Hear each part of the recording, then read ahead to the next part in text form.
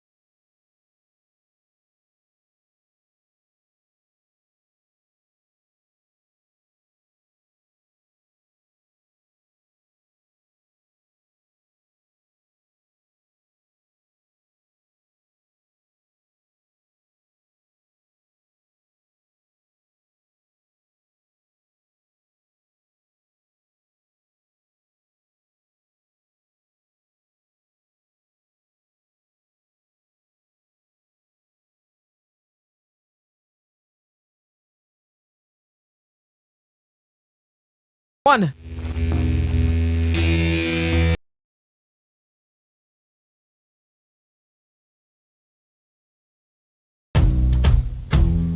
And of course, doing the cooking as always, I am with you, Wallace. You can call me the sports chef, ready to dice, slice, season, and spice up your afternoon with hot talking points from the ever exciting world of sports. And doing this with me, I've got the gents ready to add their own flavor, spice, and everything nice to what I've got on the menu for you. Starting off with Alex Kabari. Alex, good afternoon to you. Happy Sunday. Good afternoon to you, Ovie, and happy Sunday to you. And it's quite a hot Sunday afternoon today, and I think it's fair to say that I am on fire, just like Mikel Arteta. I am on fire.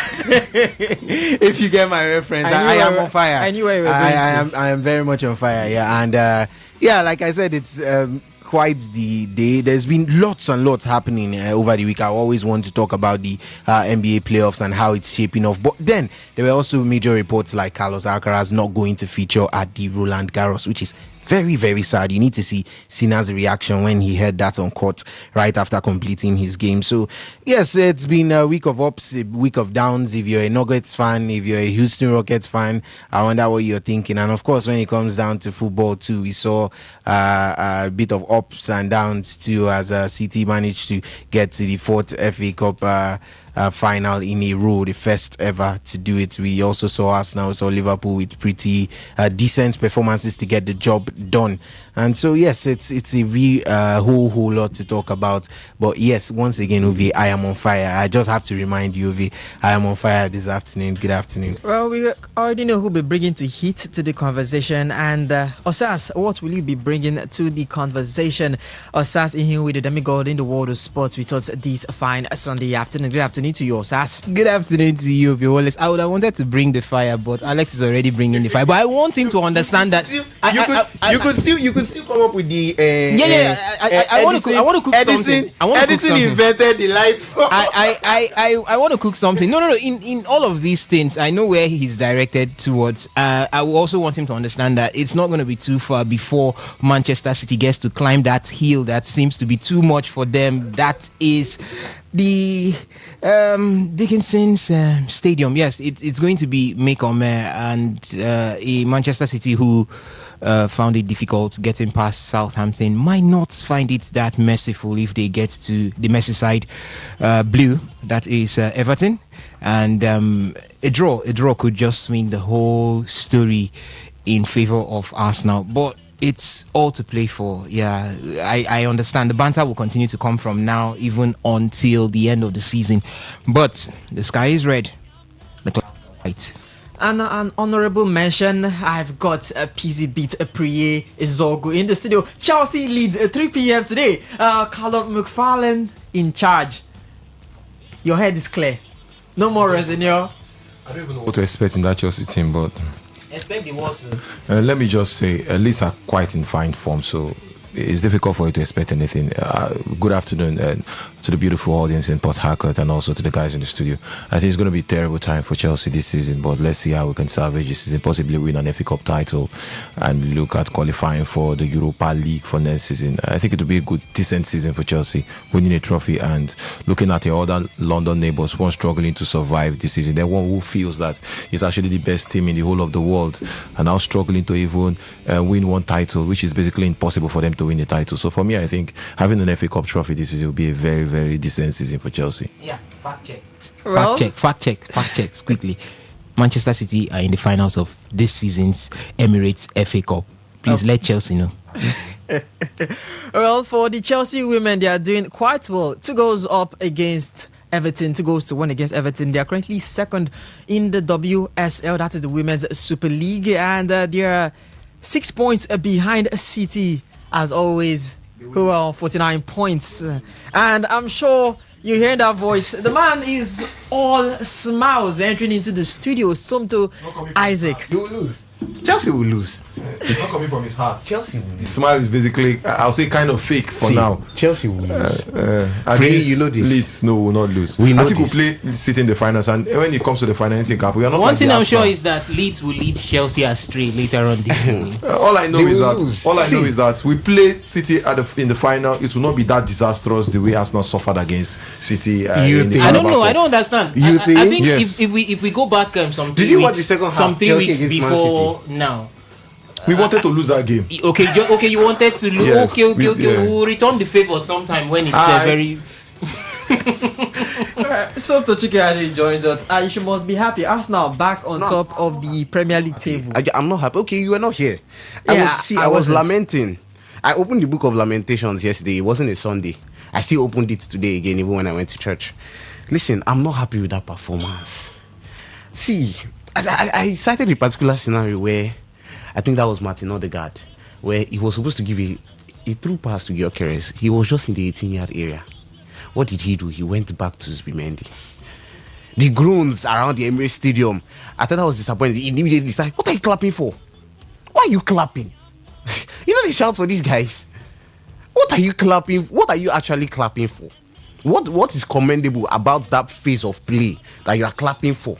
Stop this encouragement. You are petting these players too much. That's why they don't even have the mental strength to forge ahead in this thing. You pet these players too much.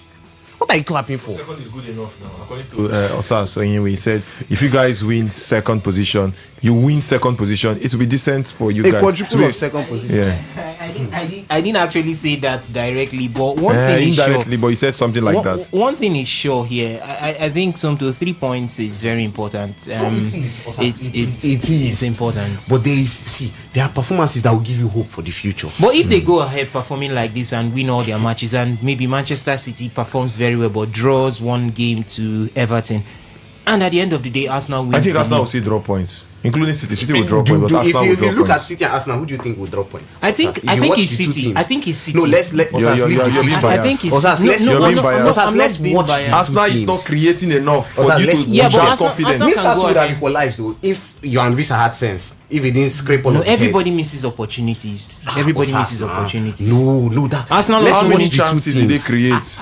Let's watch the two teams. Who looks like they will drop points?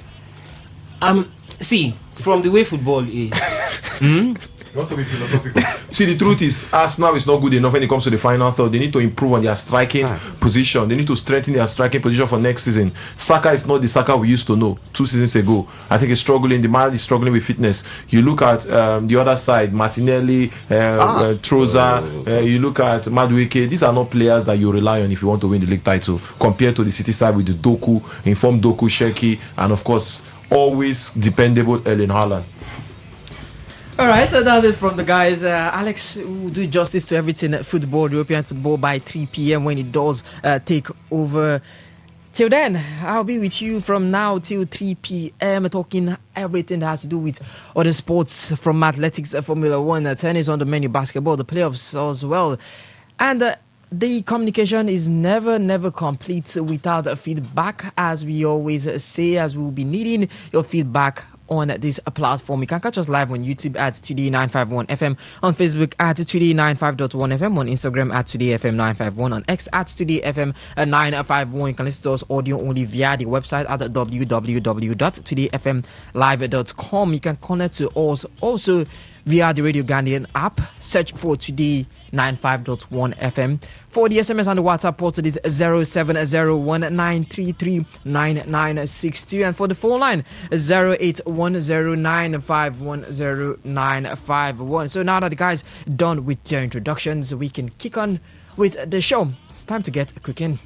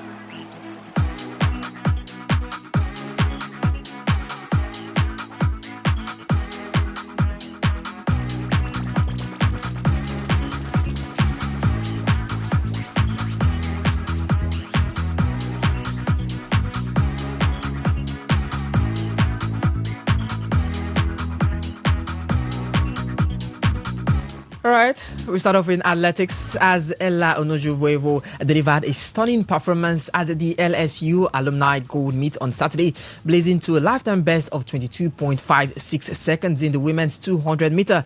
The 21-year-old Nigeria's explosive run sliced a significant chunk of the 22.93 seconds she posted just weeks ago in Florida, rocketing hard to 11th on Nigeria's all-time list. But the 200 meters surge comes on the back of something even bigger. In the match, Ella clocked 49.57 seconds in the 400 meter, making her only the fourth Nigerian woman to dip under 50 seconds in the event. That milestone immediately announced her arrival in elite territory. The bigger prize is now clearly in focus, breaking the 49 seconds barrier and then threatening Falilat Ogunkoya's African record of 49.10 seconds, a benchmark that has already stood for decades. The blueprint is already written. Nigeria greats Ogunkoya, Fatima Yusuf and Charity Opara all built their dominance on the deadly dominance of 200 meter speed and 400 meter endurance. Ella is now executing that same blueprint, and with major competitions including the World Athletics Championships, Beijing 2027 and the Los Angeles 2028 Olympics on the horizon, Nigeria may be witnessing the rise of the next sprint queen. Osas, only the fourth Nigerian woman under 50 seconds in the 400 meter, and now a 22.56 seconds in the 200 meter at just 21 years of age. technically, what does she need to work on if she wants to threaten what has stood for years, Ogunkoya's record of 49.10 seconds, an African record? Yeah, I think Ella has been pretty good. Yes, she's been delivering results and performances, not just this year alone, even last year, the year of the Paris 2024 Olympics. Ella was also in the runnings right there. But one thing you look at Ella, she has always been improving. Yeah, last year Ella wasn't at this level. The year before she wasn't also at this level. She has come of age, and I think stepping into her peak, the best is what we can expect from her. It can only get better right now for Ella Onojovewo. She's been able to post a pretty good result. One thing with Ella is that you call her for the 100 meters, she's there. For the 200 meters, she's there. Also for the 400 meters, she's there. Pretty young, 21 years of age. She's got a lot of time ahead of her to do the big things in the world of athletics. For that 22.56 seconds, an improvement from the 22.93 seconds that she posted a week before doing the 22.56. It only tells you that Ella is going to get pretty good. For the 400, she's done a sub 50 seconds. She will definitely want to go ahead and do that. For Falilat Ogunkoya, it's been 49.10 seconds. So just call that some 47 seconds. Did I say 47 seconds? Some 0.47 seconds away from what Ella just posted in March, there being 49.57 seconds. So she's not far away. She just needs to pump herself a bit higher. She needs to try to reach a bit above her weight, which is very possible. She's not at the peak of it all already. She's just starting, so she can even go better. It's not as if she has reached her elastic limit at this point. For Ella, it's, as I said before, it can only get better. She's looking forward to the 2027 Beijing World Athletics Championship. Definitely that's going to be a springboard for her going into the Los Angeles 2028 Olympic Games. I think that should be the stage where she gets to announce herself in the biggest of ways. I'm so happy for athletics in Nigeria, not happy for the administrative aspect, but for our athletes, because you're seeing Ella pushing really hard. You're seeing Rosemary Chukuma pushing really hard. She was the one that beat Favor Ofili in one of these LSU tournaments. We'll be getting to Rosemary in a bit. So you can see that we've got Nigerians doing it big already. For our relay teams, they are also doing it big. The ladies qualified from the I think that's the MTN champs or so, and the guys are also doing it big. So we've got athletes who can really hook this. We've got athletes who can really fly the colors really high, and Ella is one of those athletes. So it's just a case of her. What she needs to do right now is to understand her game more. Yes, pick a sport. As I said before, she's good on the 100s, she's good on the 200s, she's good on the 400s. But I think Ella needs to pick one path where she would want to destroy the records. I think the last time I saw somebody dominating about 5 different track events was Marilyn George. That should be her name, of the United States, winning gold in about 3 out of the 5 and winning silver in the others. But I think she needs to pick one where she would be breaking her records, and maybe that is where she would channel her strength, her energy towards. She would channel her training regime to us to ensure that she becomes nothing but the best in that particular one. And for me, I think Ella is going to be really good as a quarter miler. That's a 400 meters queen. Yeah, she needs to focus on that, because when it comes to the 200 meters, we've got a couple of competitions for her. If Favor gets to come back to the Nigerian fold, her strength is the 200 meters. Rosemary is the 200 meters also. So I think Ella can decide to separate herself for greatness for the 400 meters. She's not far away from the African record. Yes, just one more race with adequate preparations can get Ella breaking that African record and set her for the world stage or the global stage. So it's a good one to hear from these guys, Nigerian athletes, most especially Ella. And I just hope that she continues to mount up with wings as eagles, as we always call when it has to do with Nigerian sports. And the Nigerian spirit also pulling her and pushing her towards greatness. I hope strongly, and I believe that she will definitely get there.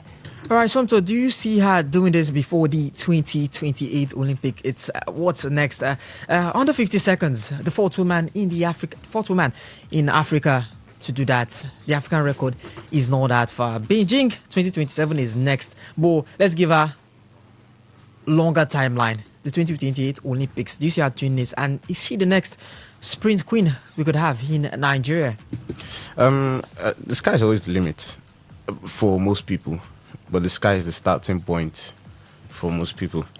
And when you look at the trajectory of sportsmen and women, both in Nigeria and across the world, you tend to understand that when you put in the effort, when you put in the practice, when you put in all of the dedication and qualities that you're expected to put in, the sky can be your starting point. So if we say, oh, can she do this, like some of the sprint queens who we've had in the country, I mean, Blessing Okagbari, you can talk about her, you can talk about Mary Oyali, you can talk about some of these names who at least have been doing this not just on a national level, but on an international level.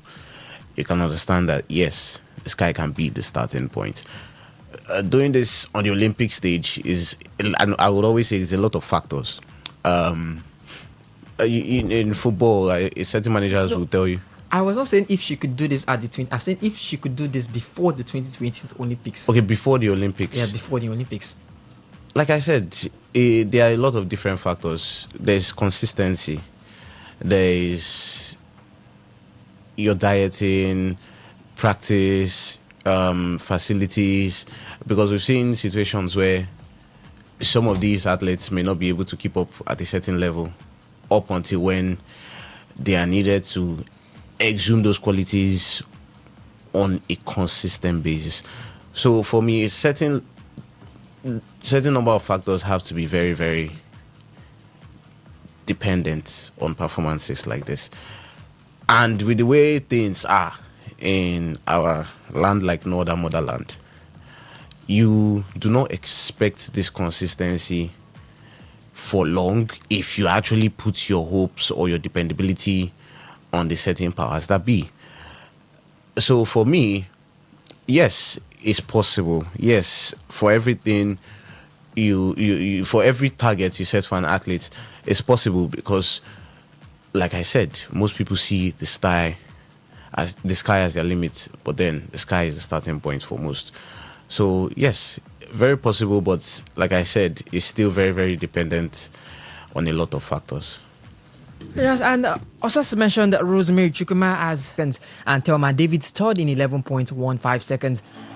The performance was achieved with a legal 1.1 meter tailwind, underlining just how real this run was. Chukwuma's sub 11 time confirmed her as one of Africa's brightest sprint prospects in red hot form. The timing matters enormously as Chukwuma is part of Team Nigeria set to compete at the World Athletics Relay Championship in Gaborone next month. A crucial qualifier for global championships as Nigeria will compete in all 6 relay events at the competition. Also, as Chukwuma 100 meter, Onujuwewu in the 200 meter, both at the same meet, and you're looking at the next relay in Gaborone. What are the realistic expectations we'll be setting for these girls and for Nigeria at the Gaborone when they meet for the World Championships? Yeah, I think for the ladies, getting to Gaborone is just to get there and maybe put their names on the map. Yeah. For the ladies have already, I think they clinched the qualification based on the time that they were able to hit to clock into the top 21 in the world. So I think that they'll be going down there to just put their names on the map and let the world know that they are here for business. Yes, very true and very expected. Gaborone is going to be the ground where they get to announce themselves. We've got pretty good hands to do that. Rosemary Chukuma is one of them, and we will definitely be needing them at the top of their performances to get to that particular point. So I think it's going to be a big one for Team Nigeria, most especially from the relay side of things, and for the ladies, the likes of Grace Mokocha would also be there to give her own beat to that particular one. So I think it's a time to announce yourself, keep giving the good results, so that you could drive in the fear factor into other teams before the big stage at the World Athletics Championship, or maybe the Los Angeles 2028 Olympic Games. Because when you have your name on their lips, definitely they get aware of you. Even on the big stage, things will not just unfortunately happen to you because already you are a big name. We usually call it from this side, big name, you be big name, yes sir. So when they get themselves to that point where you can say they are big names, then it will be more or less easy for them to do. That's the position where Toby Amoso is right now, a big name in the sport, in the one that she has carved out for herself. And whenever you see her step on the track, she drives some sort of fear into, or tension into, others who compete with her. We want to see big things from them, the likes of Rosemary Chukuma. They are the ones to fly the flag right now. Toby Amoso, yes, being at the top of it all, but age is coming in. And these are the younger ones that will take over from her when she begins to drop off that high intensity. So I think they should just keep doing what they know how to do best. Aim for the stars. Maybe if you miss the stars, you land on the moon. But it's pretty high, whatever you want to aim for at this point. So the aim should just be high. They shouldn't rest on their horses. Yeah, you turn in sub 11. Go for sub 10. Yes, that's for Rosemary Chukuma. For Ella, you turn in sub 50. Try to hit sub 49. And as you try, you break one, you move for the next. That's what Mando Duplantis, that's his watchword. Break one, move for the next. So that's exactly what I expect from them. Keep doing what you know how to do best and do it on the big stage. You make a name for yourself, and when you come on the big stage when it matters, that name would also speak for you. Athletic fans, what's your expectations for these girls, Rosemary Chukuma and Ella Onojuwevu, when they head to the world stage, breaking more records? And for the relay team, what's your expectations for them being the best out of the rest? Yes, still staying on the track because the Commonwealth Games in Glasgow are coming up from July 23rd to August 2nd. And Nigeria Sports Commission boss has gone on record with a target that will raise a few eyebrows. 32 gold medals. Now, National Sports Commission Director General Bukola Olopade has set a target of 32 gold medals for Team Nigeria at the 2026 Commonwealth Games in Glasgow. Speaking on the sidelines of the NNL Super 4 draw in Lagos, Olopade declared, quoting the man, he said, whilst his scientific projections place Nigeria at 18 gold medals, I personally believe the country can go as far as 32. He credited structural reforms alongside NAC chairman Shehu Diko, including early payments of athletes, grants, secured training sites, ready kits, and a rebuilt relationship with athletes. Athletes' grants are paid ahead of time. Their kits are ready. The motivation is there. We are a family in sports now, he said.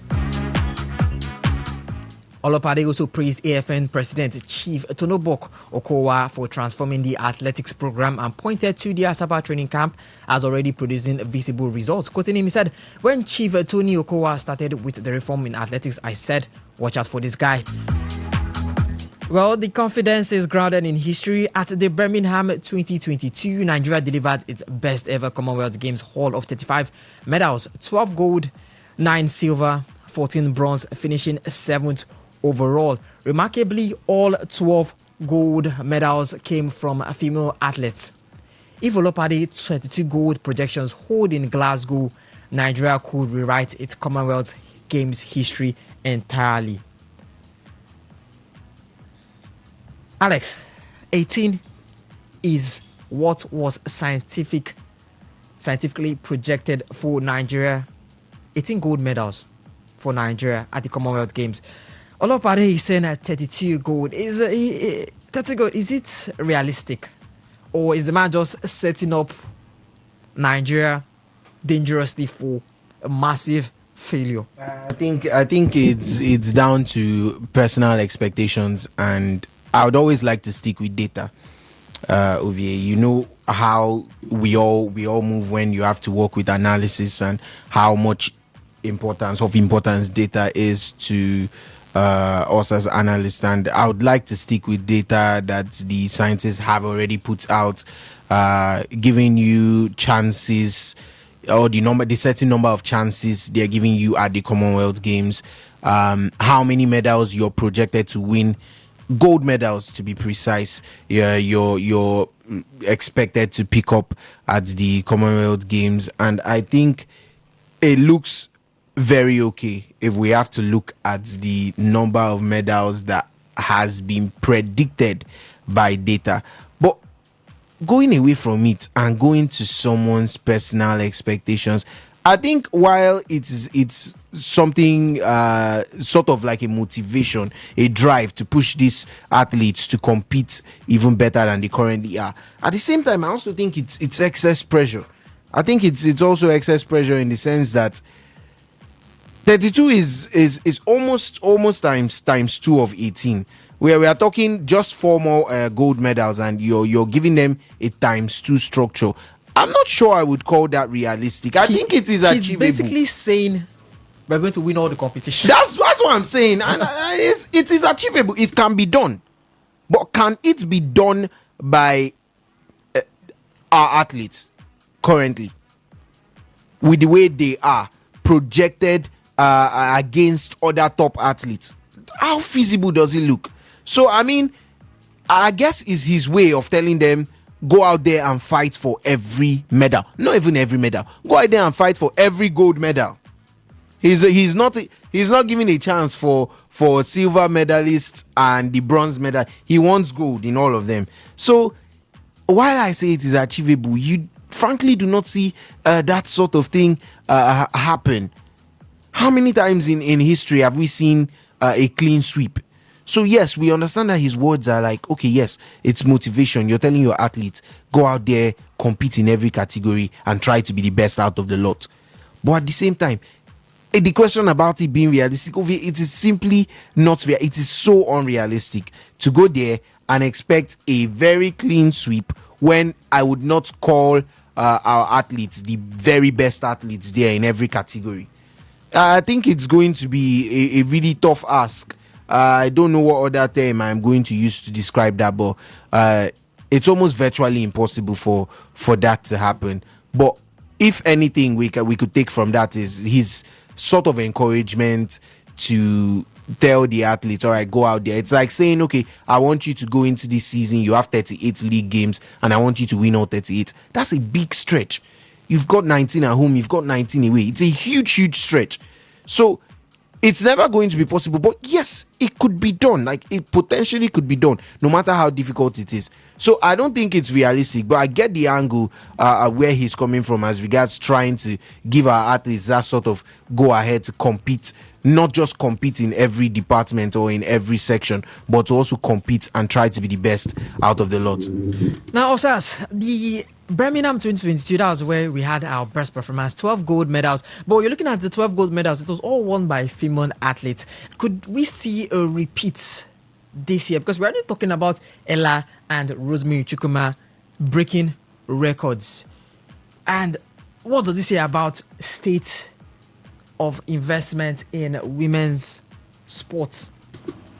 For the 12 gold medals, I think it was 11 that were won by the ladies and one, but that's a huge addition coming in from the ladies. They out of 12, they were able to bring 11 to the fray or to the table for Team Nigeria. So that was in 2022, and fast track to 2026, it's still the same thing that has been happening. If you look at sports right here in Nigeria, who puts the name Nigeria in the faces of everybody on the global stage? The ladies. In 2014, Okagbabre got the 100 meter and the 200 meter double. Mary Onyali in 1994, she got the 100 meter gold.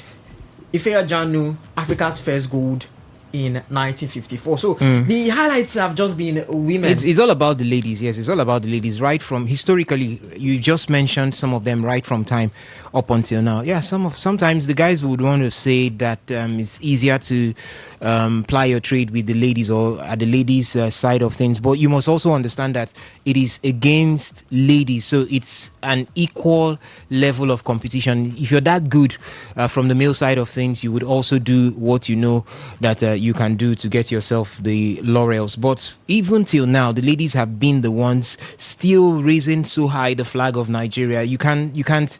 We have so much to talk about if we want to look at the ladies. Just of recent, you see what the Tigress did, what the Super Falcons did. Topi Amoson is doing excessively well, even in athletics. It's one thing that the ladies know how to do at this point in time. And you asked me if the plans will change to support the ladies more this time going into the Commonwealth Games in Glasgow, and I'm saying that the plans have already changed. If you look at what the National Sports Commission has been doing of recent, the plans have changed, and it's more or less focused on making sure that the ladies get to continue with their impressive performance. If we cannot get medals and laurels from the guys, let's be sure that the ladies will go out there and get medals and laurels, and that's what the National Sports Commission is doing right now. You can see it in direct grants that have been given sometime earlier on in 2026. About 200 million naira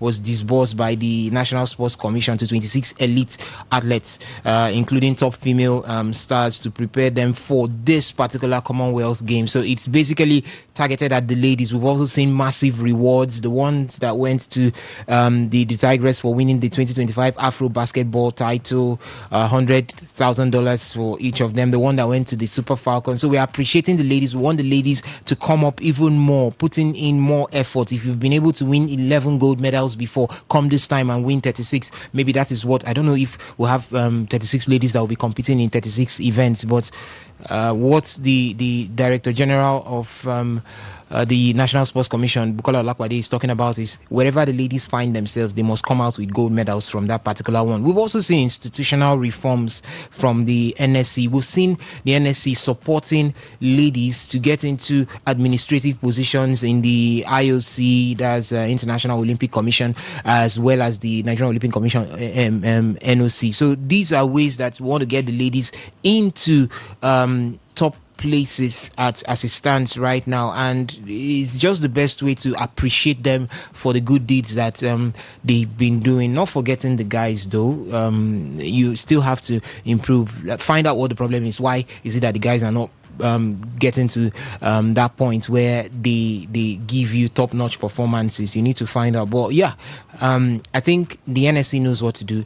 They've already started, if I won't want to say shifting focus to the ladies, but they've started improving in the focus that has been given to the ladies, because from time past, the ladies have not been really favored with attention coming in to them. We even still see it till now. The Super Falcons complain a lot about the Super Eagles being the numero uno of the focus right here when it has to do with football, forgetting the Super Falcons. But it's improving, and I hope that as it continues to improve, we'll continue to see more ladies come out and give reasons why the focus should be equivalent on both ends, or even more to the ladies. Yes, we want to see more results coming from them. We want to see them go out there and bring in more laurels, and I believe that they can. Nigeria can do it through the ladies. But now, before we head over to tennis now, something the DG did say about the kits being ready, the grants paid, the early training camps sorted out. I don't know how true it is,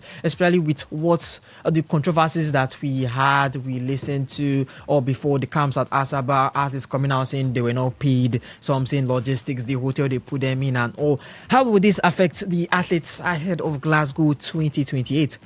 That is if they aren't true. But if it's true and all this is sorted out, can we trust the NSC and the AFN more when it comes to managing the athletes? I mean, you said the DG said it, right? Yes. So it's true then. I'm going to take his word for him now. So I'm not going to sit here and say, oh, if it's not true or if it's true.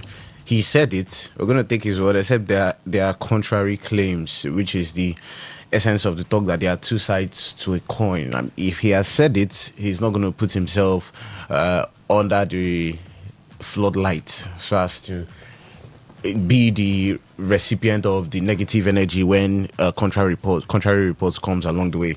So these are the basics we're talking about. When you're able to put some things in place, ahead of time, when you're able to ensure that these athletes can perform to an optimal level. When I mean an optimal level, come on, trust me, you can't. I can't be staying in your house and you're not feeding me for 2 days, for instance. You're not giving me anything to eat in your house. I've been sorting out anything I'm eating, or peradventure, I don't even now have money to sort out anything and I'm in your house. And then you now tell me I should help you wash your bathroom. I mean, how do you expect that from me? What do you expect me to do in that instance? Where have I even had the strength to do that? You can literally see me probably lying down on the couch day by day, and you can literally see the hunger brimming in my face, and then you're telling me to help you wash your bathroom. That cannot be possible. So when you can now say, oh, I could help you do that, is when, like, I've come the first day, you've marinated everywhere with proper balanced diets 3 times in one day. That's when you're not able to start telling me that, oh, you can now have this. But you say you give me ofada rice, can't give me afang soup for afternoon, can't give me fried yam and egg for night. I'll wash your visitor's toilet, in fact. I'll wash your visitor's toilet. So, do you understand? So you cannot not provide these athletes with things that can at least basically help them perform to an optimal level, and then you not expect that. That's why we're quarreling. That's why the Super Falcons, just like Osas talked about the Super Falcons, that's why there is lots of complaints. I mean, you have not put anything in place that can assure you something that can give them a proper result at the Women's Africa Cup of Nations, and you're just expecting them to bring a World Cup ticket from West Ambissa Forest. It cannot happen like that. So these are the things where at least you're able to put these basics in place. I mean, the leadership of the NSC, spearheaded by Sheduka, and of course Bukola Olakpade, who is the DG, has said that, oh, these things are in place. So yeah, I should tend to believe that, and I would hope that is the case. And yes, the athletes, it's not just by doing these things, right? It's consistency also at the end of the day. It's also ensuring that you're following up on the day-to-day running while they are even in camp, while they are even in these competitions. So at the end of the day, yeah, we just hope for the best, and we do hope that some of these things that they put in place can actually lead a lot of these athletes to the optimal level of performance that they should be. All right, 08109510951. That's for the phone line. For the SMS and the WhatsApp portal, it's 0701-933-9962. 32 gold medals. That's what Bukola Olokpade is targeting at Glasgow. How realistic is this for Nigeria's team? The best we've got is 12 gold medals, all by female athletes. Well, 11 by female athletes. What's your take on this? Is it realistic? How many gold medals do you see Nigeria getting, and how many do you see the women getting? And more investment should be done in women's sports. Do you agree with that? 0810-951-0951 and 0701-933-9962 as we get to switch over to talk some tennis. This game has changed. It's moved on. This is a new era, a new dawn. Legends pass the torch to new stars above. Traditions transform, but still starting with love. Youth, on and off the court, is starting to rise. Champions of purpose and planet, under stadium lights. Culture shaping, shot making, carbon saving, innovation. Young princes, all striving for their coronation. This is new drama, a new generation. Players that shatter preconceptions, raise expectations, exude fortitude. The sport now comes with a new attitude. From quiet to loud, please. This is our new premise. This and this and this. This is the ATP Tour. This is tennis.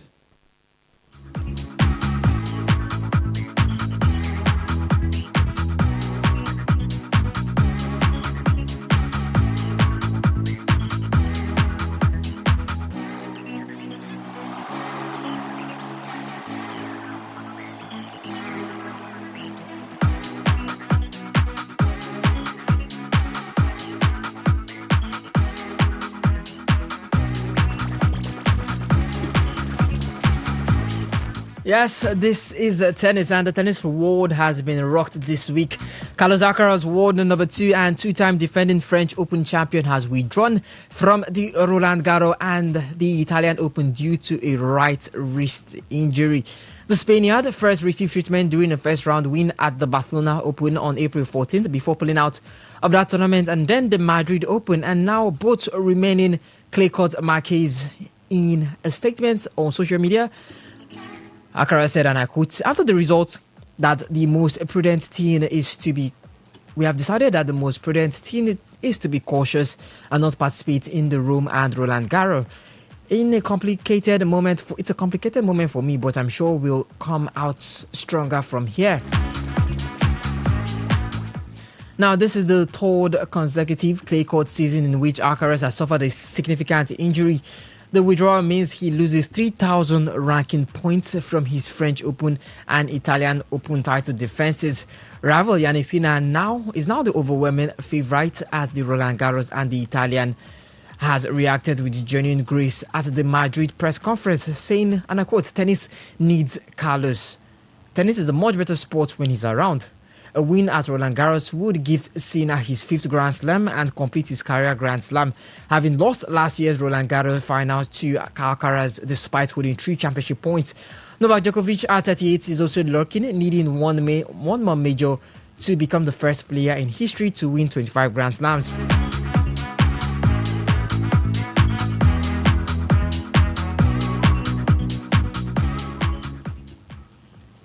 Alex, 3 consecutive clay court seasons with a significant injury for Carlos Alcaraz.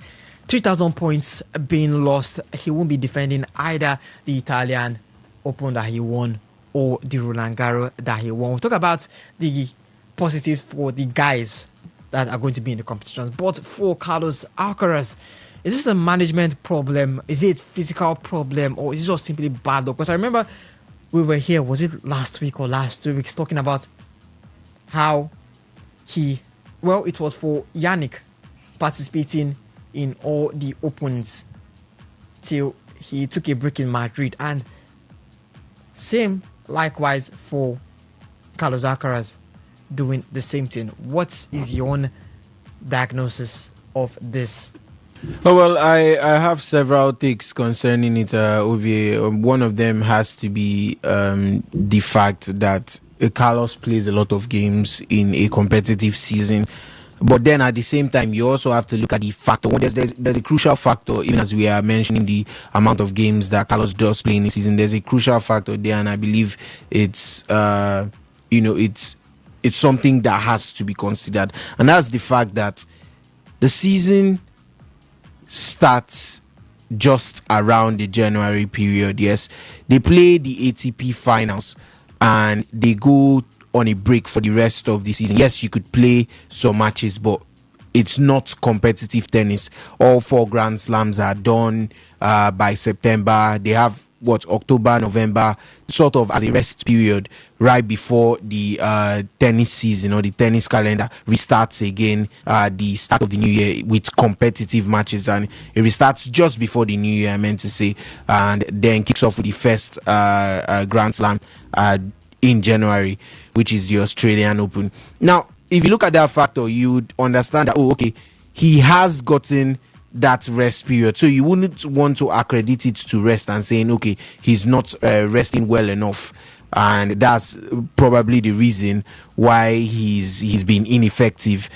You can't really accredit it to that reason when you look at, like I just said, the number of months he has to rest and recover coming into the new season. You can't accredit it to that. But what I am going to say is a possible cause is 3 consecutive clay seasons.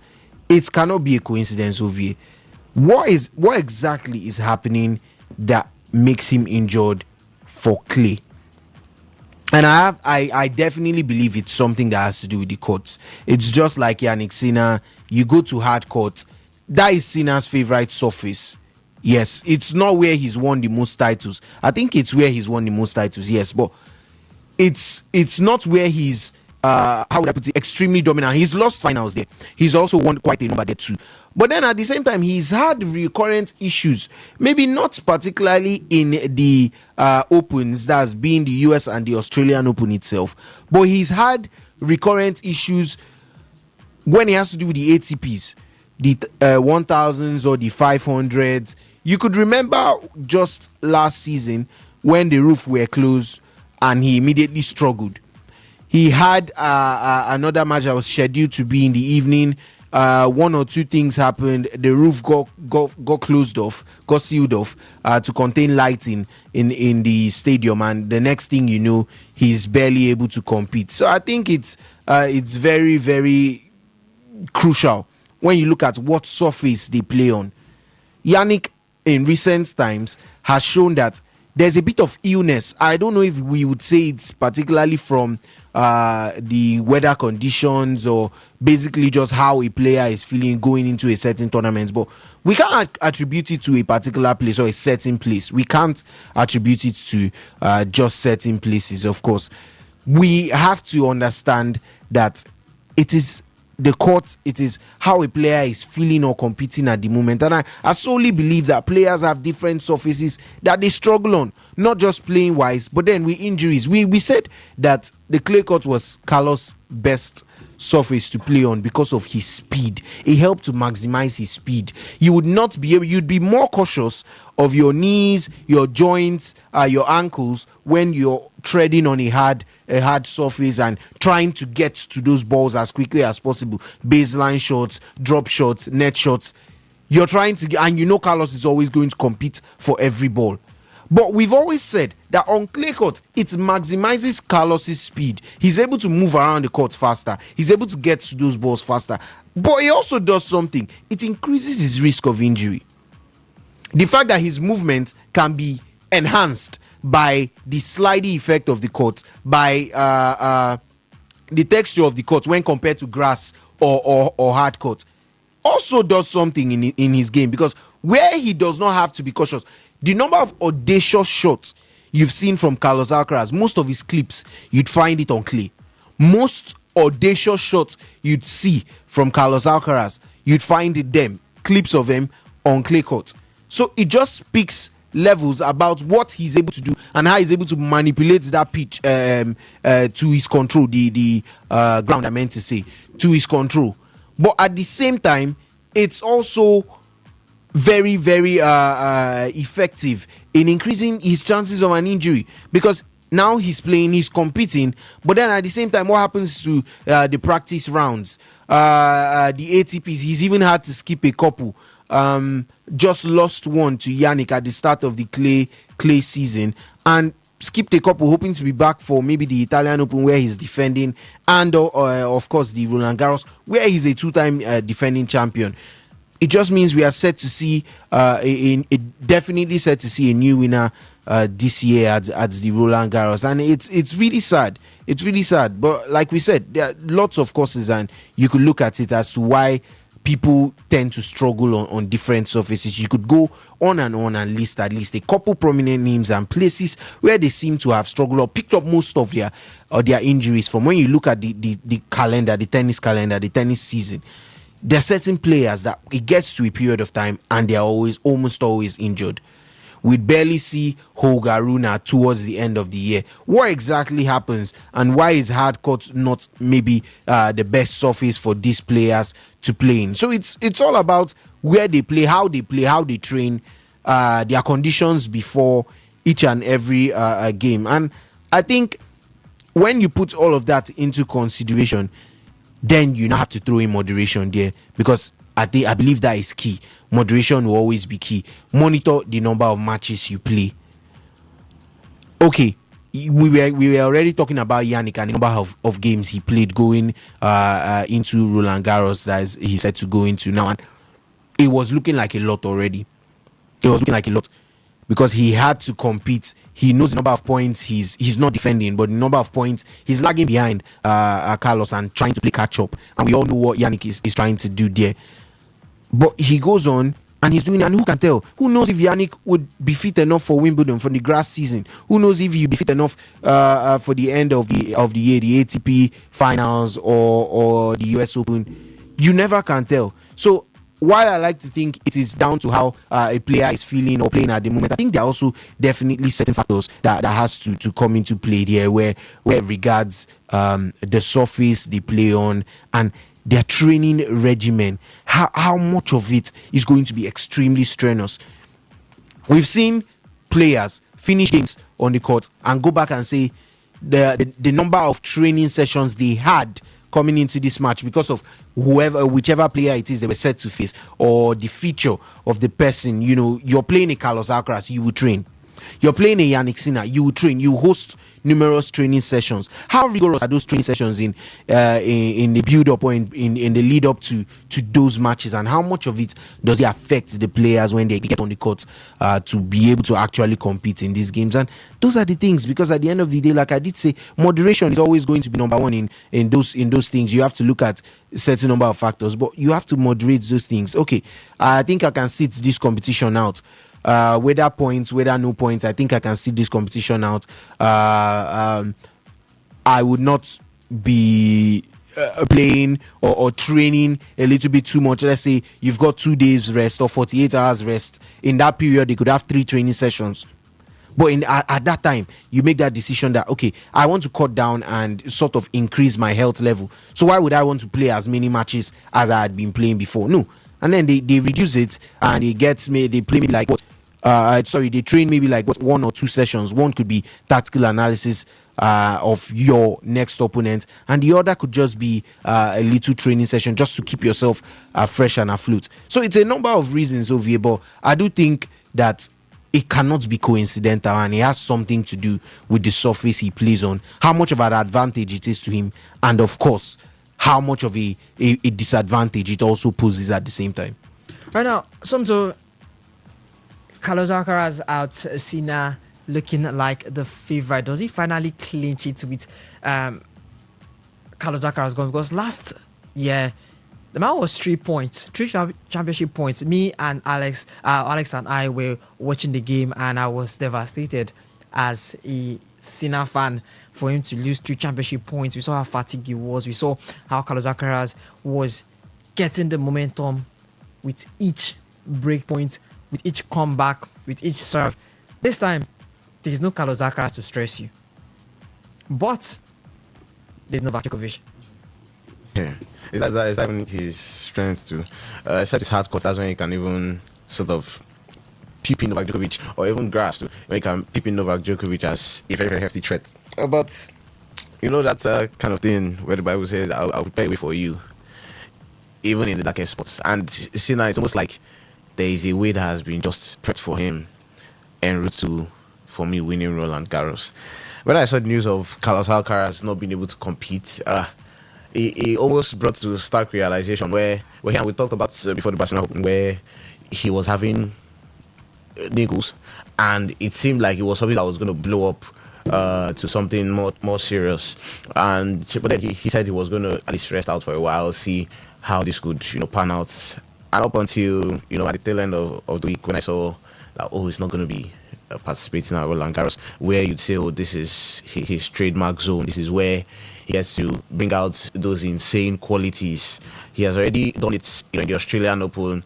The French Open was just perfectly aligned for him to just begin the season and get to the mid-season in some barnstorming fashion. But then, as you may have it, these are the risks of the sports. You're going to have low moments, you're going to have the high moments.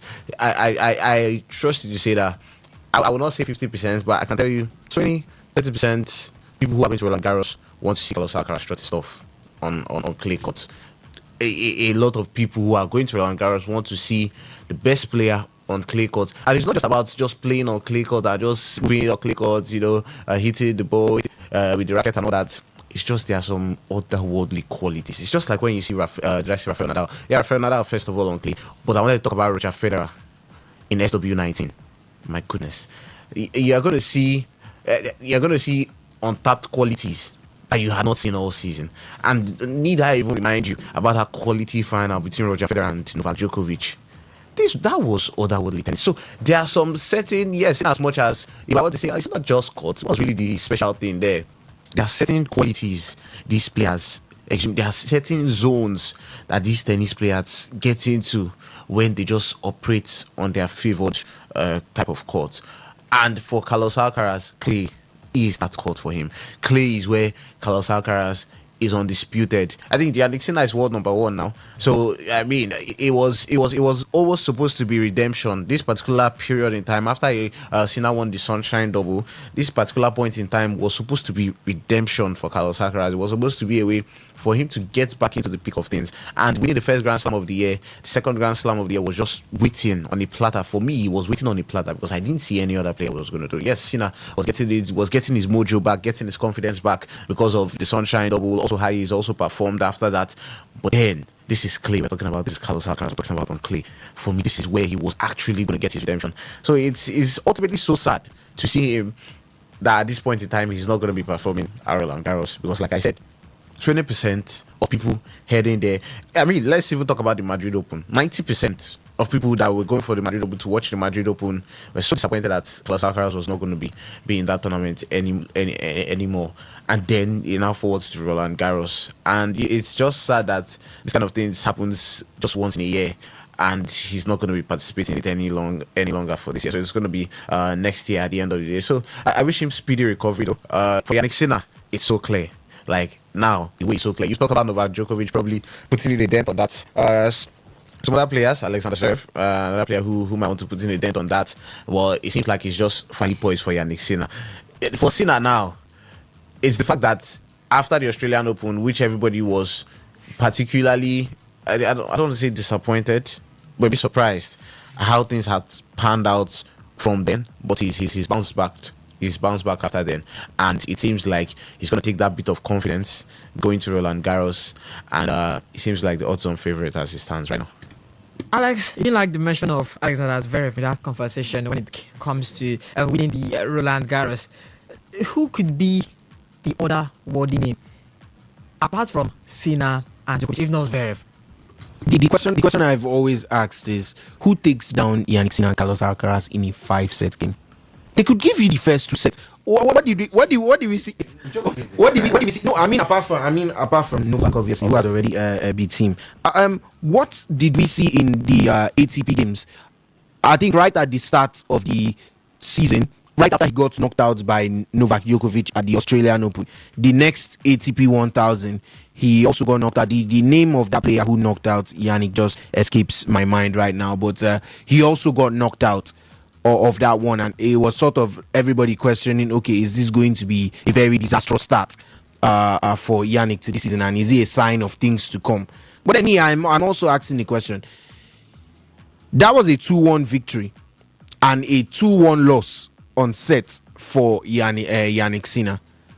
Who is going to be able to maintain that level across 5 sets? If another set comes, are you guaranteed to be able to hold that level and make sure that it's going to be 3-1 to close out the game, to see out the next set against a resilient Sinner who is a set down, 2 sets down, and is just trying to win point after point? That's how Yannick thinks. He thinks of this point first, next point first, next point first. By the time you're done with the next point, you don't know when it's a break point. You don't know when you've been able to convert one break point to, and the next thing you're back in the game. So it's always going to be that way when he has to do with Yannick Sinner. 1 point after the other, 1 game after the other, and who exactly are we going to call other than Novak? Which I think, if you replay that Australian Open semi-final between Yannick and Novak Djokovic, if you replay that semi-final 10 times, Yannick could probably win 8 of them. He was that close. He was up a set. He was up a set. He was 2-1 up a set. Yannick was struggling later on. He was struggling later on. He did struggle. And against Novak Djokovic, leave the age aside. The experience is going to come in when he gets into the latter stages. And it's going to be a case of how much of a struggle is he going to have when you're playing against him. Because I did mention that Carlos Alcaraz, even on his way to winning that Australian Open, at some point it looked like he was done and out. And who was that? I think that was Fritz that was up against Alcaraz. Alcaraz had 2 medical timeouts where he got Was that Zverev? Yes, it was Zverev. It was Zverev, not Fritz. Where he got sort of massaged. He was seen by a physiotherapist, and they wanted to make sure his levels were okay to continue. He was basically struggling, and he was up by 2 sets. Zverev, I think, took it back to 2 sets all, and everybody were thinking he was going in for the kill. But the fact that I saw Carlos not retire from that match like most players would walk off immediately. Lorenzo Musetti was up by 2 sets on Novak Djokovic and walked off. He could not continue, and I just said that is going to be the major difference in certain players. Carlos stayed and tried to see if he could get some sort of leverage going into 5 sets. He was like, no problem, I have nothing to lose, I'm 2 sets up, I'll give you the third, give you the fourth, see if my levels can continue by the 5th set. And by the 5th set, he was ready enough and took it from him. Yeah, he did. It was very close. It's why I laughed. It's why I laughed as soon as you mentioned Zverev, because I don't think anybody ever really takes Zverev seriously. He's been there. We know how good he is. You could put it that way. Yeah. I just think in certain occasions, it's all about how the momentum is going, how you're feeling at that moment. Yannick Sinner against Novak Djokovic at that semi-final, right after the 2-2 on sets going into that 3rd set. Yannick Sinner had 4 break points against Djokovic that he failed to convert even one, and Novak came in, had just his first break point of the 3rd set, and he converted it, and that was game.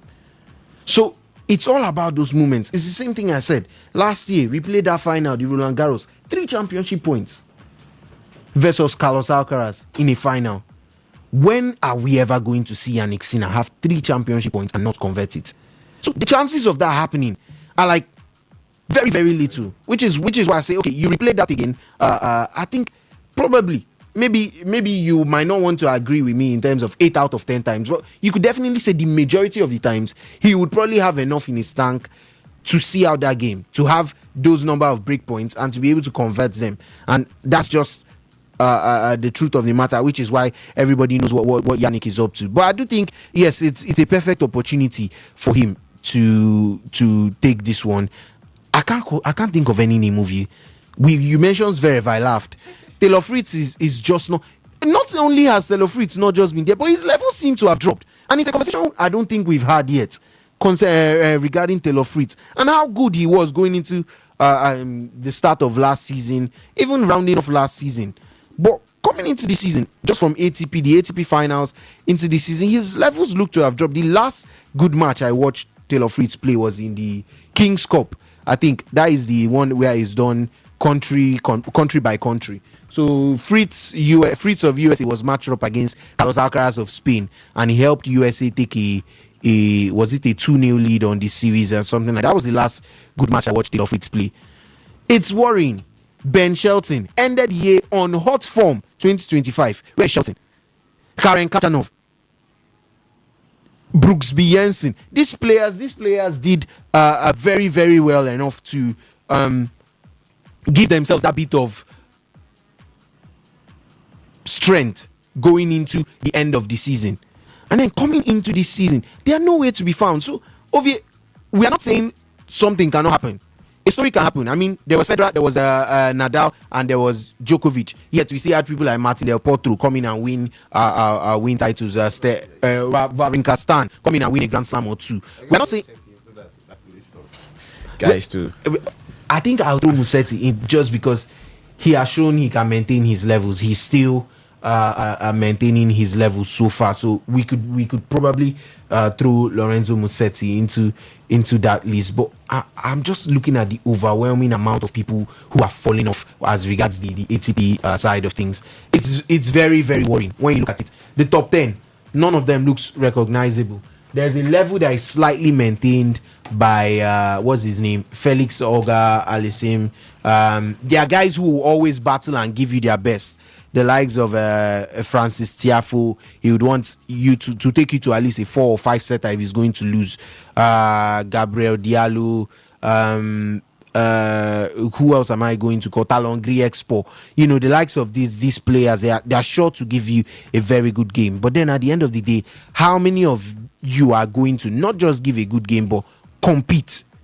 But actually compete and stand a chance of causing an upset, stand a chance of doing something that has not been done before. How many of you are going to take advantage of a Yannick Sinner broken wrist or fractured elbow, like what was his name, Grigor Dimitrov in Wimbledon, just before Dimitrov retired with a shoulder injury? How many persons are going to stand up to that challenge? Because you see, people capitulate too easily. Yannick Sinner on his way to winning the last one, I saw him against Zverev. I was like, okay, it's been some time since he last played Alexander Zverev. Let's see what this matchup can bring, because it's all about form and momentum. Yannick was having the momentum, but at the same time, Zverev was not doing badly himself. There was a statistic that said he had lost 2 sets all year, which is very, very great. So, going into that matchup, you're thinking this should be more of a matchup, and you go in 6-3, 6-1. What is that? Would you believe that's a match between world number 2 and number 3? 6-3, 6-1. And it's just so easy for it to all go down like that. So, over here, I can't lie. I have to be very honest when I say I do not think I could come up with any other name on the spot other than Novak Djokovic, a 38 going 39-year-old that is still competing at the very, very highest level, and is going to be looking to be the one to cause an upset to Yannick. But I would say this trophy is 90% Yannick's already, and we could be saying congratulations on your career Grand Slam in a couple weeks' time. Somto and Alex, big things to look out, big things to expect in this upcoming tennis season. Carlos Alcaraz out. Tennis fans, who do you see taking the Roland Garros? Is it going to be straight up Yannick Sinner, or can Novak Djokovic just steal it from him, or could maybe Alexander Zverev, Dani Medvedev, Taylor Fritz, Lorenzo Musetti, someone spring a surprise and snatch the Roland Garros from these two men?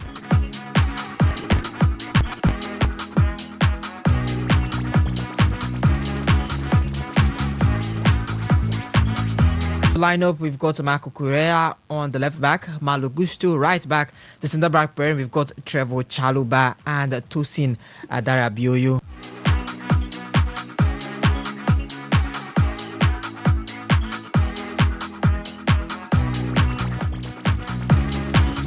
And in the midfield, the double pivot, we've got Moses Caicedo and Romelu Lavia. Left wing is Alejandro Garnacho. On the right wing is Pedro Neto.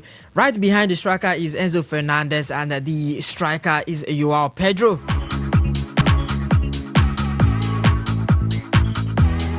And sitting on the bench, we've got Joshua Achampong, Wesley Fofana, Jorel Alto, Andre Santos, Dario Esugo, Cole Palmer, Liam Delap, Teddy Sharman Lowe, not Teddy Shawama, and Jesse Derry. For Leeds United, they stop in a 4-3-4-2-1 formation. Lucas Perry in between the sticks. Pascal Streak is on the left back, and at the centre back we've got Jacques Pujol, and the right wing back is James Justin.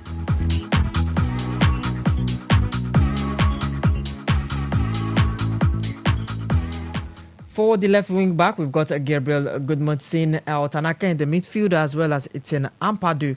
And the right wing back, we've got Jaden Bogle. On the left wing is Noah Okafor, and on the right is Brendan Aronson and Dominic Calvert-Lewin, the lone man up front. Sitting on the bench, we've got Carla Dowlu, Joe Rodden, Sebastian Bornau, Shane Longstaff, Anton Starch, Daniel James, Wilfred Gnonto, Joel Puro, and Lucas Mecha. Before we head over to basketball, guys, your predictions for the match Chelsea Leeds. Starting off with you, Alex. I'd want to believe Chelsea would try to bounce back from the Liam Rosenau slump.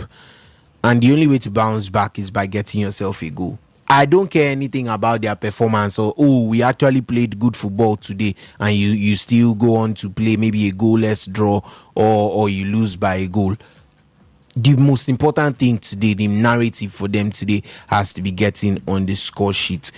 a goal gives you a lot of things. A goal gives you confidence, and you might just be able to navigate your matches, particularly if you go in front. We've seen teams that don't stand a chance go in front and not been able to find that in all competitions but one, which was the FA Cup. The FA Cup against Port Vale was the last time that they scored a goal, which they happened to score 7. So a lot of people say they scored they scored as many goals as would have been useful for their next 5-6 games or so.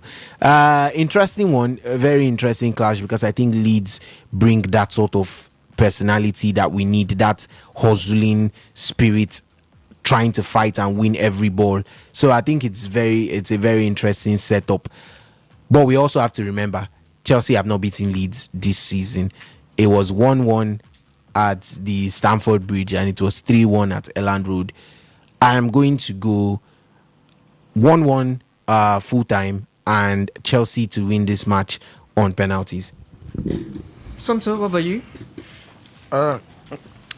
You know, I say Chelsea will lose this game.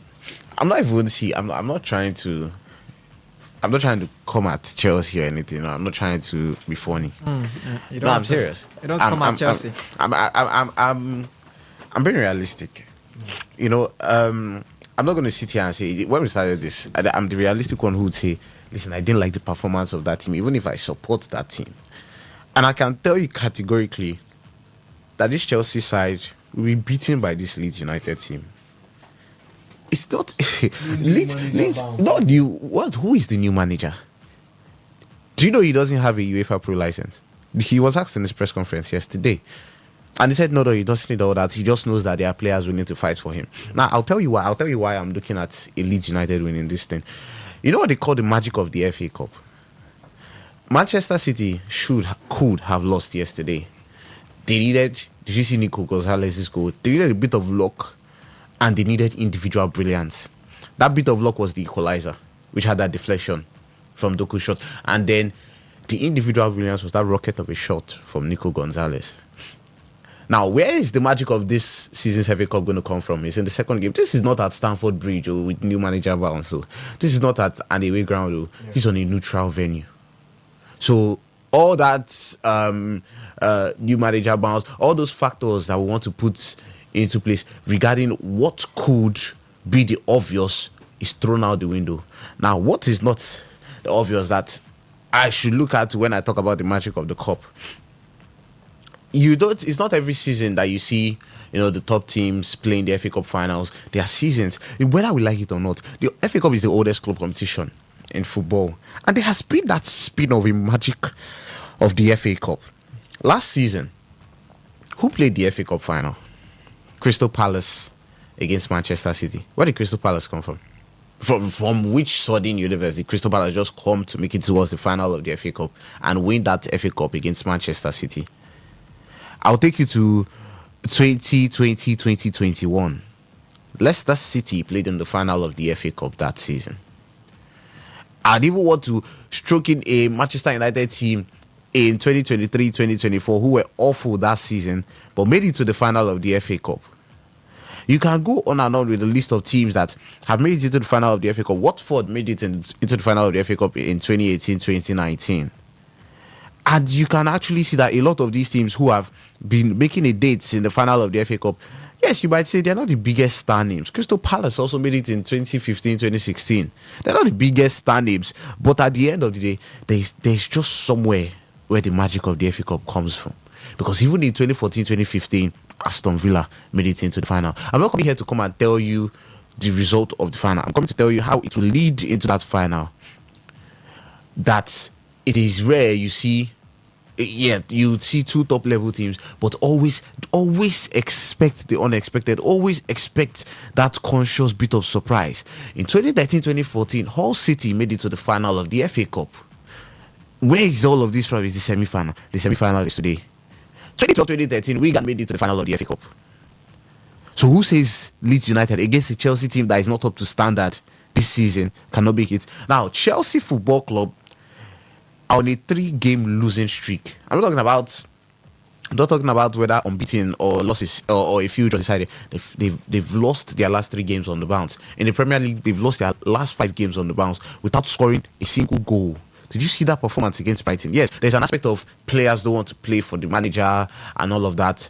For me, I don't see it being rectified in a semi-final of the FA Cup at Wembley. I don't see that being rectified. I'll tell you what, Daniel Farker, I think this was in November, he was given an ultimatum of, listen, you have to start getting results or you're off. Who did he play? Chelsea, Liverpool. I think there was United or Man City in that. This kid did not lose. I think there were draws here and there, but he also recorded some notable wins. And since then, Leeds United is one of those teams I said could be relegated at the end of the season. But if they fight all the odds, there's this spirit of, there's this certain never say die about Leeds United this season. And let me not put it as never say die, so I'm not exaggerating. Let me say stubbornness. There's this willing stubbornness about this Leeds United team. They are unbeaten in their last 7 games in all competitions. Meanwhile, we're talking about a Chelsea team who has not even scored any goal in their last 3 games in all competitions, or not scored any goal in their last 5 games in the Premier League. Leeds United against Chelsea. Let me also give you a brief head-to-head of the last few games. Alex talked about the draw these two sides did play at Stamford Bridge. Leeds United also defeated Chelsea at Elland Road this season. And so Chelsea are yet to record a win against this Leeds United side this season. For me, it doesn't end today. I'm putting out a bold prediction. Like I said, I'm not trying to come here and undermine whatever work Chelsea could do today. Yes, there's a potential of a new manager bounce, all because of the fact that I could clearly see that these players do not want to play for that manager named Liam Rosenio. It was crystal clear. Like, this one is not even solar eclipse or lunar. It was clear as crystal, as a sun shining around 12 p.m. in the afternoon. So yes, a lot could change. Maybe the performances could change, but honestly, I just have this inkling in my stomach. Maybe there are butterflies in my belly, but there's a little inkling that just tells me Leeds United is going to win this game. I wonder what Chelsea fans think about that. Chelsea fans, do you have that confidence that you can advance to the finals of the FA Cup? The guys have dropped their predictions and the results. How do you see the match playing out?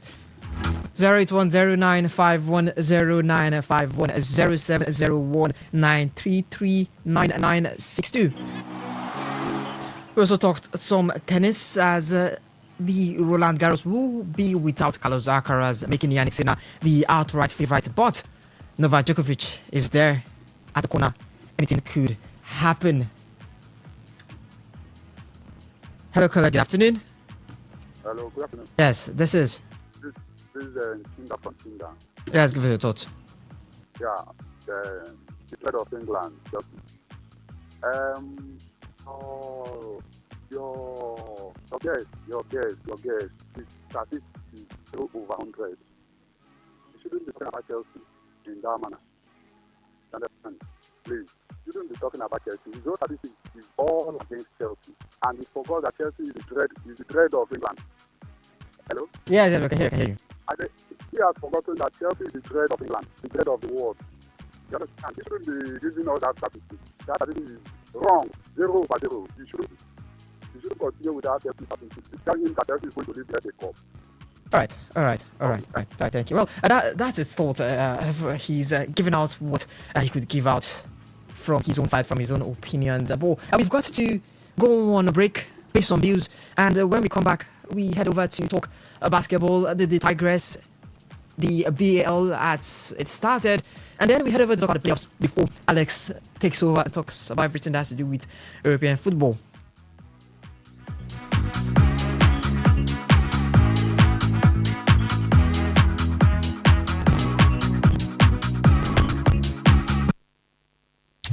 Live Bank Events presents Jokes and Theatre with Angel the Laugh. Guinness World Record holder. Performing Koboko Master, MC Bakara, Sam Dede, Kadisbra, MC Monica, Kenna Iyala, GSN, Bunda Ihuo, Dan Kodo, Efiza the British, Conboya Sinclair, Lady IB, MC JP, MC Eddie Young, Mr. Clever, Big Eye Comedy, AK the Comedian, music by Renew International Band. On the Wheels of Steel is DJ Incredible, DJ Euphoria Williams, Demola DSA. Gate is Friday, May 1st, 2026. Venue, Oak Park and Garden Event Center, 1 Stadium Road, Port Harcourt. Time 5 p.m. Tickets are available online at www.tellereye.com. TelaAfricaTicket.com. For inquiries, call 0812-707-6048. Headline sponsor, Godwin Etim Foundation, Caves Global Listen, Pop Cola, Gardenia Resorts. Supported by Active Playhouse, J Signature Hotel, Garden City Hotel, Renew Empire, and Tela Africa. Media partner, Today FM. 95.1 FM, voice of the people. And we're back.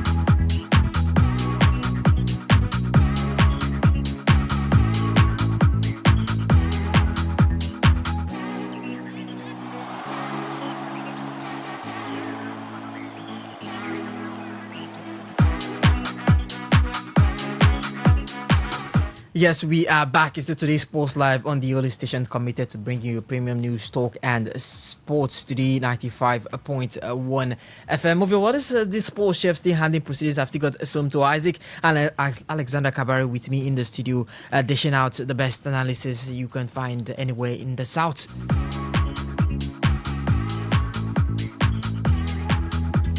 Before we head over to talk basketball, I've got to answer this caller. Hello, caller. Good afternoon. Good afternoon to this person. Yes, this is. Yeah, this is the reigning champion, Mr. Liverpool from Oyibo. Never working. Mr. Liverpool, give us your thoughts. Yeah, great days. Yeah, second in the studio. Yeah, can you hear me? Yes. I greet your second in the studio. Yeah. Yes, well, they first greet and you. foremost, Yeah, we greet you too. Yeah, first and foremost, I know the last caller is hearing you. You know, there's everybody's entitled to hear your opinion. You should correct yourself. You should not maybe condemn or judge your person. How you spoke with your person, I don't like it at all. You should correct yourself. So Liverpool, I normally have problems with some of the Chelsea fans. Some of them don't, if I use this word now, some of them don't behave mature. You shouldn't have stand like this. You should correct yourself. Let me go on. Well, concerning today's match, yesterday match, I saw you coming. I know earlier Man City is going to win, but for the final, I'm seeing Man City Leeds United. Chelsea, they are not coming out at all. Leeds United is going to flog them, beat them like a thief, beat them black and blue. Let them come to me and fight me. I'm Mr. Liverpool from Oyibo. They are going to lose today's match. Let them like it or not. Leeds United and Man City final. Thank you. You people are doing it. All right, thank you. 08109510951. That's for the phone line. For the SMS and WhatsApp portal, it's 0701-933-9962. So take a look at the results currently going on. In the Spanish La Liga, Rayo Vallecano and Real Sociedad 2-all is currently playing out 71 minutes on the clock, and there's a VAR check there. In the Italian Serie A, Fiorentina and Sassuolo played out a goalless draw. Genoa currently playing Como. That's on our screens. 1-0 in favor of Como. In the German Bundesliga, it's Stuttgart and Werder Bremen 5 minutes on the clock. Goalless at that center. In the French Ligue 1, it's Lorient and Strasbourg 1-0.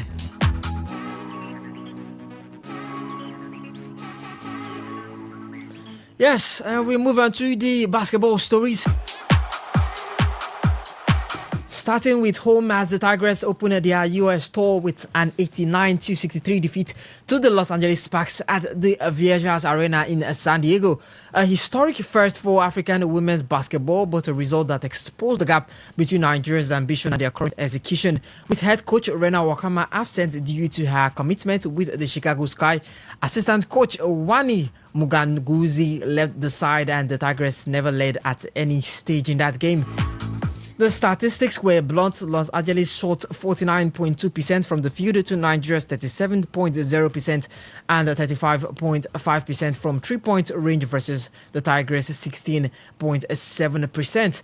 Nigeria committed 24 turnovers, which the Sparks converted into 26 points. A decisive margin. The deficit ballooned to 32 points in the third quarter. However, context matters enormously as this is a largely collegiate-based roster. Veterans like Ezine Kalu, Promise Amukamara and Palace Kunayi Akpana are guiding a new generation.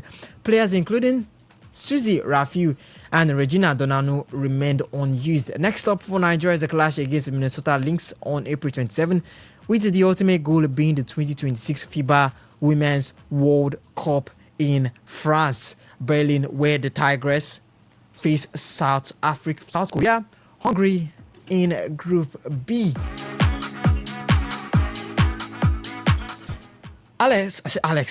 Somto, the head coach, Rena Wakama, was absent. She had commitment to her WNBA club, that is Chicago Sky. But how does Nigeria solve the structural conflicts when it comes to our coaches in the club and the national team schedules for its coaching staffs? Well, this also even relates to even the football side of things, not just even basketball even. It's, how do I put this in the best possible manner? The constraints that are associated with most of these coaches being involved with the club sides, or on the other hand, when they now get national assignments. Because we even say, oh, you cannot be having, even to footballers, you cannot be expecting maximum output from them in national assignments when they are club sides where they earn their dues. I mean, a workman is worthy of his wages, and in this life, we are being condemned to actually dig deep for the fruits of our labor. So when you say, how can we come in, you're making the necessary, I don't want to say requirements, but you're making the necessary lowdown for these people to be able to completely shut their eye away from the club assignments which they do have. So in most points in time, if the job which they have can fit into their window, can fit into their schedule, fine, they can combine it. But if they don't, I do not see in a million years where somebody would most likely pick national assignments against what the club will most likely offer them, because it's obviously much more attractive. The only thing you might tend to say is that, the fact that national assignments give them a little bit of spacing in their schedule. It's not, most times where it's a week in, week out of per fortnight, with the way things are in clubs. But then for national assignments, it's periodic, in certain instances, certain points in time, that's when they can actually, live up to whatever they have to fulfill in their own role or in their own duties. So with the question you asked of how we can work with this, let me paraphrase what I say, how we can work with this. It's unworkable. You've got to pick one. If they have to be here, they have to be here. If they have to be on the other side, they have to be on the other side, which I obviously feel like Alex said something 8 out of 10 times. 8 out of 10 times they most likely pick their clubs. So they will most likely not pick the national teams, except there's a huge bit of conviction that follows through with whatever they can do or whatever they are benefiting from the national assignments. So yes, everybody wants to represent their country. Everybody wants to do good for their country. Everybody wants to do proud for their country. But it has to be on favorable terms. With the way things are going right now, most when I hustle first, so most times I'll probably try to hustle out the one where I would probably get proper dividends of time, of labor, for efforts that I'm putting in, as opposed to when I'm just saying, okay, if I'm now done getting all of the dividends I want, I can now say no shaking.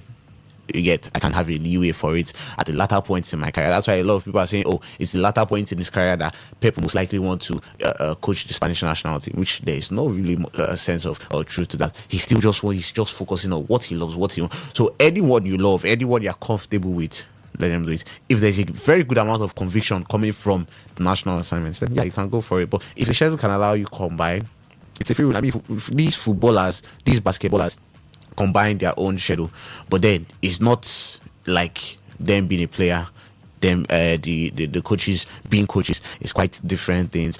But at the end of the day, if they were to pick one, the ball is in their court. All right, well, on the other side of the world, Marktown Flyers made history at the Basketball Africa League Sahara Conference in Rabat. They defeated Cote d'Ivoire's GCA Kings 76-68 to claim their first ever win in the competition, while also handing the Ivorians their second consecutive defeat. The Nigerian debutants set the tone early with a stunning 3-point display. 21 of their first 22 points came from beyond the arc, with captain Jawad Adekoya top scoring on 20 points and Tyrell Corbin sinking all 3 of his opening 3-point attempts inside the first 6 minutes.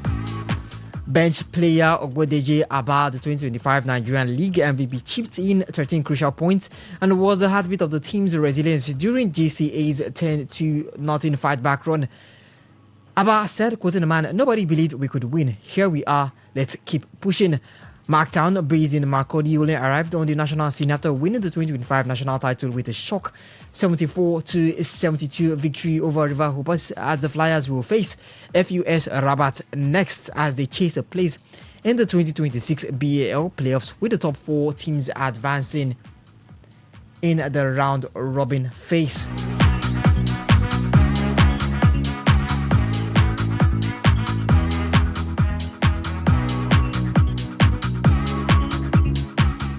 And now it's time to talk some NBA on Today Sports Live.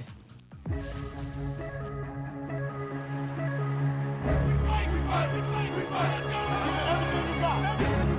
know what time it is. We all do. There's a shift in tone, a change in attitude. This feels different. Some call it extreme intensity. Others say it's sheer drama. But we know it by another name. This is the NBA playoffs. These games are a fiery mix of extreme competition, elite skill, and intense emotion. This is where teams arrive on the scene ready to make some noise. And where players look to leave a mark on a game that lasts forever. The stakes are high and the air is thick with tension. Cause in the playoffs, it's go hard or go home. The stage is set, the mic is on. There's only one question left to answer. Who's got something to say?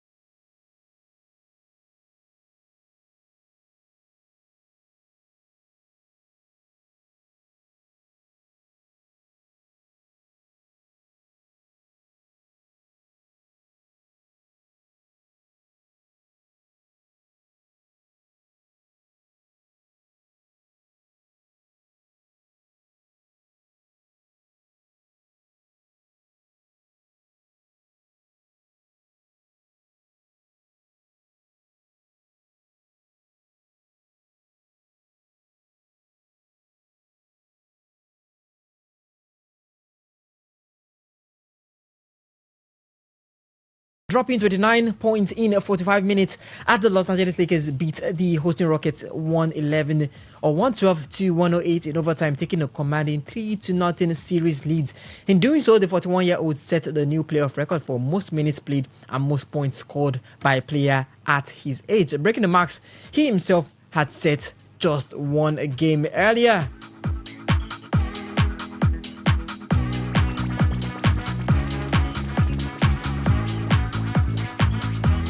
Well, for the Rockets, already reeling, Kevin Durant's conspicuous absence from the Rockets bench during the overtime loss became the dominant storyline surrounding the team, piling more pressure on the franchise already staring down a 3-0 abyss.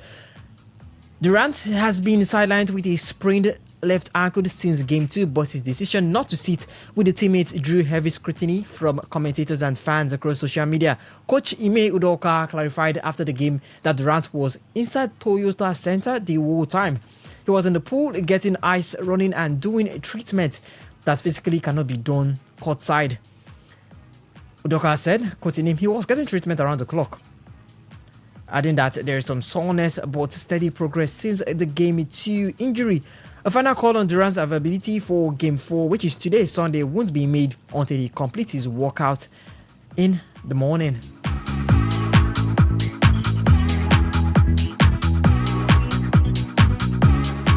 Elsewhere, the Oklahoma City Thunder dismantled the Phoenix Suns 121 to 109 in Game 3 on Saturday, taking a 3-0 series lead with the Game 4 set on Monday night in Phoenix.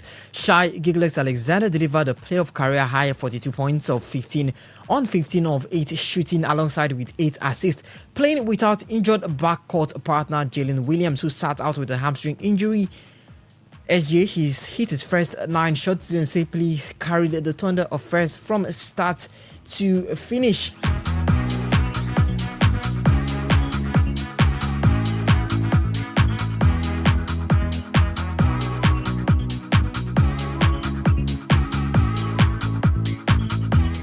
And for the Minnesota Timberwolves, first barely a minute into Game 4, guard Dante DiVincenzo suddenly darted to chase a rebound, planted with his right foot and collapsed immediately. A source told The Athletic it was a torn right Achilles, as DiVincenzo has been one of Minnesota's most valuable contributors, averaging 13.4 points, 5.0 rebounds, 5.0 assists and 2.3 steals across the first 3 games.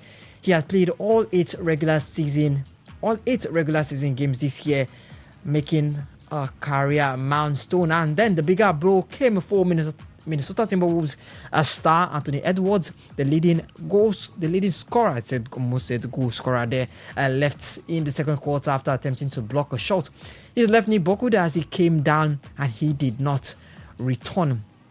This was literally the first game Edwards was not listed as questionable on the injury report, as coach Chris Finch has said that was a sign in his right knee concern was improving, as the team confirmed he missed the rest of the game but gave no specifics on the severity. Edwards, who is Wolves everything, and losing him for a stretch would be a crushing blow to their playoff hopes.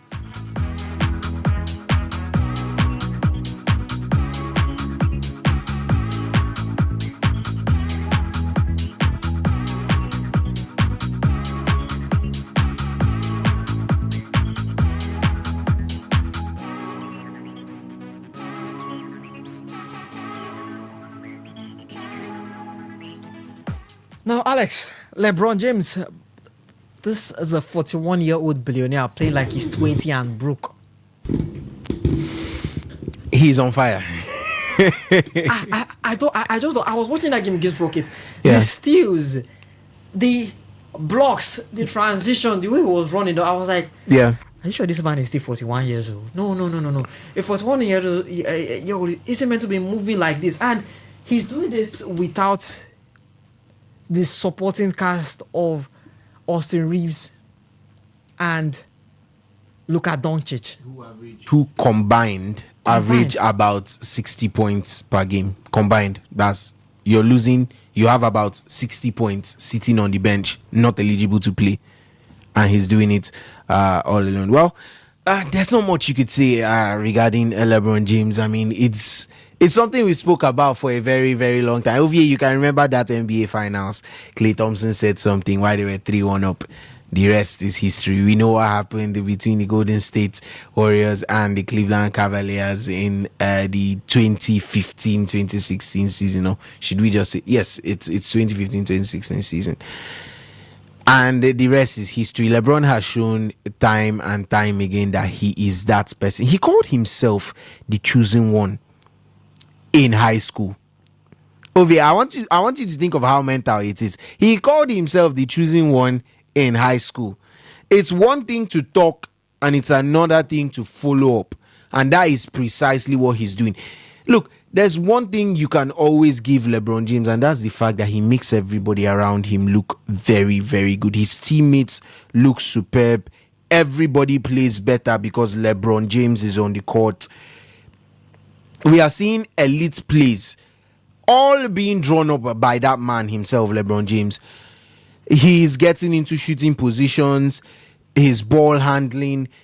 Everybody is beginning to ask questions because, yes, we know you can do these things, but to do them at your current age has to be some sort of anomaly. It has to be an exception. It's not as you would expect, which is what LeBron James is showing us, that it is possible to perform at the highest possible level for 22 straight seasons and being 41 years of age.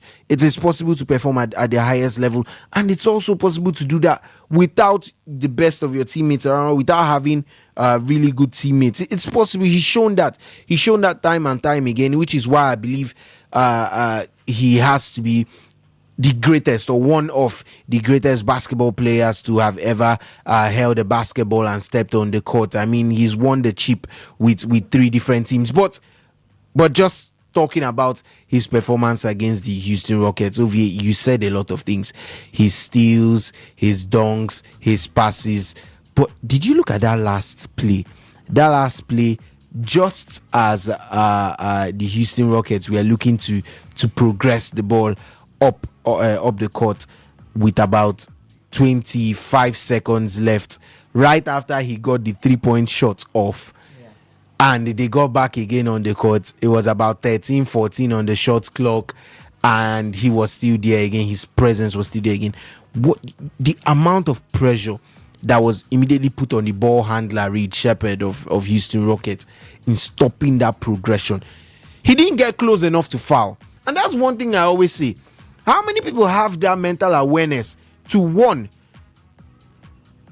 cut off all passing lanes from a ball handler's perspectives, and 2, have your teammates in the background cut off every possible passing lane to players who are looking to run on the offense immediately? And that's precisely what they ran in that play with LeBron James and his physical presence. All it took was just a couple. He did not get close enough to commit a foul because the foul sent him straight to the line. He didn't get close, but what did he do? He was able to sort of stall and make Reed Shepherd go for a pass that he did not want to make originally, and in doing so, you've already 50% of the time forced that turnover, and that's precisely what he did there. Kudos to his teammates to also be able to pick up or sense his ability and sense what he's trying to do in the play and come up, and there were about 3 Lakers players right as soon as Reed Shepherd tried to make that pass to the offense. There were 3 Lakers players immediately making out. That just shows you the level of anticipation, and that is only caused by the pressure LeBron put up there. Look, we could talk on and on and on about what they've played, and I said I've had my issues with Houston Rockets and their scoring and how they play as a team, but LeBron James to come into this series where an injury to Luka Doncic and Austin Reeves saw the Houston Rockets as heavy favorites to come into that series and do what you're currently doing and be on the verge of a 4-0 sweep is something remarkable. It's something that we have to talk about, OVA, because it's not every day. In fact, I don't think you've ever seen this before from a 41-year-old. It speaks levels and levels of what LeBron, the man, can do and what he has continued to show as soon as he steps on the court.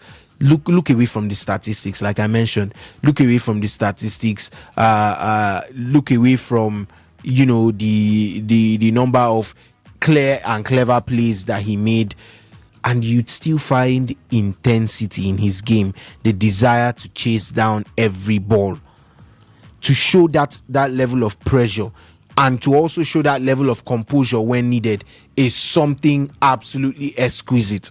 And it's something I believe that only LeBron James can keep doing at this time. So not much can be said regarding the man. What word could we use to describe him that we probably already have not used before?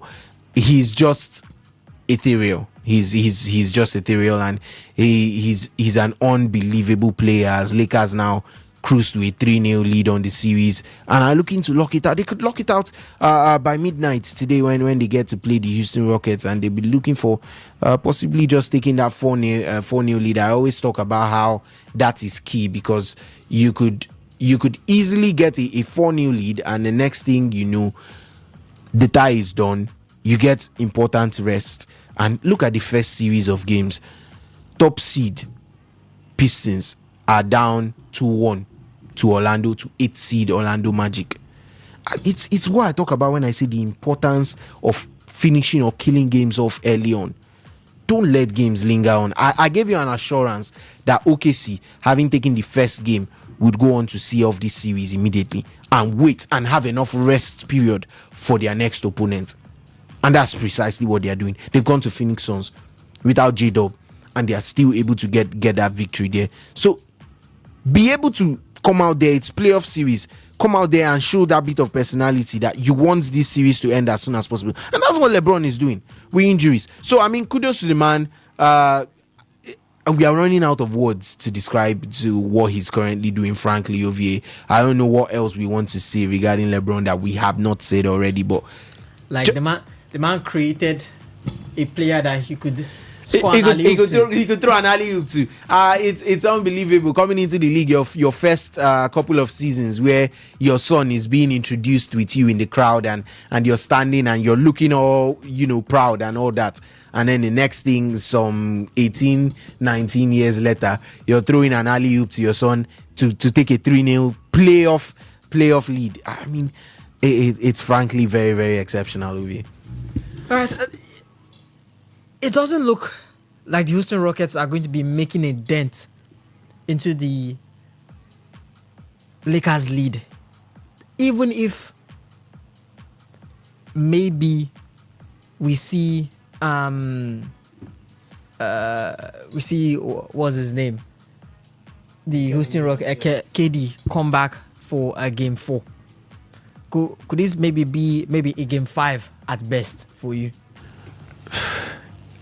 I mean, we don't particularly, from the reports, both the reports you've read and other reports that state try to estimate the extent of his injury or how long he could potentially be out for.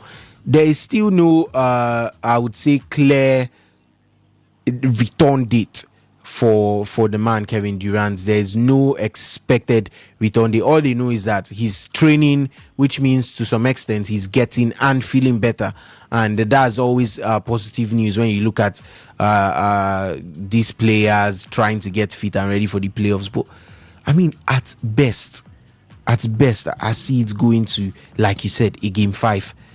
If not, I have watched the Lakers play, and each and every game I have been surprised.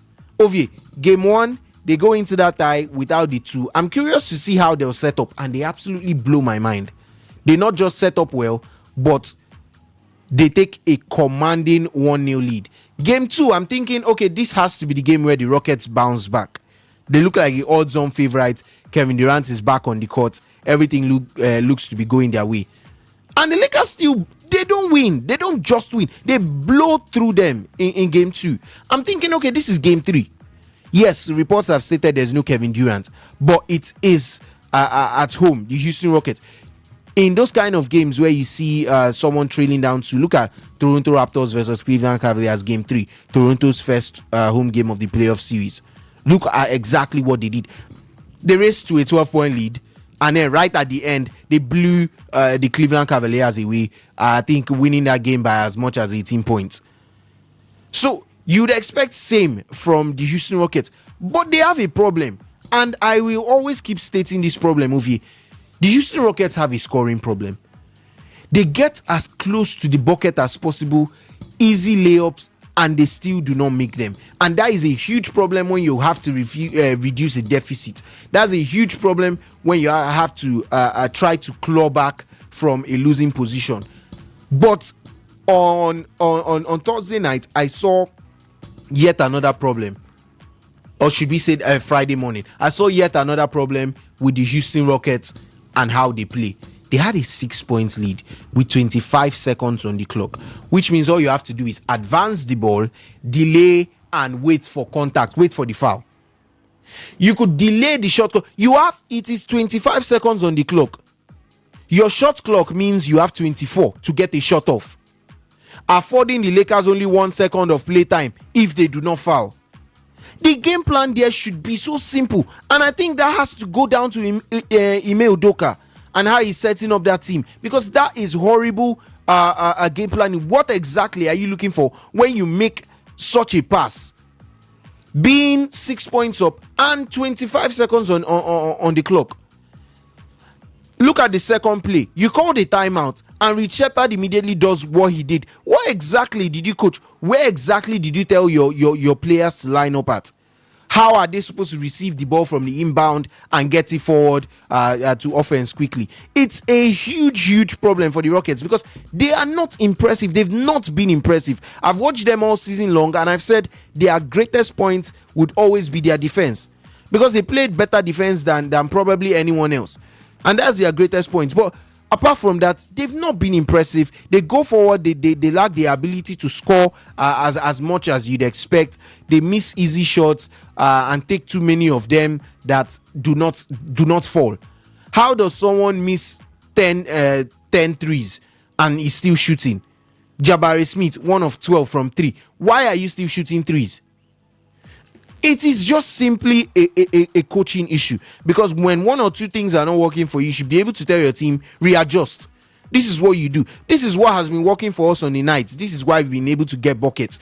Follow that pattern, follow that trend. And they've not done that. So they deserve whatever position they are currently in right now. And I do not think they are getting out of it. I think this series is done. This series is over. It's just about how long it's going to be, because now you have 2 more game for you at home if you're to force it to game 7, and 2 more over there in Los Angeles. You're not going to win any of your games in Los Angeles. If you manage to win this one in the early hours of tomorrow morning and make the series 3-1, you're going to lose in Los Angeles. You're going to get blown out because of how the LA Lakers are currently playing and how you have been unable to fix the issues that you have in your team in terms of the structure, the way you play, getting the ball, the rebounds, and getting on the offense quickly in transition. You've not been able to solve that issues, and you've had 3 games now. So it's a huge problem, and it's one I definitely do not see the Houston Rockets stopping or finding a way around it or trying to solve it, even with the presence of Kevin Durant. All right, now for the Timberwolves and the Denver Nuggets, that game has been heating up. It's been going into fights. It's so crazy because I've never seen Jokic. Exactly. Yeah. I've never seen Jokic this heated up. What's your take on how that series has been? The Timberwolves take a lead in this series, and now, if I should be correct, take a lead in this series now. So 3-1 now. I just don't know how it's going to play out for the rest of the series, but it could go down to a boxing match at this point. That's what it's turning into, a boxing match. I think the only thing that gives the Denver Nuggets some sort of momentum or something to smile about right at this moment is the fact that their main man, in the sense of what's his name again, Anthony Edwards, could potentially be injured. And not only could Edwards be injured and maybe miss a couple of games but you're also looking at the fact that Dante DiVincenzo, who played all 82 games, who is a starter for them too, and is a key personality in the way they set up, the way they play, and what else would you have? He's scoring. He's always going to be there. When you look at a player who is going to run endlessly around the court, force turnovers, Dante is your man. So to lose a player of that caliber is going to be telling, is going to have an effect. But then we would say it should have an effect. Look at what happened just this morning, the early hours of this morning. Dante left that game in the first minute, 57 seconds in. He tore his Achilles and he's out. But they readjust. They almost immediately readjust, send in Naz Reid, and they are able to still play exceptional defense on the Denver Nuggets. We look at Jaden McDaniels. We heard the words he said. He spoke. Was that right after game one? Yes, right after they lost game one. He said, "Go after Jokic, go after Murray, go after Gordon, go after Hardaway. They are all bad defenders." The reporter asked him, "The entire team?" He reiterated, "Yes, the entire team." And the amount of confidence to say, now it is the timeline I'm looking at, because when he said that they were one down on this series, you're not supposed to talk that much. That much. If you see the amount of backlash he received on every media platform for saying something like that, his coach actually supported him. Yeah, he actually supported, and I was looking at it, I was like, oh boy, this is about to heat up. This is about to heat up, because now you're thinking, okay, you're about to see a Denver team that would show you the meaning of defense, and you think you are going to see that. It's not been there. Not only has that been there, but we are seeing why Rudy Gobert was named 4-time Defensive Player of the Year. Anthony Edwards has come out. He did not win 4 times Defensive Player of the Year for nothing. Anthony Edwards has come out and said it multiple times in various interviews. He didn't win that award for nothing, and he's showing it. Why? Why exactly is Anthony Edwards giving all the praise to Gobert? And obviously, we don't need Anthony Edwards to praise him. We have eyes. We've seen what Rudy has done throughout this series. Why exactly is that praise being warranted? And it is so simple. The answer is very simple. It's the fact that the coach coming into that particular clash, what he set up as a structure was supposed to be a 2-man guard on Nikola Jokic. Anthony Edwards told Rudy Gobert, "Why do we have to set 2 men on him? You are a 4-time Defensive Player of the Year. Are you telling me you can't handle Jokic by yourself?" And what we've seen throughout this series has been Gobert on something else. And this is why I tell you, stats deceive. Because in the last blowout win to go 2-1 up on the series, just before the early hours of this morning when they went 3-1, in the last blowout win, Nikola Jokic recorded 27 points. I told you I have a Denver Nuggets a friend. He immediately came online and said how Jokic is not getting too much support. How would someone score 27 points, get 11 rebounds, and about 6-7 assists, and he's still not having? And I was like, did you look at his shooting percentage? Nikola Jokic made 9. Was it 9? No, he made 7 of 26 shots. 7 of 26 is about 20%. He made 2 of 10 3-point attempts, which is 20% from beyond the arc. He made 7 out of 26, which is, just put it around a 30% shooting night. So that's why I say stats always deceive, because go and look at how efficient it is. Look at Shai Gilgeous-Alexander and the story you were just telling us about with SGA this morning. SGA recorded 42 points. But what did that stat say? He scored 15 of his 18 shots taken. That is incredible efficiency. That is the kind of thing you're looking for when you need your star to come out and to be able to say, okay, yes, I have someone who is going to give you, or who is going to be a terror, who's going to be a real pain for you for the rest of the night. Jokic did not show that. Jokic had 15 free throws. I think he made about 13 of them, and he shot only 7 of 26 from field. That is not good enough. That is definitely not good enough, and it's not going to help. So it just goes to show the defensive awareness of the Minnesota Timberwolves. Over here, there are clips after clips I've seen, and I can tell you they looked very exceptional in their setup shape. How they wanted to play, it was obvious. The minute Jokic gets the ball, he has Rudy Gobert on him. Everybody knows what Jokic does. He's either going to get to the bucket himself. He's a very big man, obviously. He's going to get to the bucket himself using his sheer size and strength. But Rudy Gobert is there with him, so he's going to be a little bit more contained. Now, what you have to do is block off all passing options. There's a reason why he has the most assists in the league, and that's because of his vision, the amount of incredible passes he can throw at any point. What were they able to do? They blocked off his line of vision. Yamamure was occupied. Anthony Gordon was occupied. Tim Hardaway Jr. was occupied. Christian Brown was occupied. So it means everybody on the pitch, on the court at some point would always be occupied by someone, and they forced the turnover. In another play, they forced Jokic to take that shot with 3 seconds on the shot clock. That is precisely what you want to happen in those scenarios. You want to force that star player to not be in a place of comfort where they can take a shot that they want, take a shot that they would prefer or would be easy to them. You want to give up easy buckets. You're telling them before you get a bucket here, you would sweat for it, and that should be the attitude. You should be telling yourself, yes, I'm not going to give up any turnovers that will see them coast down the court and get an easy bucket or an easy layup. And that's precisely what was done, and you cannot argue against it. They did so well to shut out Nikola Jokic, to shut out the Denver Nuggets. Their shooting percentage horrible.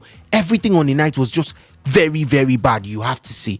And not just on the night, over the course of the series, they've done so well. And like I say, look at Ayo Dosumu coming in yesterday off the bench for Dante DiVincenzo. He scored 42.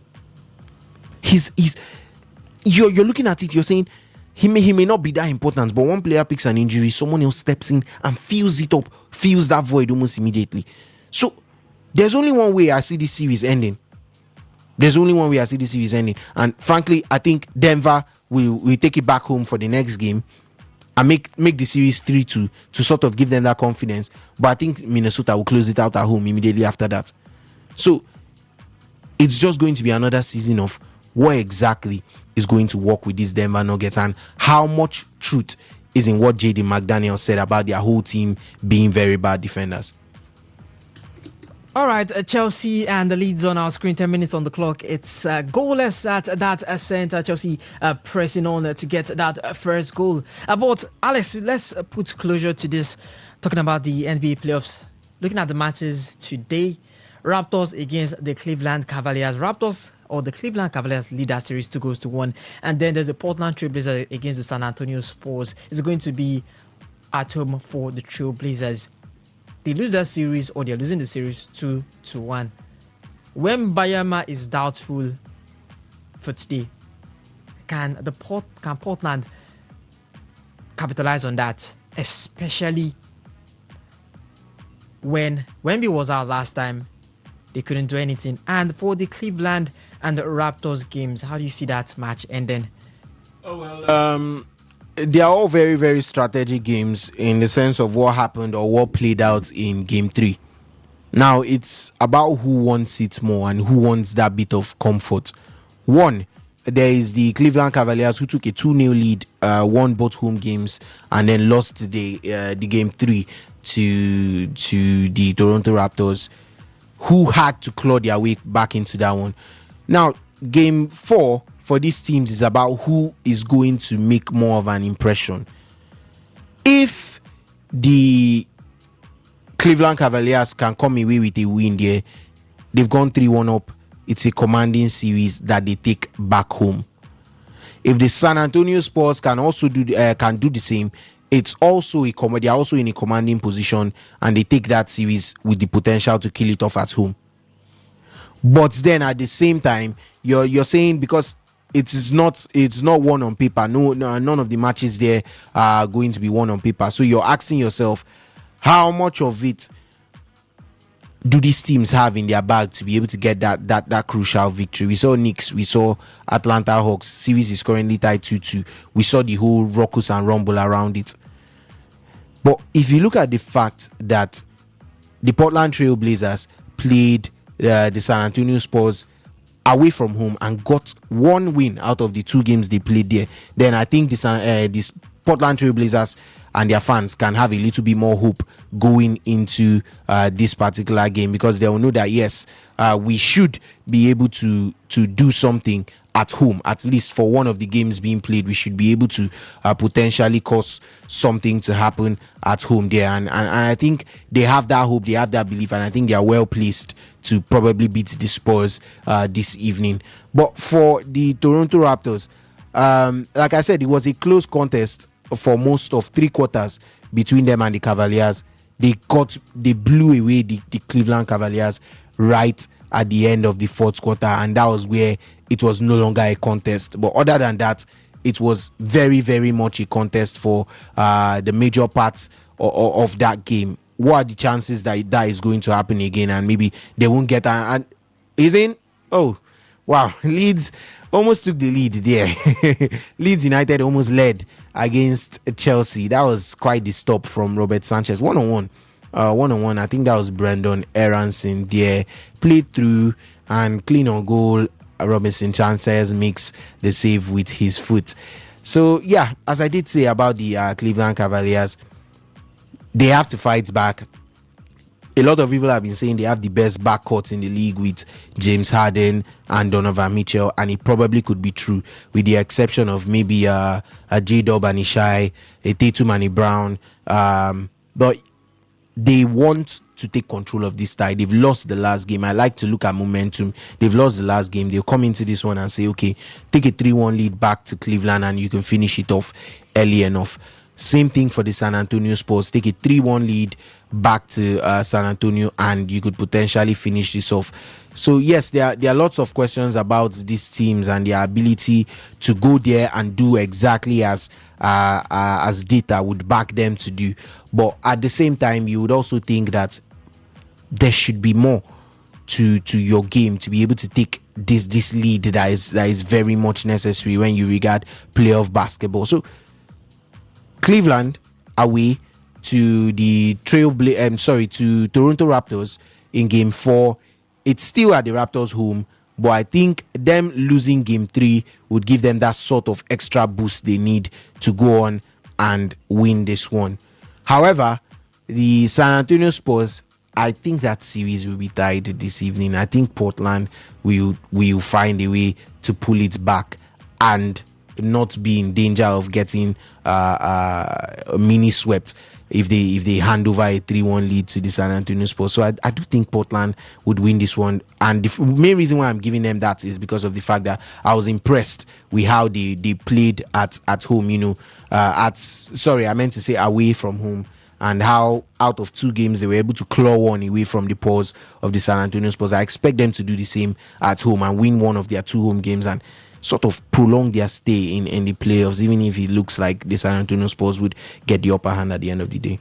All right, 08109510951070193399962. I'll be leaving the kitchen now for Alex Kabari to come and prepare his own side of the dishes. Yeah. 08109510951070193399962. Chelsea and Leeds are still on our screen, goalless at the moment. 70 minutes on the clock. Kofi Wallace taking a short leave. I won't be going anywhere else to be around as Alex comes to do justice to everything that has to do with European football in general.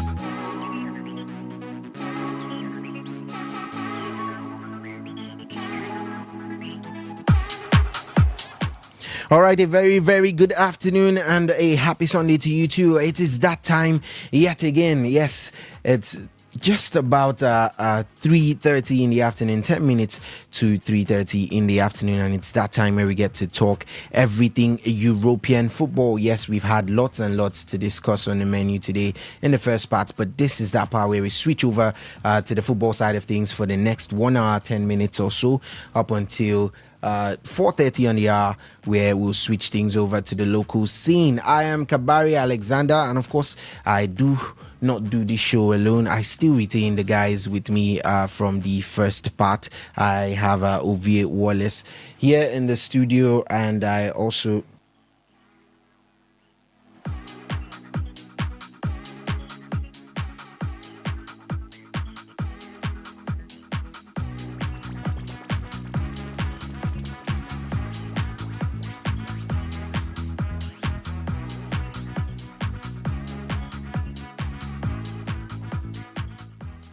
All right, as I mentioned, I do still have Ovie Wallace here with me alongside Somto, here to give you everything as regards analysis. We have on our screens over there the second semi-final that is being played currently at Wembley between Chelsea and Leeds. Chelsea very much on the ascendancy, just hit the crossbar. I just hit the post, I meant to say. That was João Pedro. And you would expect him to convert that, but that was also quite a silky pass from Enzo Fernandez. First touch football. He looks to be onside there, just kept on by the shoulder of the defender. He strikes the post and it wheels out for a goal kick. So, yes, it's been big chances for Chelsea and for Leeds. Leeds did have a one-on-one which was saved by Robert Sanchez, just an outstretched foot, and now João Pedro has struck the post for Chelsea Football Club. But yes, they maintain all the pressure in this opening 20 plus minutes. Leeds do come forward again, but that attack is quickly snuffed off. Yes, would be keeping you up to date with what happens there in that match alongside other matches currently going on, and the ones that have already ended over there in Spain. It was Rayo Vallecano versus Real Sociedad, and I know Ovie did mention it was 2-2 at the time, but yes, a goal was chopped off. It went back to 2-1, Real Sociedad leading. They did score again to make it 3-1, but then Rayo rallied back with 2 late goals and they finished 3-3 elsewhere. Real Oviedo is at home to Elche, and that game is currently goalless 5 minutes in. Osasuna will host Sevilla by 5:30, while Villarreal will host Celta in a very important clash as to who finishes in European spots by 8. And Chelsea have taken the lead. Something I don't see you smiling. You should be happy for Chelsea. They've broken their goal scoring barrier for the first time in about 5 matches. No, I'm smiling. I'm smiling. It's good for them. Shame on the players, though. Shame on the players where they single-handedly, let me say, threw away their chance to qualify for the Champions League because they wanted to sack a coach. Now, you can actually still do that. Qualify for the Champions League first. That's the important one. That's the important one. So I really don't care whenever you want to do it. Whenever you now want to sack the coach, maybe you can now wait, since you are so hesitant to sack the coach at the start of the season. And look at the man who scored the goal. Yeah, he's the same player who went rambling on and on to the media. There is a systematic problem in Chelsea. The problem first starts from the ownership. Yeah, it starts from the ownership. I'm not going to even blame on that. For me, also, Liam Rossinier had a share of his own blame. He had a part in his own blame to go and be saying it in the media. Yeah.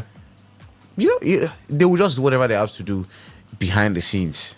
Some go as far as even asking the players from the clubs totally at the end of the day. So, good one for them. At least, sacking the coach, reach the FA Cup, So at least they have a chance at silverware. But then when you have a mind of Man City potentially in the final, but first I still feel they will still lose this game against Leeds United. It's 24 minutes on the clock. Still a lot of time for the game to change. But Leeds have not shown enough to suggest that they could potentially they've had claw a away chance, back. an early chance. Yeah, a big chance. One-on-one. Another and than then, and Chelsea also had a chance of theirs similarly with João Pedro. And I'm seeing the replays of okay, not the chance anymore. Yes. Oh, this was giving us a red card. That was a hair pull. But this is not a red card for what's his name again? Lisandro Martinez against this Leeds United team in the Premier League. Anyways, there was an early chance for Leeds. Chelsea also had a very good chance through João Pedro, who hit the near post of the Leeds United goalkeeper. And the thing with football is about moments. When you're on top at a particular point in time, you have to take your chances. Leeds United had their own moment. Chelsea had their own moment. And since that Leeds United chance afterwards, Chelsea have had a good let me say domination of phase of playing the game, and they've taken that chance with that goal. The man who got that goal, Enzo Fernandez, was very much involved in that chance which João Pedro did hit the post, because that was a very good, well-weighted pass from Enzo Fernandez to set up João Pedro to hit the ball on the first time effort. So yeah, it's still heating up in the FA Cup at Wembley. 25 minutes on the clock, and Chelsea, you can say at this point in time, the balance of players rewarded them with that opening goal in this contest. All right, well, Chelsea definitely on the ascendancy in that one over there at Wembley with about 26 minutes being played. We are approaching 15 minutes towards a half time. Yes, Chelsea on the ascendancy there. And we did talk about ascendancy because as we were talking, and Chelsea scored, Elche also scored over there in La Liga against Real Oviedo in the 6th minute to take the lead. Now, in an important, what you would say is an important bottom of the table clash between those two. In the Italian Serie A, it finished goalless, Fiorentina and Sassuolo. Como also leads Genoa away from home 1-0. That game is currently in the 67th minute. Torino will host Inter Milan, who has a chance to all but seal the Serie A title with 3 points this evening by 5 p.m. While the clash of the weekend is going to be between AC Milan and Juventus by 7:45. Although it basically has no significance to the title aspirations, but to who finishes in European sports and who can hold on to.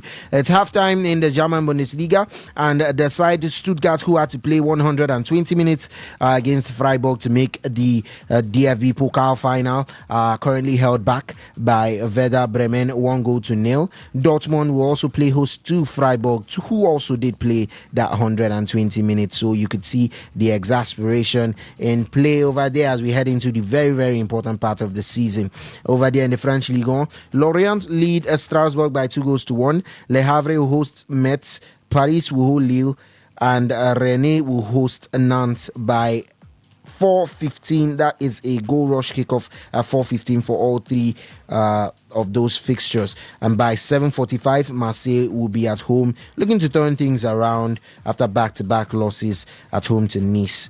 We did mention Chelsea are already a goal up to Leeds at Wembley, and that game is approaching the 30th minute as Leeds have a free kick, and they are good looking to make this an in-swinger and cause some problems for Chelsea over there. Yes, we are going to bring you in when it's time to talk about everything, your thoughts, your contributions, and we want to get everything that you have to say regarding all that we are going to discuss. It's going to be at 0810-9510-951, 0810-9510-951 as the phone lines to reach us. You can also send in your SMS and your WhatsApp messages to 0701-933-9962, 0701-933-9962. We're going to kick things off, and where else would we kick things off other than the FA Cup finalist Manchester City?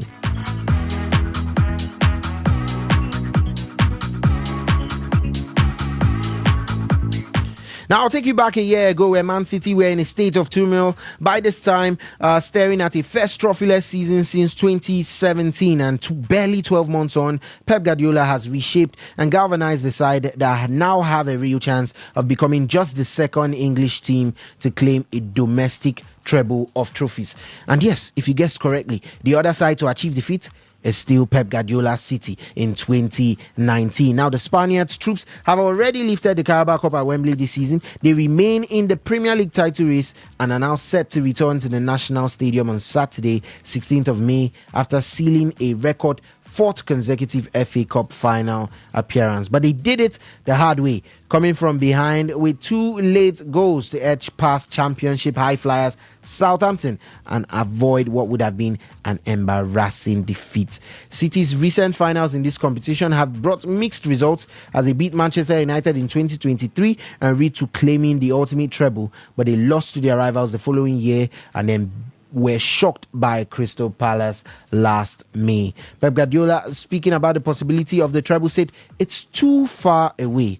Before the final league game of the season against Aston Villa, after we will tell you if there is a chance. But at the moment, it is far away. Now it is important that the players have 3 days off. I told them not to think about football and just rest. The season starts with 5 games and an FA Cup final. I would say the Premier League is almost gone. We are back to second, but we will see. The Premier League is almost gone. We are back to second, following Arsenal's 1-0 win over Newcastle yesterday evening. So, guys, lots and lots to talk about as regards that FA Cup clash. It showed some frailties that our Manchester City side still suffer. But one thing that is undisputed is the record. 4 FA Cup finals in a row, and this is City's 5th. Ovie, I'm going to come to you on this one. Obviously, 4 FA Cup finals in a row, quite a remarkable feat. And this is City's 5th FA Cup final. They're going to be at Wembley yet again under Pep Guardiola. I think this is going to be the 23rd time he's taking that trip to Wembley in 9 seasons. Is this just a reflection of how dominant City has been for the past decade or so? The dominance has been by one man, and that's Pep Guardiola. The man has dominated that competition since he stepped foot into the English Premier League. 4 trophies he's gotten, and he's been to 5 finals. I just don't know what kind of dominance the man or run he's on. And another final, it might be against Chelsea, it might be against Leeds. We don't know how this match is going to. The man just loves the competition, and we'll see how City grow. That is, the man does continue to be in charge of City after this season. But it's to look forward to the finals, to look forward to how they played. I'm sure they'll be bringing their best leg.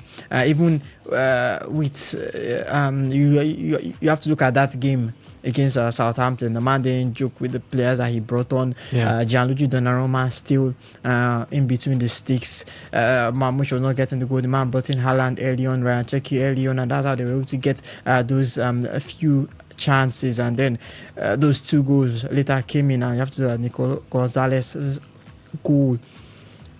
The man just finds a way to win, especially during this stretch.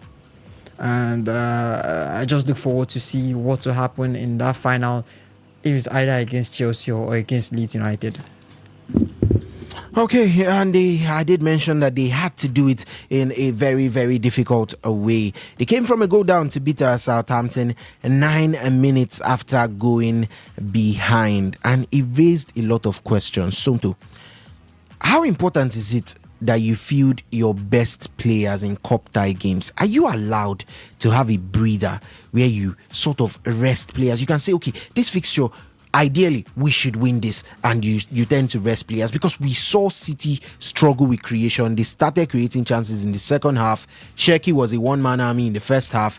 They started creating more of their chances in the second half with Doku and Savinho coming off the bench, Haaland coming off, Bernardo coming off, and Nico O'Reilly, and then City started to look extremely dominant. But it could have been a different deal.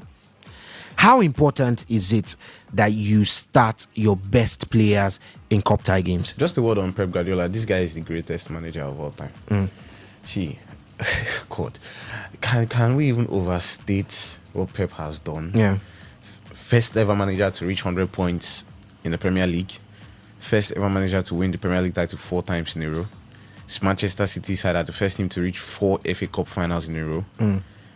Like, you talk about his Premier League, Man City side also winning the English treble.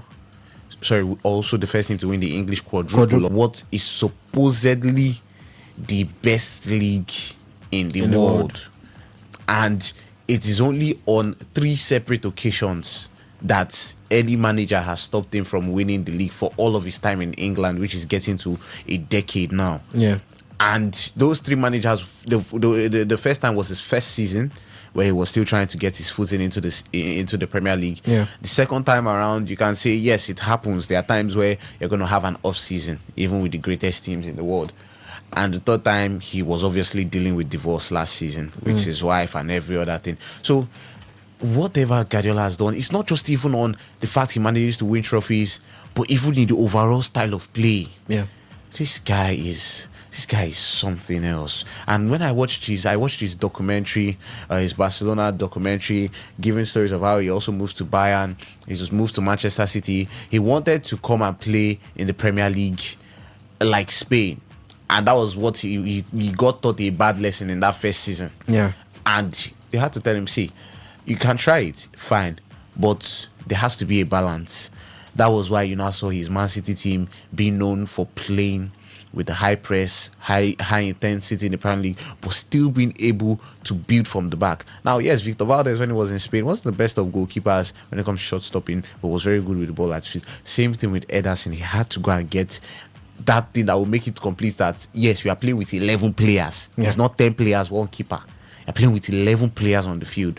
So even when he was at Bayern, he implemented whatever he did at Spain in Germany, which made him very successful. Yes, he didn't deliver the Champions League, because I'll tell you a story, that semi-final against Real Madrid, which Bayern lost so convincingly in the second leg. Yeah. He said in his gut feeling, he didn't want to play his regular style. He wanted something more direct. Like, the player said they're fine with whatever he goes with. He said, okay, let's try. Let's still play with our identity. And they got smacked.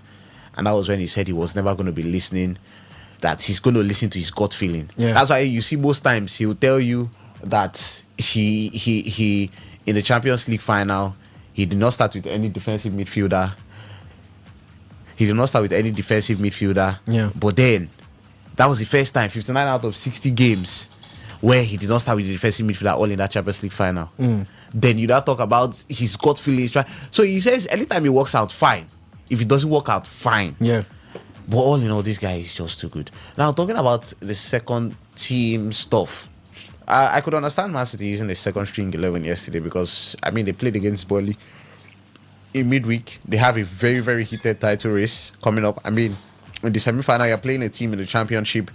But yes, they could have underrated Southampton, because they should have learned that Southampton defeated their title rivals in the quarterfinal of the FA Cup, talking about Arsenal. Yeah. And Arsenal it wasn't like Arsenal did it by choice. They had to, because they pulled out a lot of players from the international break. And most of those players were not still fit enough to play in that quarterfinal. I mean, it's just yesterday that Bukayo Saka returned back into the Arsenal team. You can still see Jurgen Timber is not still back till now. Ricardo Calafiori just could not even make the bench yesterday. Piero Hincapié only returned for that game against Manchester City. Yeah. Martin Odegaard only returned for that game against Manchester City. Kai Havertz, same thing also. So the Arsenal were condemned to using that second string 11. It wasn't so balanced, but at the end of the day, Southampton got the win against Arsenal because they had to use that second string 11. For Manchester City, there are a lot of players in that second string 11 who are not in the best of shape right now. Yeah. You can talk about Phil Foden. You can talk about Umar Mamouche, who has not been really steady. You can talk about Tijani Reinders too. And in as much as, I would also make it controversial, in as much as Pep, for me, his systems and everything makes him one of the greatest to ever do this. The track record makes him the greatest to ever do this. I would also have to point out, and you're not your head because you know what I'm about to say. I know exactly where you're headed. And yes, you see, I love Pep, honestly, a lot. Because at the end of the day, what matters ultimately is you getting the job done. Yeah. Does he do that? Yes. A lot of people who were apostles of Jurgen Klopp and his philosophy of, listen, we're going to do this my way. He wasn't really backed by FSG, but he just had to work with what he had. And I'm going to do this my way as per, I'll develop what I have and make it to my... Who would think that a midfield of Milner, Fabinho, and what's his name, Henderson and Wijnaldum would lead Liverpool to 27 wins and 1 draw in 28 Premier League games en route to them winning the title? So he said he's going to work with her. But Pep is the manager who... Somebody was telling me something about, Arsenal... I said, really, hold on. this Arsenal team have had injuries. Yeah. I was reading an article from The Athletic because I do research most times when I'm just free at my good convenient time this morning.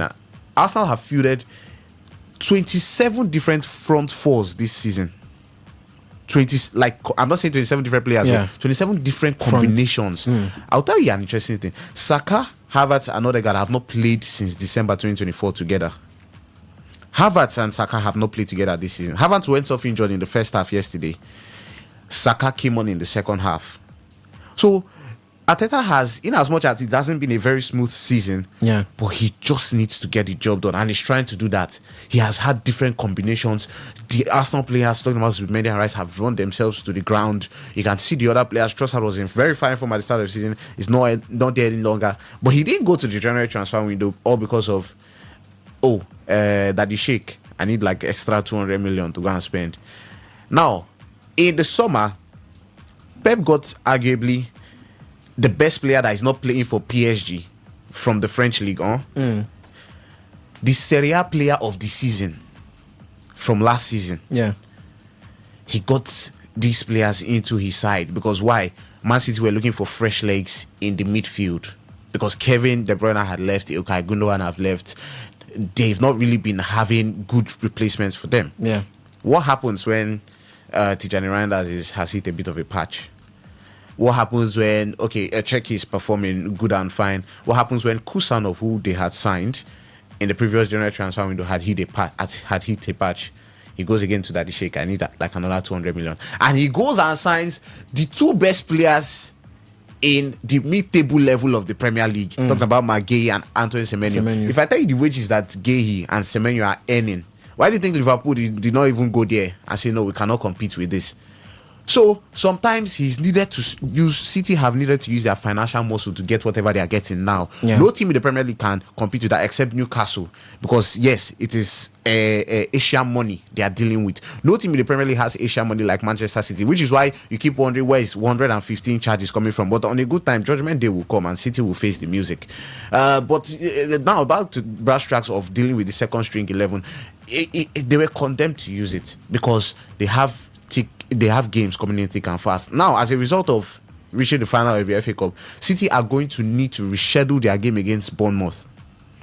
This is also factoring in the fact that we've not even had a date for their rescheduled game against Crystal Palace yet, because Crystal Palace are still active in the Conference League. So, in which midweek are you going to put that?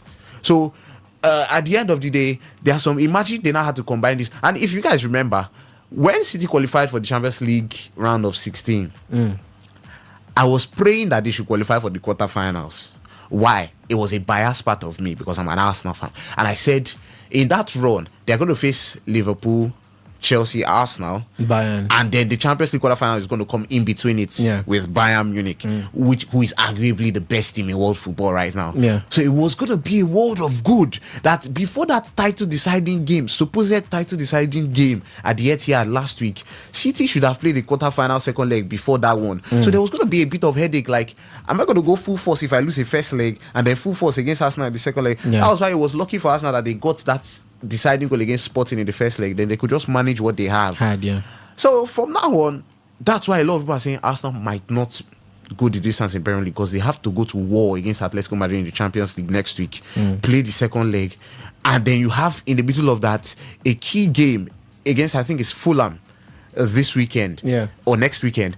And what do you prioritize now at this point in time? Because you're going to play 3 games in the space of 9 days. In the space of a week, you're going to play 3 games. So for most of these things, the second string 11 has to come into factor. It has to come into factor. If a lot of people are thinking, why are Arsenal top of the table if they still have injury problems? It's because they've had good backup who could come in at decent point in time. Now, it's one thing to have squad depth. It's one thing to also have an 11 that can instantly come into the field and sink. It's not easy. If not, City should have just whitewashed Southampton yesterday with the players they had. They had Kovacic on the pitch. They had Foden on the pitch. They had Mamouche on the pitch. They had Ryan Cherki on the pitch. They had this man Nathan Ake on the pitch, John Stones, who was a famous player in that treble winning team. They had Ryan Aït-Nouri, but they could not still get the job done. They needed to still bring up a little bit of magic from the bench. So what can I say at the end of the day is that, yes, at top level football, it's good to have depth, but anytime you change that 11, there's an upset in balance. Come on, there's something called rhythm in football. there's something called consistency when you have a run of games. The bench players don't have that. They just come in for 30 minutes and then you thrust them in for like up to 60 minutes of action, first 45 minutes of intensity football, and then you think you're just going to perform out of the blue like that. It doesn't work that way. It's not rocket science. Yeah. So definitely there's going to be bad patches, and it's just down to these managers for them to find the right moments for this team to come up trumps. Yes, City did not find it funny yesterday, but hey, champions find a way to win, and they did that yesterday. All right, well, some would also argue that Manchester City offload their books and offload their players better than anyone else when you have to talk about how much they do spend. I'm wondering how much they sold Ferran Torres to Barcelona. Yeah, how they were able to pull off that kind of heist. They were about to get 85 million for Savinho. For Savinho, Bernardo Silva, the season wanted to go to Barcelona. They were about to get good money for him in the last year of his contract. And even let me not even get started on Arsenal signing Zinchenko and Gabi Jesus for I think up to 80 million pounds in cumulative transfer fees. So yes, they do sell well. They sell well. Julian Alvarez, they sold him for 80 million pounds. It's crazy money to Atletico Madrid if you think of the context of things. So yes, they do sell well. They find a way to balance their books. But if you really follow those 115 charges which has been placed on Man City, there are a lot of other factors that comes to play in it. They balance their books. Did they balance their books before or after they signed those players? It was after that they got those returns. So before signing those players, what was the funding like? And in the structure of the FFP rules and everything that the Premier League used for financial restraints and all that, you cannot spend more than you earn. And there has been, it's not even an inkling, it's an allegation as it stands, because Pep Guardiola says we'll fight until the end, until we're proven guilty. So at the end of the day, there's an inkling. So that's why I would say there's an inkling that City have been getting breaded. Breaded. I don't know why you would choose to use that word. The Sheikh and their Asian sources, they bread them. So should we even talk about how Man City got the ownership from Qatar? It was at a time when Qatar wanted to win the bid for the World Cup. So they were trying to gain access into European football. They invested in France, invested in England. In France, their investment is Paris Saint-Germain. Headed by Nasser El Khelaifi, who is the chairman of the ship over there. And they also came to England with Manchester City. Sheikh Jassim was the one who, you know who Sheikh Jassim is? You know the kind of money that man has. But still, an owner can have a truckload of money, but just to ensure that at least it's a level playing ground in football, so that when Southampton, who is in Championship, can play Man City in an FA Cup semi-final, Southampton can actually take Man City to the limit. Is because, yes, Sheikh Jassim might have all the billions in the world, but still, let's keep this a level playing field.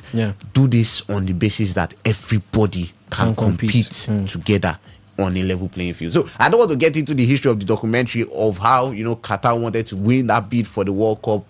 Saudi Arabia too also trying to gain leverage in England. Let me not even go into all those ones. But for Manchester City, for Pep, yes, it's summary of everything I say. He gets the job done.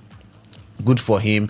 Good manager status. For me also, in as much as he also gets the job done, he spends extraordinarily because of City's financial muscle, and then with the constraints of two different 11s, the chemistry has to be there 100%. The flow has to be there, and without a run of games, it is practically impossible for players to just get into the pitch and just perform at optimal level. Oh, well, we still have our eyes over there at Wembley, where it's about to go into halftime. I think they have exhausted their added on time right there at Wembley. Neto has fouled. He has not picked up a booking, but he has fouled a Leeds defender. It's halftime now. The referee has sounded his whistle. So Chelsea go into the dressing room a goal up on Leeds United and set, or should we say, a foot already in the final next month. Yes, we're still talking about Manchester City, and another fact that has to do with them is the fact that they are on for a domestic treble. They could win the FA Cup, they could still win the Premier League, and of course they've carried the Carabao Cup already. Ovi, they are of course, like I did mention, in contention for a possible domestic treble, the second English side to ever do that. The first being Pep Guardiola's Manchester City in 2019, where they swept through every available trophy. This is not the same City side of you, but Pep is still that same manager. Are they showing any semblance that gives you the inclination that they have the potential to get that job done? And how influential could it be for them to grind out results like they did against Southampton? Yeah, it's still the same man in charge, and it's still the same. Well, not the same plan as he's been evolving with the players he's brought on from the past 2-3 years, evolving, and it changes his changes his play style, he changes his play style, and for me, they can get the job done. A treble, I don't know. It's still tight in the English Premier League race, and with Arsenal 3 points up now, the pressure is on them to win their next match, and that's how it's going to be. They win their next match, even if by a goal or by two, they come back on top. The pressure is on Arsenal. That's how it's going to be. Possibly to someone drops points and the other one gains an advantage. But a treble is going to be hard. But for the FA Cup or for a domestic double at least, I see them. It's very much in the works. It's very much in the works, and it's very capable. He talked about the players, the teams. Somebody talked about the teams, the squad depth. Unlike Arsenal, where Arsenal is still on top. The squad depth, how good these players are when they come up for the starters. I think likewise too with City as well too. The guys that come up for the starters still able to do their best, and the FA Cup final, I think the man is going to pour all his starters into that match. He's going to put his best legs because he knows it's better to get my hands on every trophy or any trophy I feel I could get at this moment and not back down, and that's what he's going to be doing. So how influential do I think the grinding out the results will be when they face Everton away, when they play on Wednesday during the midweek? I don't know why everyone feels they are going to draw points against Everton. We all know they're going to draw points. The Dickinson Stadium is a very hard crowd to go to get points, but during this run, we've seen City during this last stretch. When it comes to grind out results, they know how to do to get it done. If it's just by one, that match against Burnley, I feel they grinded that out too, because Burnley were coming for them. Burnley wanted that match, even though they knew they were good. It was inevitable that they were going to be relegated. They knew they needed to get something from that match. Haaland got that goal early on. People thought it was going to be steamrolling. They were going to steamroll all of them 4-5, and it didn't turn out like that. Just one goal ended the match. But Everton or going to the Dickinson Stadium is going to be much tougher ground to play out this season, and Pep has just one job to do: get 3 points, no matter how you want to do it. If it's by hook or by crook, I don't know how you're going to, but just get the 3 points. And he's got the players. You have to look at their defense so far this season. It's been, especially during this last stretch, it's been impeccable. When it comes to conceding goals, they haven't. In the last 5 games, I think the only team they considered to was Arsenal. That was the only team they considered. They beat Chelsea 3-0. They beat Liverpool 3-0. Beat Arsenal during that run. Beat Southampton during that run. Goalless. Beat Burnley during that run. Goalless. So it's we know now. They know how to defend, and the centre back pairing of Kushanov and Maggie, he has been getting stronger and stronger as the games go by. But you're still looking at teams that have gotten most wins away from home. City are the second best. They've gotten 31 points away from home. Only Arsenal top that with 32 points. Everything as strong as they are at home, they are not one of the best teams to get points at home. They've only gotten 22 points right there at home. Not the best result when it comes to teams playing home. They fall right in the lower half of the table when it comes to teams. If they're going to do a table of teams that have won the most or gotten the most points from home games, it's not going to be Everton. And City can capitalize on that, knowing that they know how to get away results. 9 wins they've gotten away from home. They've drawn 4. So I feel they can do that against Everton. It's just a goal that they need and then build on that. They've got the attackers to that. They've got the defense to that. They've got the players to that. They've got the right coach. They've got the right mindset to do that because they know right now it's still not their title to lose. It's still not their title. Yeah, it's still Arsenal's title to lose. Yeah. You know what they just need to do is get 3 points and look forward to the next game. They've already gotten 1 trophy. Yeah. They could get a second one. And then they look at the main prize, they look at the big prize. That is the English Premier League.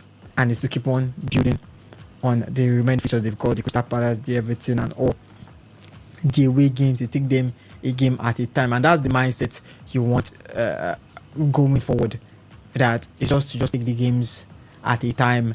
The results will come when they want to come. They don't need to look over your shoulders or to look ahead of you at the team in front and you watching them for their slip-ups. It's for you to do your best. And by chance, if the team in front of the team behind you slips up, then you capitalize on that. All right, talking about who currently leads the Premier League table and whose title it is to lose. We're about to leave the FA Cup semi-final side of things. As you do remember, the second semi-final is currently ongoing at Wembley. Chelsea are leading that one going into halftime. But we switch things over now to discuss what happened in the Premier League over the course of Saturday. Yes, as it was Arsenal who returned to topping the Premier League table. We all remember that picture of Declan Rice where he said it's not done after that Arsenal's lost last weekend to Manchester City. It went viral and the Gunners have proved him right by putting the pressure back on their rivals in the Premier League title race. As Eberechi Eze's excellent strike was enough to secure a crucial 1-0 win over Newcastle to move them 3 points clear of Manchester City in the opening exchanges of what, after the loss to Pep Guardiola's side last week, Mikel Arteta called a new league. And now it is advantage Arsenal after game 1. I'm really happy for the win, Arteta said. We talked about game 1 and how important that was. We did the job. We had to do what was in our hands and we discussed that. Game 1 is in our hands. What we do and how we approach the game. Are we able to win it? We've done it. We wanted bigger margins. It's not possible, but we certainly have done the job. City's win over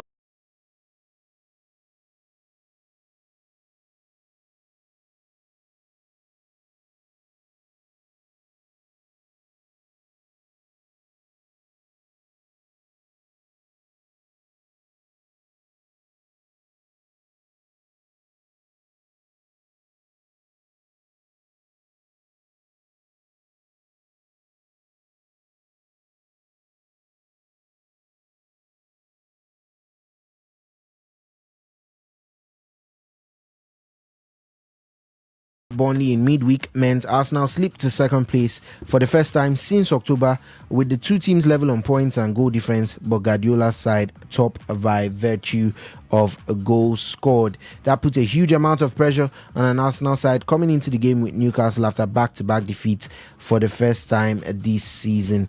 The relief of ending that run with victory was visible as players fell to the floor on hearing the final whistle. Looking ahead to the 4 league games to go, Arteta said he was ready to deal with the pressure of attempting to end the club's long wait for the title. He said, I do expect after 22 years of not winning it, that it's going to be a part of roses and beautiful music around it. It's going to be like this and we are ready for it. Arsenal will also move 6 points clear of Manchester City if they beat Fulham in their home game next week, though City will have 2 games in hand. And Sky Sports pundit Gary Neville, he says Arsenal will need a wheelbarrow to get over the line in the Premier League title race after an edgy 1-0 win over Newcastle. He said you can feel Newcastle's players are not really having to move at all. They are just standing in front of you. I don't see the idea sometimes and they are not positive enough. Strong words there from Gary Neville as he did speak. It was lots and lots of talks about Arsenal and their need to respond after back-to-back losses, 3 losses in their last 4. It was essential for Arsenal to respond, and it was all about how they were going to play and navigate this home game against a Newcastle side who have also hit a very, very rocky part in their season, losing 5 of their last 6 matches. Ovi, how impressed were you with Arsenal's response, their display at the Emirates? And just like Gary Neville said, they will need a wheelbarrow to cross the line. Are we at that point where all that matters is getting the job done, getting the 3 points, and not the manner of performances? When we started this show, you guys did the bantering and the argument about Arsenal and their performance. And, some told the fact that they could have lost that match, but they didn't. Also, sort of the fact that they still got the 3 points. Yes, we know the performance has been bad, and but at the end of the day, the person that's on top of the table is Arsenal. At the end of the day, the people that got 3 points out of that match was Arsenal. It's not their fault that Newcastle were poor that day. Wisa could not convert his chances, and it was not their fault that Arsenal were, you say, lucky at the end of the day. So, as I've always said, my motto is the end justifies the means. As long as you end it well, it's all good. All's well that ends well. And they got that 3 points. It's all good. They're on top of the table. Yes, you say performances have not been good. The performance against City, not good. Southampton, not good. Even against Sporting over those 2 legs were not good. For people that you considered one of the best teams in Europe, or they are at the point people were calling them the best team in Europe. It's not the kind of performance that you want from them. But at the end of the day, you still can't deny the fact that they just know how to grind out a result. They know how to grind out goals. Look at City have not been scored, even with Liverpool and the rest taking them, but they were able to get a goal. No matter how they did it, they got that goal. Pressured and Gianluigi Donnarumma got that goal, and that's one thing you have to talk about Arsenal when it comes to grinding a result out. They just find a way to get it done. Do it. And at this point, I'm not looking at I need you to get me 2 assists, I need you to get me 3 assists. Odegaard, as long as you see a chance to shoot. As long as you see a chance to score. You see a chance to pass. The ball is at the back of the net. All right, let's go back and see how we can defend that. There's nothing wrong if at this point I feel I get a goal and I need to sit back. If you get me that 3 points, you get me that 3 points. I will not come out to criticize your play style doing this running, because doing this running, it's not now that you start talking about changing play style, building on performances and all. You don't change what's broken. What's not broken? What's not broken? You don't change what's not broken, and they are doing well. I know the performances has been bad, but they've been winning matches. They've been getting results. Let them find a way to continue. They drop points. It's all fine. Next season, if they don't get the title, they can now start working on that. But it's 4 or 5 games left in this season. It's that point where you try to switch things, or you don't try to switch things to try and favor or please the fans, or please the analysts, just because they are calling you or they're calling your play style bad at the end of the season. We all know Arsenal play style has been bad from the start of the season. All season. We know the set piece wasn't going to be sustainable, and you could see it now. But at least they are still top of the table. We know it's not going to sustain them. But during this point, as he said, a wheelbarrow, they are going to crawl to the title. That one is sure. They are going to crawl to the title. But that crawling is that grinding. And that is what Arteta needs at this point in time. City too are also going to need that at this point in time. Chelsea are going to need that if they want to qualify for the Champions League. Same thing as all the teams competing for sports in Europe. At this point, there is nothing about performance. Everything that matters are the wins, are the W's, are the 3 points. or those 1 points, if you can grind them out, that's just what that matters for me. Okay, well, Mikel Arteta did also admit that it was never going to be a road of roses and music playing alongside it. But do you agree with Gary Neville? I meant to say, I almost said Jamie Carragher, with Gary Neville about his statements of Arsenal looking nervy, lacking the final touch. And do you think that Arsenal currently would need to struggle over that finish line? Meanwhile, over there in Wembley, it is the second half and kickoff. Chelsea are now kicking from left to right, and Leeds are currently on the attack right now as they look to find a way back into this FA Cup semi-final. Jadon Bogle wins a throw-in. Okay, no, the ball is still in play. Now he does win a throw-in there. So it's Leeds on the ascendancy right after the break. They would have had a couple of words from their manager, Daniel Farker, on how to approach the second half, looking to trouble Chelsea, cause an upset, and reach their second ever FA Cup final. We're going to hear from you very, very soon regarding all that we've discussed so far. But yes, we still have a thing or two to iron out as regards Arsenal and their lead, or their just restored lead at the top of the table. Now, Ovi, the situations over there at the Emirates Stadium were one of a kind, because they took the lead in the 9th minute, and for some reason, for 80 plus minutes of that game, they just looked to be on a knife's edge, because they never really had any clear-cut chance to seal it or to make sure that that game was won.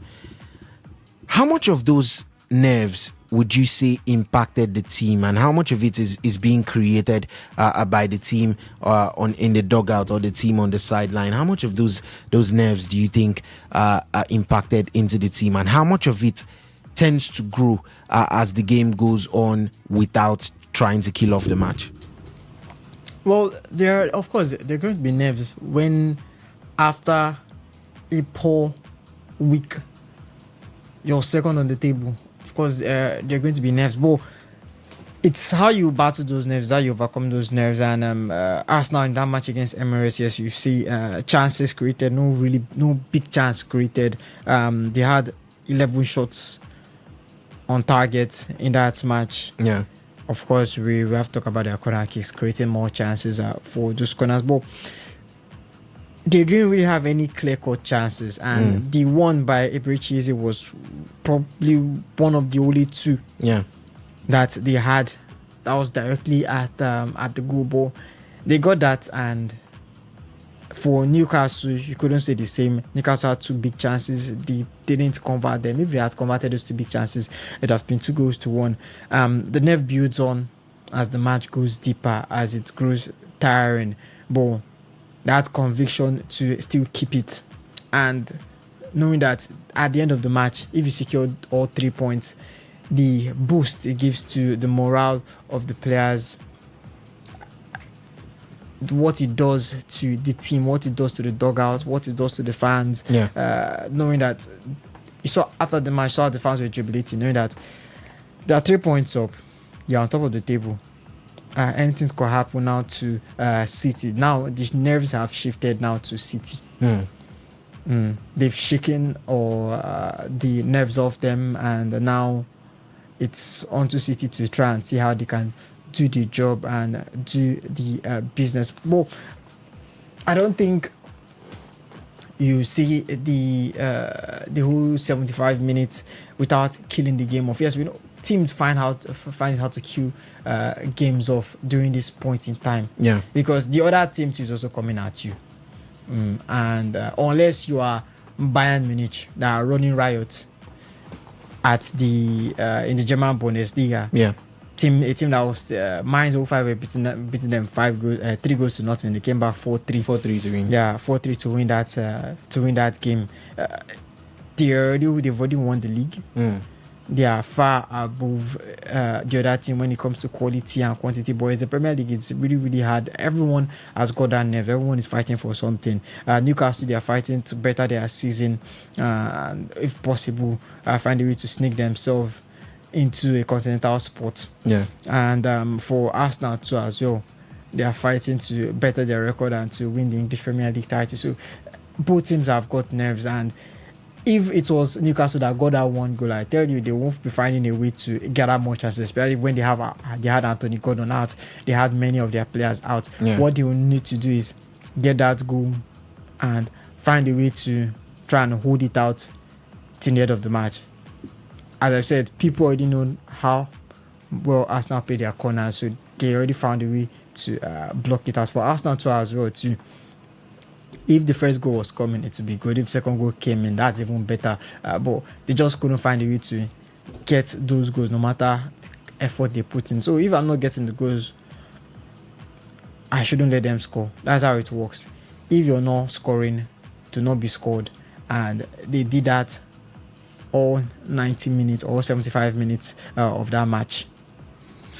All right, do you agree with Ovie Wallace as regards the fact that Arsenal do not have to win pretty and their performances do not have to be the very best? All that matters at this stage is getting 3 points. But then there's a factor that we haven't considered all that much. I mean, it has come up in recent weeks, but everybody seems to think one of the two sides vetting for the Premier League trophy would definitely drop points at some stage, and that is the goal difference, Ovie.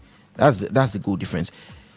Is obviously there's a possibility it could be decided on goal difference, but how much of it do you think are concrete chances that this league could go down to goal difference? And if it does go down to goal difference, with their current form and with their playing style, who has the upper hand in that direction? Well, for goal difference, it's going to be City.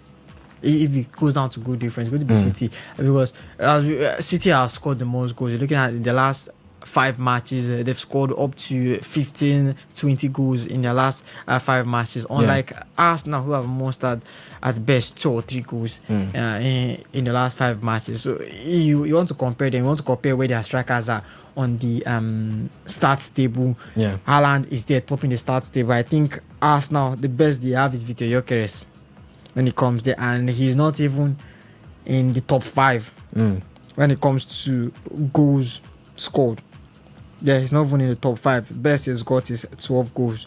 But you look at City, they've got Erling Haaland, they've got Anthony Semenyo. Yes, even though you say he scored more than half of those goals when he was still in Bournemouth. But anyhow, he's still their player. We look at João Pedro, the man has got 14 goals, Welbeck 13, even Gyökeres sits 7th with 12 goals. So now you've got 2 people that can score those goals. Look at the way Ryan Cherki is finding those spaces and goal difference. I don't think Arsenal are going to bank on that.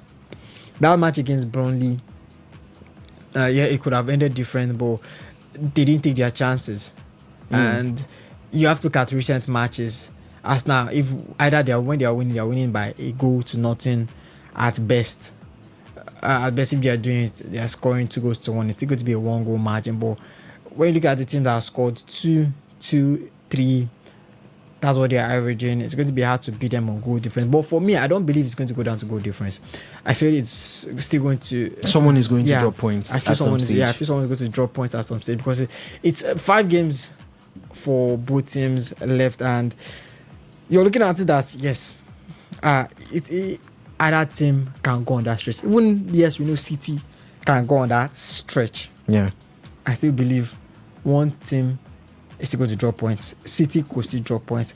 Arsenal could still drop points. We saw Burnley almost caused that. Even in the FA Cup, Southampton almost caused that. They got the goal early on, and the City had to come back to get that victory. Shows you that the Premier League in the English, in fact in England, if any team could cause an upset. Yeah, cause an upset. Now for Arsenal, the next game is Fulham. Good for them. It's going to be another home game. Yeah, they can capitalize on that again. But Fulham as well too are a very, very stubborn team. You're going to say, and Fulham are just 3 points away from a Conference League spot back in the continent. They can even get to the Europa League if they play their cards right. So Fulham are not a team you want to play at this point, and they even beat Aston Villa 1-0 in their last match. We saw how they were able to hold it. So home and away, I don't think I would want to be facing Fulham. Yeah. I don't think I want to be facing Fulham. Then for the next game after that, they've got West Ham United. Another team that is very, very dangerous during this period. During this period, they are very, very dangerous. We saw the last match they played. That was against Everton. 2-1. When it came to the dying moment, they got that last minute goal. It's during added time, 8 minutes of added time, they got that goal. How they able to grind results. That is how a relegation team plays. And you want to play that team. If it's away, you're even playing them at the London Stadium. They aren't even playing them at the Emirates, at the London Stadium. It's going to be hard for Arsenal to overturn or get all 3 points. A result, from that game. So then after that, they've got who have Arsenal got to play next? They've got Crystal Palace to play. I think that should be their last game. They've got Burnley and then Crystal Palace. Burnley should be an easy 3 points. That's going to be at the Emirates Stadium. That should be an easy 3 points. But it's not like as if Burnley made it easy for City. So it could be the same. And there's a City that can create more chances. And Burnley too could have even made it 2 or 1 in that game. Then they've got the last match going to be Crystal Palace away from home, and Oliver Glasner side that just knows how to play these big teams. Yeah. They did it against City, they did it against Liverpool, so they can't do it against Arsenal, and it's going to be a way for Arsenal. So they're going to have to find a way to grind all results. So I'm looking at that, and the best Arsenal could get at best with the chances from those 5 games, I could see them getting 9 points at best. 9 points from those games.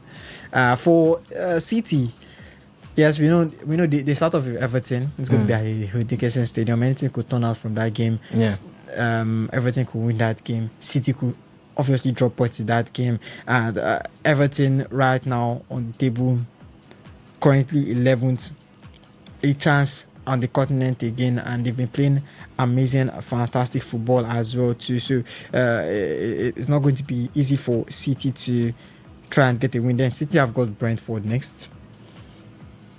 Kate Andrews has been fantastic with that team. I don't think they've lost in the last few games or so. So Brentford are going to be another hard nut to crack, even though it's going to be at home for City. They're going to be another hard nut to crack.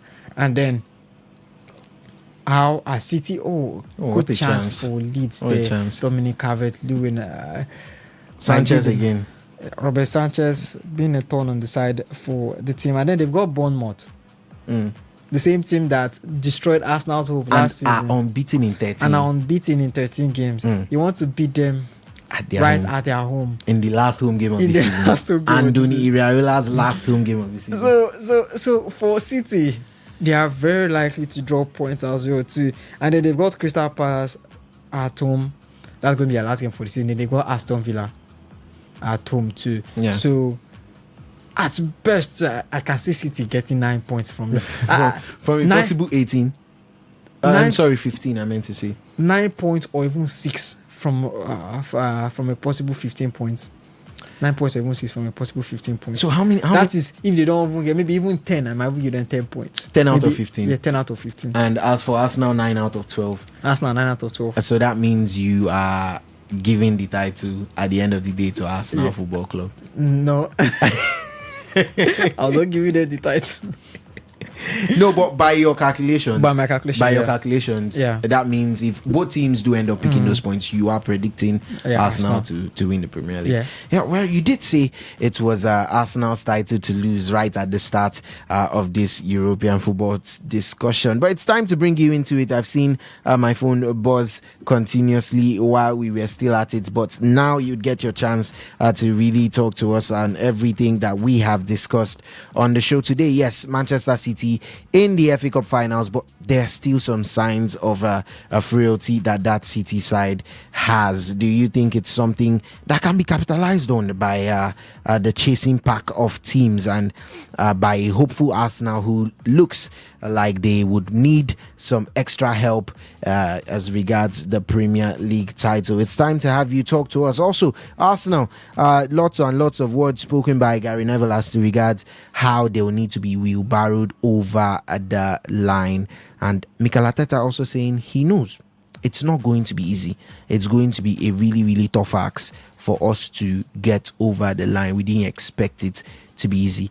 How impressed were you with their game yesterday against Newcastle, scoring in the 9th minute and holding it on till the very end, making sure not to concede even though it was very, very nervy? It's time to have you talk to us. 0810 9510 951 0810 9510 951.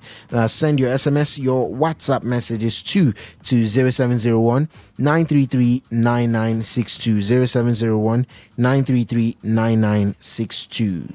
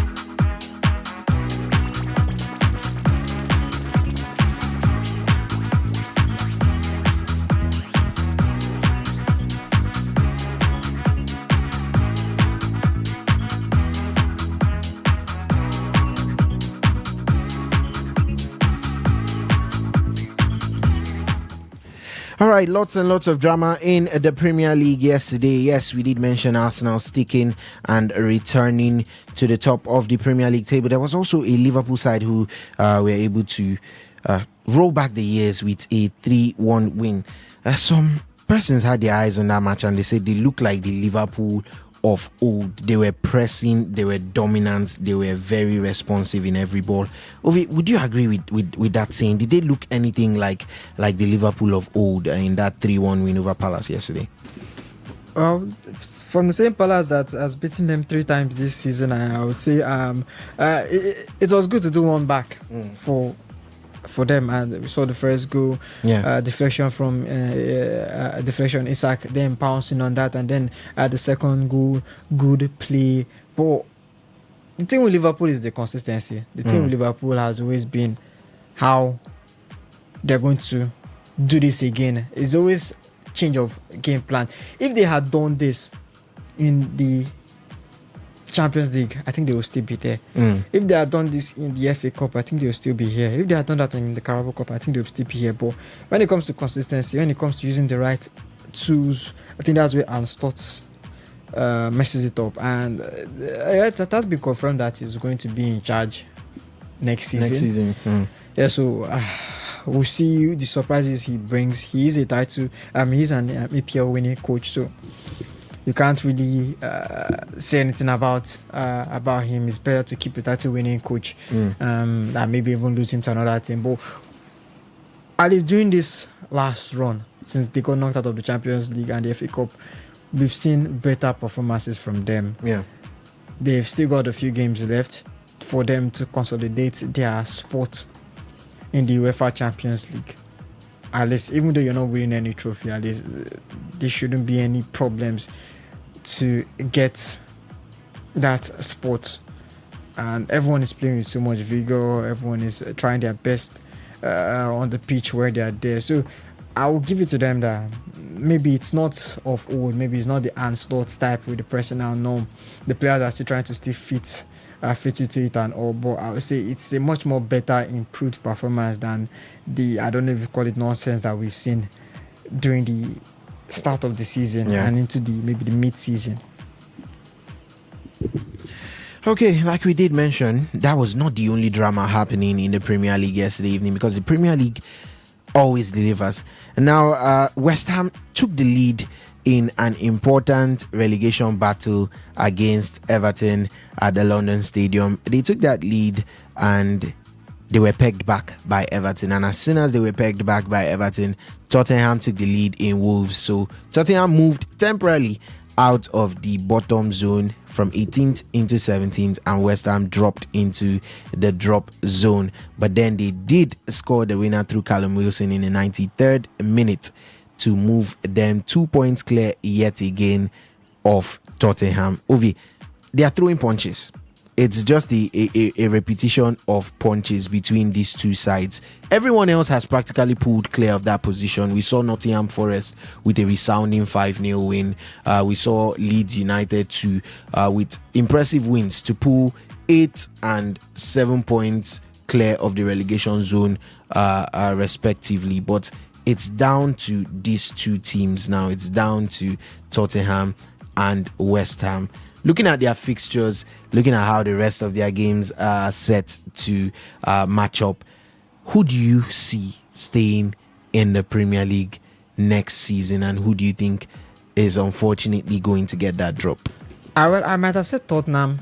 I'll give them that chance, even with the next fixtures going on. But it was good beating Wolves. Almost every relegation team has beaten Wolves. Leeds has beaten Wolves. Nottingham Forest has beaten Wolves. So I think if you can't even do that, then the problem. But with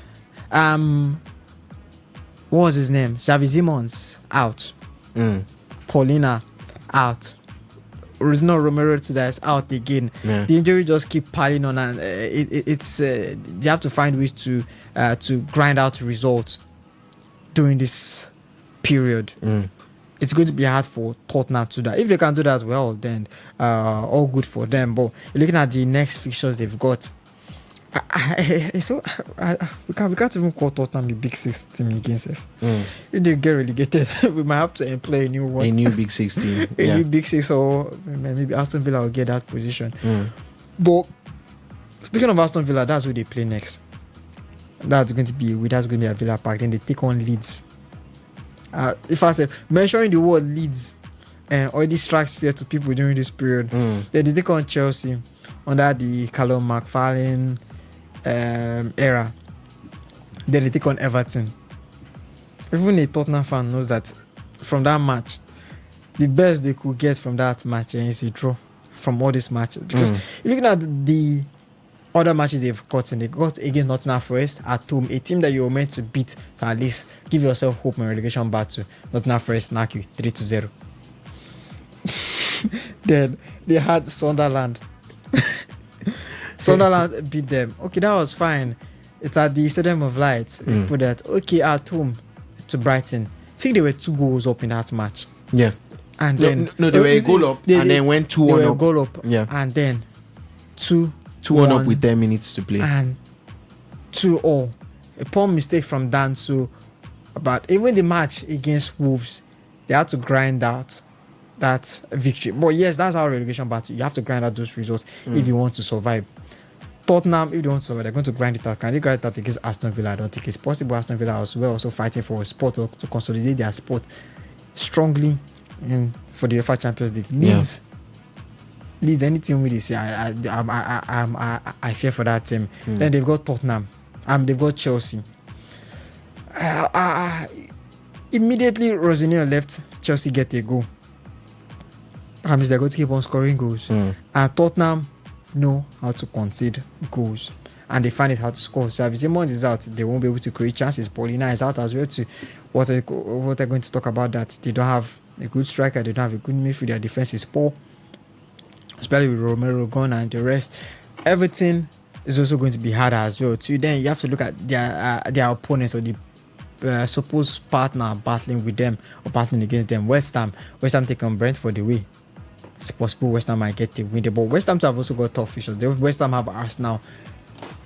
I think I won't give West Ham a good chance there of getting a point, or might even beating Arsenal. Then they've got Newcastle. Newcastle have been poor, even if it's at the St James Park. They at least get a point there. Then they've got Leeds. So I could give West Ham, from those last 4 games they've got, getting 4 points.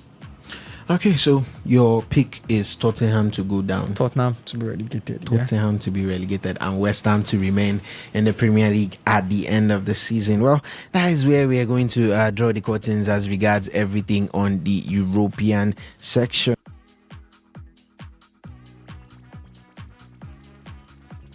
Well, that's where we're going to draw the curtains on everything as regards the European football section side of things, as I have Henry Ogugo here to take us into football, but from the local scene right now. It's still Chelsea in the lead, and Cole Palmer is on the pitch. A round of applause from the fans as he steps onto it over there at Wembley. It's 71 minutes. Leeds are still looking for a way back. They've been on the ascendancy, but Chelsea have managed to keep them at bay. And a Chelsea side that have conceded about 15 goals in their last 5 matches are trying everything possible to not concede today. They have one leg in the final already, but they are looking to cement their place. Ovi, you've had your eyes on that Chelsea match for some time now. How has it been since the resumption? Well, Leeds have been trying to create more chances, as we've seen during the second half. They've been pressing more, and they might get that chance. Nobody there to put it at the back of the net, and Chelsea might have to pay later during this match. Well, Chelsea as well too. A few chances they've been able to advance the ball, progressing to the final third, find a way to get the ball into the back of the net. But I think Leeds have been much more dominant during this second half, and if they keep on knocking, they'll get a goal. If Chelsea do not put a cushion on this match. Okay, well, Chelsea still leading. Leeds United by a goal to nothing in the FA Cup semi-final, the second semi-final of the FA Cup. Who will join Manchester City at Wembley come the end of May? Or in Wembley come the end of May. We are looking forward to it. But still, Chelsea won, Leeds United 0, and you are listening to the voice of Henry Ogugo as I am here to drive you through proceedings from now till the end of the show, as we get to talk about everything Nigerian football, whilst we're keeping our eyes on what's going on over there in England and the rest of Europe. And I am not alone in the studio, as well as I've got a lady and a gentleman here with me as we are going to proceed with Nigerian football.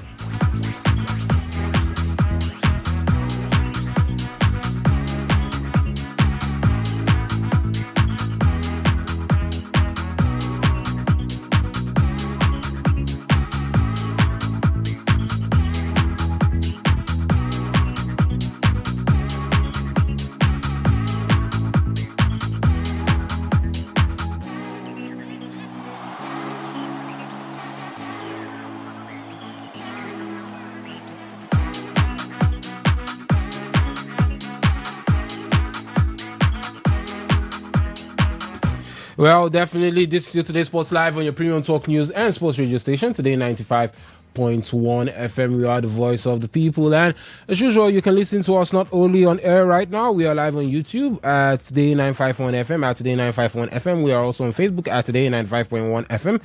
On Instagram, we are at TodayFM951, at TodayFM951. On X, we are TodayFM951 as well. at Today FM 951, and you can listen to us live via our website, which is www.todayfmlive.com. You can just click listen live either via the homepage or from the menu list, and you can also connect via tuning and Radio Garden apps. Search for Today 95.1 FM, Today 95.1 FM, and you will get to listen to us live. For the regular feedback platforms that you are used to, the WhatsApp and SMS portal, as well as the phone line. For the WhatsApp and SMS portal, the number is 0701-933-9962, 0701-933-9962, while for the phone line, the number is 0810 9510951, 0810-9510951. Let me start by introducing the gentleman and the lady we do have in the studio. Ladies first, right? So we have Blessing Thompson here with us this evening. Blessing, good evening, and welcome to the show.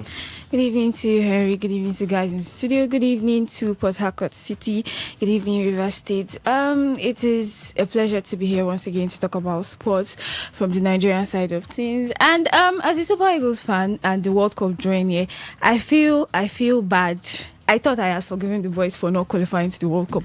Well, as the World Cup is drawing closer and closer, I think old wounds are opening again. Well, it's nice to be here. It's nice to be here. No worries, just 1 month now. After 1 month, you will remember what at the World Cup. You will not remember. It's definitely 1 month of excitement and four more years of despair. But it just feels like, I mean, of all places, United States, Canada, Mexico, Nigeria. You know the population of Nigerians in the United States and Canada. And Nigeria have always had a good record. Would I say an impressive record going to America? US 1994. Brazil in 2014. Went all the way to shock Bulgaria with Scotch Golf. Defeated Greece, almost defeated Argentina. Yeah, before almost defeated Italy. Defeated Italy, and that was the time we had one of the best Super Eagles teams that you could talk about. Atlanta 96. They won a gold medal. So missing out on this particular one, who knows? Nigeria would have qualified and maybe won the World Cup this time in America. He will be running the show. Well, that is the voice of Osagi Himidi that we got in the world of sports. Yes. Blessing did mention that. Yeah, the World Cup is closed now, and she's feeling the pain. She's feeling the pain now. She's really feeling the pain. And I was talking to my brother earlier today before I came to the studio, and I was like, "Oh, they go World Cup. They somehow like the World Cup is about to start in about a month plus, and we are not going to be there. It's quite pitiful and quite painful. But it is what it is, and some people are still looking to run for re-elections. Well, Victor Israel is here with us in the studio as well. Victor, good evening. Welcome. Good evening to you, Henry, and good evening to the guys in the studio. And it's always been lovely to be here to talk about sports. When you look at what has been happening in the world of sports, we do say that charity begins at home, but when we look at our home, for me, I feel there's nothing to write home about, because we don't claim to be one of the best when it comes to Africa, and we cannot go there to hustle and tussle with the best in the world. It pains us because believe me, even if Nigeria will not be in the World Cup, Nigerians will take the World Cup more serious than even the host countries, because every fan wants to see what the World Cup looks like. Every fan wants to experience it.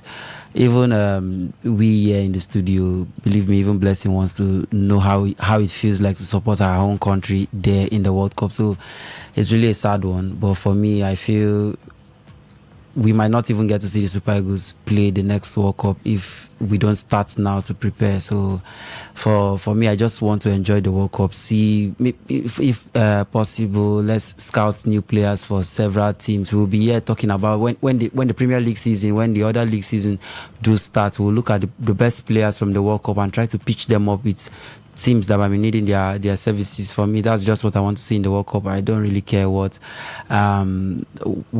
it feels like to miss Nigeria in the World Cup. I'm not patriotic Nigerian. No. This is just a Nigerian that has accepted the truth. I remember then telling you people that we should stop all this calculation. What if this? What if that?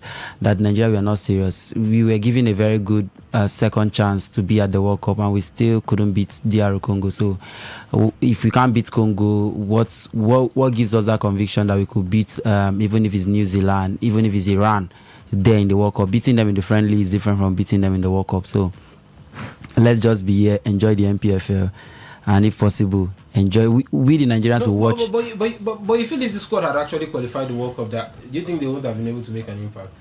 Looking at the quality we have. If the quality could not get us past the group stage, the qualifier stage, then what would that quality give us there when it comes to World Cup? Italy had the quality to beat Bosnia, but they didn't beat Bosnia. It happens. Things happen sometimes, and sometimes you actually blame the players at the end of the day.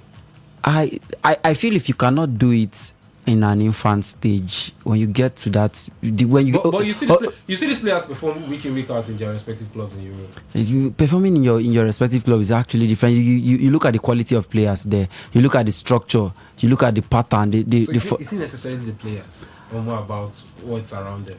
I feel it's down to different factors, to the structure of the team, the coaching. Because if we had started the qualifiers round with this same coach, Eric Chell, then believe me, maybe we would have had a chance of being there in the World Cup, because we saw what he did during his own tenure. And down to the players too. The DR Congo game, when Osimhen left the pitch, it was like they took out 5 players from that team.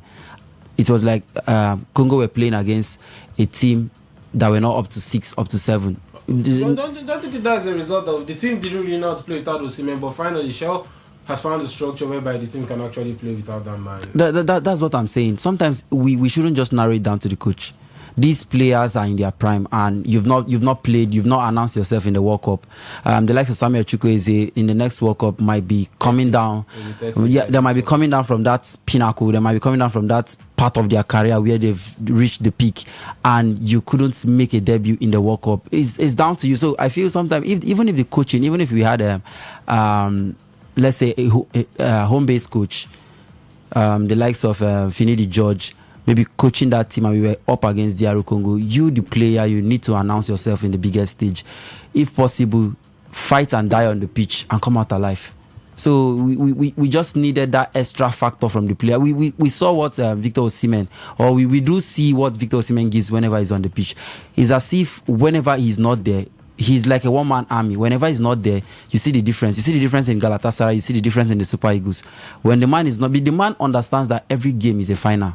So if his teammates can understand that every game is a final, you need to announce yourself. You need to show the world that when I am not there, there must be a difference. Nigerians would have believed. Imagine the story when Osimhen left the pitch, and the Super Eagles, the ones remaining on the pitch, were able to write their name into the histories, into the book of history, by getting themselves a World Cup ticket. But history has been made, but not in the way we want to look at it. That the Super Eagles, having 2 of the best CAF players in recent time, and still could not make it to the World Cup. How do we explain that Ademola Lookman, being a CAF best player, never made his debut at the World Cup? How do we explain Osimhen being one of the greatest strikers in the world, but he has never been to the World Cup? So believe me, if the measures for qualifying for the AFCON was a bit tougher, Nigeria won't be making the AFCON. Okay.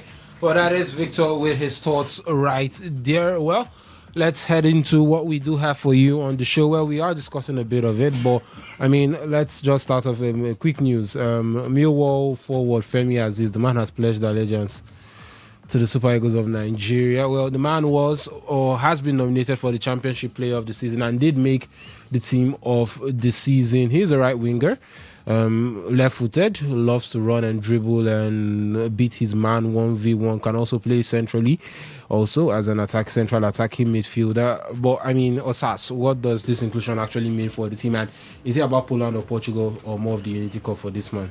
I think it's more on trying to get a guarantee of where you have game time, because most of these players they tend to switch allegiance to Nigeria when they know But he's just clearly? he's just 24. He's just 24. He's just but 24, and he is one of the best players in the championship this season, with a lot of Premier League players, clubs actually looking at him. But So you there ask could be a yourself, possibility he could be in the English national team in the next 2 years. Do you think this is actually a coup? in the English national team in the next 2 years, an English national team that is littered with not just existing talents but young talents that could give him a run. He'll for be his 26. He'll be in his peak or prime by then. do you know how many So if how many players would be in their 26 by that period and still outshine him? So if Morgan Gibbs White was Nigerian, you wouldn't take him. I'm But not he saying barely makes the English national team these days. I'm not saying I won't take him. What I'm saying is, I think they're evaluating their chances. See, a lot of things are involved right now in football. Some could decide to tell you that they want to switch allegiance to Nigeria so that it could facilitate the bigger countries to come for them quickly. I remember when the likes of Tammy Abraham had that body language of wanting to switch to Nigeria, Fikayo Tomori and the rest wanting to switch to Nigeria, and that kind of motivated the English national team to tie them down with a call-up. So I think some of them would just want to do this to maybe see if the teams that they have their eyes on could come all the way and say, fine. But he is a certain, because I mean he's going to be called up most likely for either the Unity Cup or the Portugal and Poland friendly. That's what I'm saying. I don't understand what's on his mind right now, but one thing with all of this, see, Henry, over the week we've had too many players hoping to switch allegiance or putting forward to switch Like allegiance. who, please? We heard there are talks between Erichel and Williams Osula of Newcastle United. Although there are reports it's being denied in some section, but they say the NFF are in talks with Osula. Yes, with Osula. We've also got the promise from Ligon. Prosper Promise. Prosper Promise is also on the radar. So we've got lots of players that want to switch allegiance at this point. We still have so many of them that we are looking at to see. But is that okay? We talk about it's not a bad thing. They are Nigerians. They have the right to represent Nigeria because technically they are Nigerians. They are eligible for Nigerian passports. It's their nationality, it's their heritage, so they have the right. But a lot of people are always of the opinion, but what are you doing to develop football internally? But the fact that we don't have anything going on internally, doesn't it condemn us the fact that we have to keep on going out and chasing these guys Obviously, at the end of the day? obviously, it condemns. By the looks of things, this is probably the best way we can actually improve our national team with the way things are structured in the country at this point in time. Obviously, yes. What we have here is nothing to write home about in terms of developing homegrown talent, in terms of having them come up to the limelight where they would represent the Super Eagles of Nigeria. But one thing is sure here, we still have a crop of them that will find a way, make it out. Yeah, they get fashioned and polished when they get to foreign countries. We've seen the likes of Victor Osimhen. He wasn't a player coming from the diaspora, no, or of Nigerian descent, born outside. He was homegrown here. We've seen Samuel Chukwueze, Wilfred Ndidi. These are all players. We still see the likes of Ebenezer Akinsomeru. He was also raised right from here. Tochukwu Nadi also raised from here. Benjamin Frederick also raised from here. So we see these young ones also coming through. So what I think is right is give everybody a chance, but the best men should represent the Super Eagles of Nigeria, irrespective of wherever you're coming from. I have a problem with some of the players coming from the diaspora because when you have too many of them, it tends to confuse the coach. It tends to tilt his sense of judgment. So many persons have always talked about the fact that Nigeria needs to stick to the philosophy. That the Super Eagles have got a philosophy, and we need to get a coach that would understand the philosophy, that will bring back the philosophy. That's in the past. I think we've moved beyond that now in football. sticking to philosophy. We are not the only ones who have lost philosophy, who have lost playing style. The Italian national team have lost playing style, no longer play that total football that Italy usually plays. Even the Spanish national team, they're beginning to switch from the tiki-taka we used to know them for to playing a much more direct kind of tiki-taka.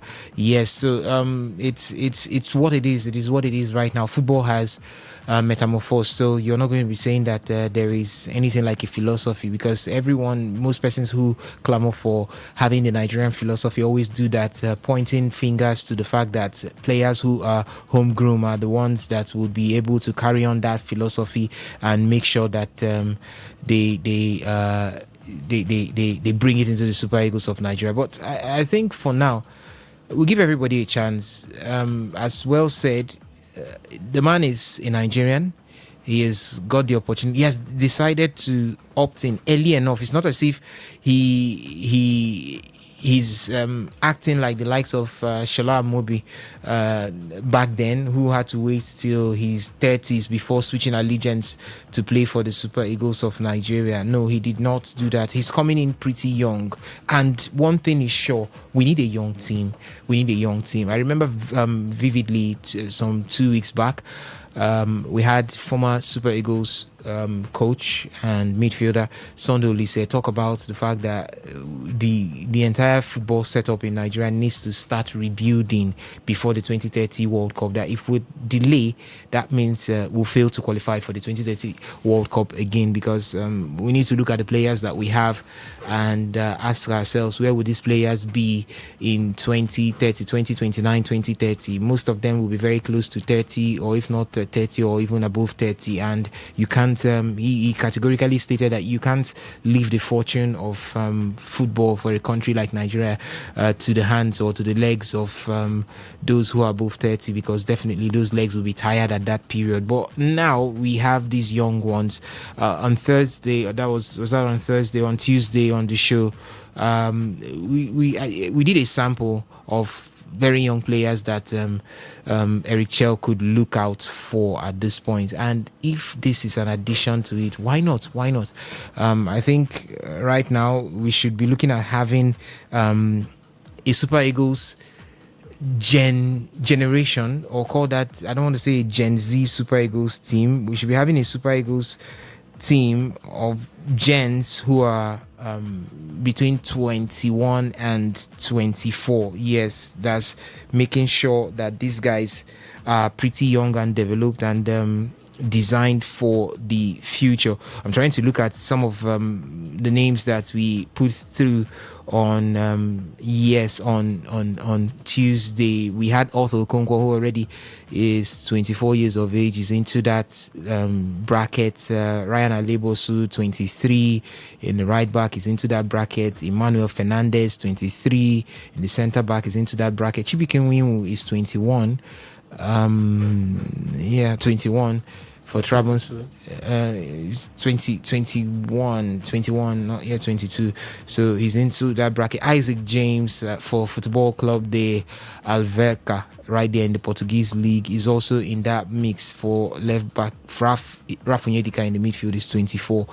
Onuche Ogbelu, 21 for Experience of Tunisia. Moses Uso, 21. Ebenezer Akinsumiru should be 22 now.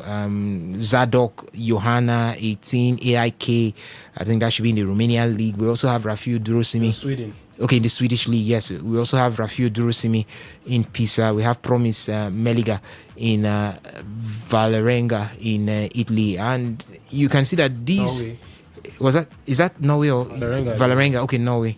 So now, if you look at these guys now, they are within the age bracket of 21 and 25.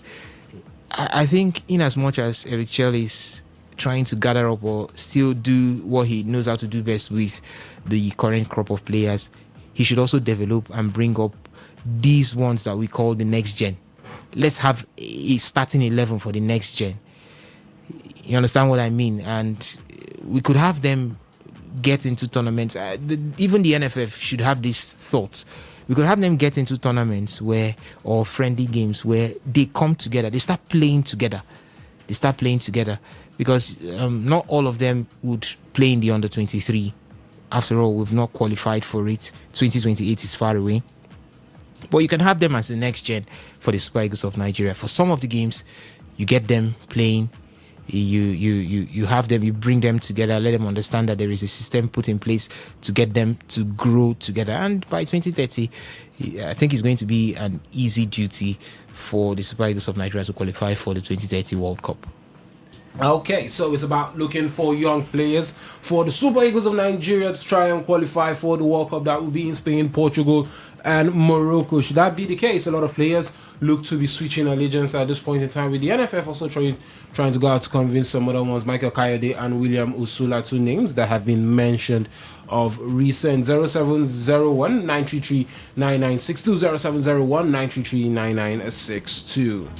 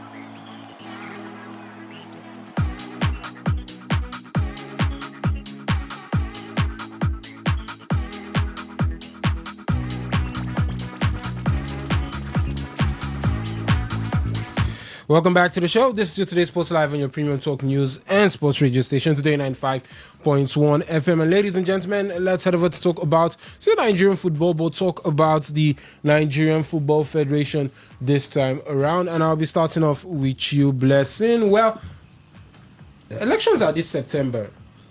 And, well, according to reports, there was a meeting held between stakeholders, certain stakeholders from the NSC and NFF.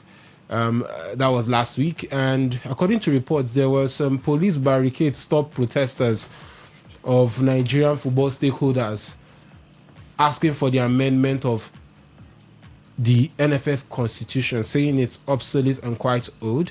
And there have been clamors and talks from certain centers for the likes of Musa Guzo, Mohamed Sanusi and co to actually step down, because I mean these guys have been in the NFF for so long and we failed to qualify for back-to-back World Cups, and yeah, and they're still looking to run again for re-election in September. The NFF again. Italy did not qualify for the World Cup, and we saw what happened immediately. Resignation letters here and there, people were resigning here and there without being forced. Now, coming down to the NFF, Musa has been there. This is not the first time he was there. Nigeria did not qualify for the last edition. Now this edition is coming up and we are nowhere to be found. What are the changes? Let's look at the fact that Eric Shell's contract is still pending. Eric Shell's contract, nothing has been said about it. Okay, no, they actually said they are moving to keep the man. They want to keep the man. But no actions have been taking to show that they really want Eric Shell to stay. That is a part of what we are even talking about in the NFF. We still have the Super Falcons, the female side of football. They are still clamoring. The women's international break is coming up, and then there is nothing for them. And they are supposed to compete in the AFCON, whereby the AFCON is going to give them the tickets for the World Cup. Imagine the Super Falcons now not also qualifying for the World Cup, the men's side and the female side, no World Cup. We also have that. And then let's not forget that these players keep on clamoring for their bonuses almost every match. The last international friendly they played, I think that was Iran and Jordan. The Super Eagles, they came out to talk about how they were being owed match bonuses. In 2026, we are still doing that for players. Okay, now this was not a case of let's say it was the federal government that was supposed to give the money to the NFF. It was the countries that were playing. The Jordan Football Association came out to say they have already sent the money to the NFF. So what is happening? Is it Nigerian bank or network that is making the money still hang up until up? We have not even heard anything about it. Even after the match finished, the Super Eagles players came out to complain. And then when you complain like this, nothing changes. So why are they? And then, in Nigeria, it is very funny because these people are coming to contest again. You just say, okay, we have done enough, let us rest here. But they are coming out to contest again. Very good. Some Nigerians have come out to protest. They are actually following the protest online about the NFF president and his board and his cabinet. The protest is actually going viral. Many people, even some ex-Super Eagles players have come out. I think recently one of the ex-Super Eagles players came out and said he wanted to take them to court. He wanted to charge them to court, that they should amend the whole constitution before even getting another election. But we are not supposed to be talking about these things. The system is not working. You see that you cannot do something good. There is nothing like saying, okay, Musa is going to come back again and he's going to do something better. He has already stayed and he did nothing to show for it. So why are you coming back again? I think it is something that Nigerians really have to, Nigerians that have the voice, they really have to talk about it. The election happening again, and then we have the same old people. We are recycling them. Nothing is going to happen. And unfortunately, if it continues going like this, maybe Nigeria would be in the same shoe with Italy. I cannot even remember when last Italy was in the World Cup, and now, according to rumors, they are I'm trying not sure you started watching football by then. I don't think you started watching football by then. Okay, but I've seen that Italy is trying to Italy was in the World Cup. Yes. No. It's 2014. 2014. I just started watching football by then. You should have. So that's no. I don't think so. Some people don't know, but as she said, there's a generation of Nigerians, even Italians, that don't know what it's like to see their countries in the World Cup. Yes. And that's the funny thing. It's a funny thing. The last game I remember Nigeria playing, we all remember how a lot of people cursed Ojo Igalo after that game. Yeah. We all remember how a lot of Nigerians felt deflated when Marcus Rojo put that ball into the back of the net. And it's gone 8 years. Yeah, 8 years. Yeah. We've not seen Nigeria in the World Cup. And it could be, according to Victor, it could be too because Victor literally has little or no expectations. But Victor, I mean, is it high time that these people actually leave? And are you even sure that even those that could even take over will actually make any difference at the end of the day? There's no guarantee that those coming in will make a difference, but you don't know what to expect until it gets there. We are used to the particular drama, these particular people giving us this drama, and we've seen the results. This is Nigerians now trying to calculate and remember the last game we played in the World Cup, and it's very, very bad. We are supposed to be there. If the likes of Ghana, that no disrespect to Ghana, but we've seen what Ghana has been playing. They are no match for the Super Eagles, be it in the AFCON friendlies or even the World Cup stage. But we can say that Ghana has been one of the reasons why the Super Eagles were not in one of the World Cups that just passed. I think I'm trying to record the 2022 World Cup qualifiers where we played against Ghana. First leg, we played out a stalemate, a 0-0 draw there at Ghana, and came back to Abuja to play a 1-1 draw. You see teams that make us not qualify for the World Cup. You look at this particular time, we had the likes of Zimbabwe having 2 draws against Zimbabwe and getting to draw against South Africa. South Africa might be good, their league might be flourishing, but when it comes to football, in terms of experience, playing wise, tactics, and also down to the quality of the players, no African country, even if you want to put Morocco there in the mix, they are no match for Nigeria. But we are just used to this kind of failure. And it brings me to the question, the board, are they the main reason? For me, I would say yes. Whoever that is running the NFF, whoever is running the footballing affairs of Nigeria as a whole, even if you want to put the female aspect of the football of Nigeria, I feel whoever that is running it is not doing justice to it, because every day we look at trying to convince players. I saw the other day trying to convince William Osula to come to Nigeria. When it comes to Nigeria, what happens?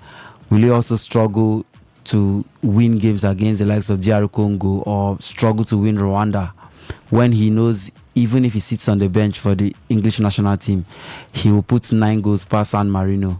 He will always be there in the World Cup.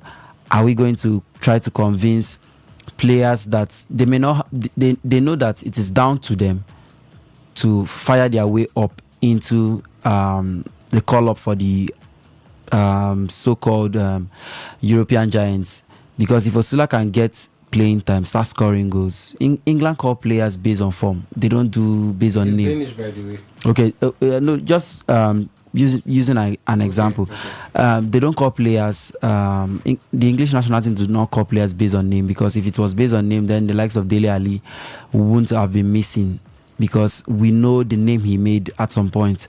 At some point, the man was valued for 150 million. But you look at the man now, nobody remembers that name anymore. So it is down to your form. I can remember when Adama Traore was in Red Hot's form, that in 1 week, he got about 2 call-ups. I think one from Mali, one from Spain. Yes. So now I can't even recall the 2 countries remembering the man anymore, because form has left the man. So it's down to the fact that Nigeria, we do call players based on name, because we can recall. But on that shell, don't you think it's a bit different? A bit different, because if it was before, Nwabali would still be Nwabali would have made the match list and would have still who probably made the Unity Cup or the friendly list. But according to reports, it's not even in any of the lists. I see. The thing is, I want to see. I feel this is the golden generation where we get to see things happen differently, because it's been very long when we saw the Super Eagles play good football, and under Eric Che we are seeing something different. It's been very long we saw the Super Eagles not rely on Victor Osimhen, but I think recently we've seen the Super Eagles play good games. Even when Osimhen is on the pitch, you see them not relying too much on him. We could now have that hope that Akon Adams can start a game and get us a goal. We can have that hope that Moses Simon can start a game and get us goal and get us an assist. So I feel Eric Che is building something different, but can he do it alone? He cannot do it alone. This is where we bring in the board of the NFF. Whoever that is running it needs to go work hand in hand with the coaching crew. We don't want to have a case where Eric Che is doing something wonderful and all of a sudden we see a breaking news. Eric Che leaves the Super Eagles and we start afresh. We go back to the drawing board. No. It's possible. That is why I feel it's very much possible, because I feel sometimes we take a step forward and the board brings us 3 steps backward, because we had no reason sacking Genetro. He might not give us that fantastic football. Maybe in the short time, he might not give us, but in the long run, he kept on giving us results. We were qualifying for tournaments at the AFCON, the World Cup. He was always pushing the Super Eagles to somewhere that looks like the promised land.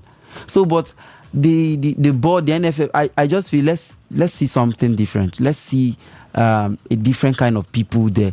I don't want to just narrow it down to past players, the likes of John Obi Mikel, Austin JJ Okocha. I don't just want to narrow it to past player, because even a past player can still get there and do something worse than what they've been doing.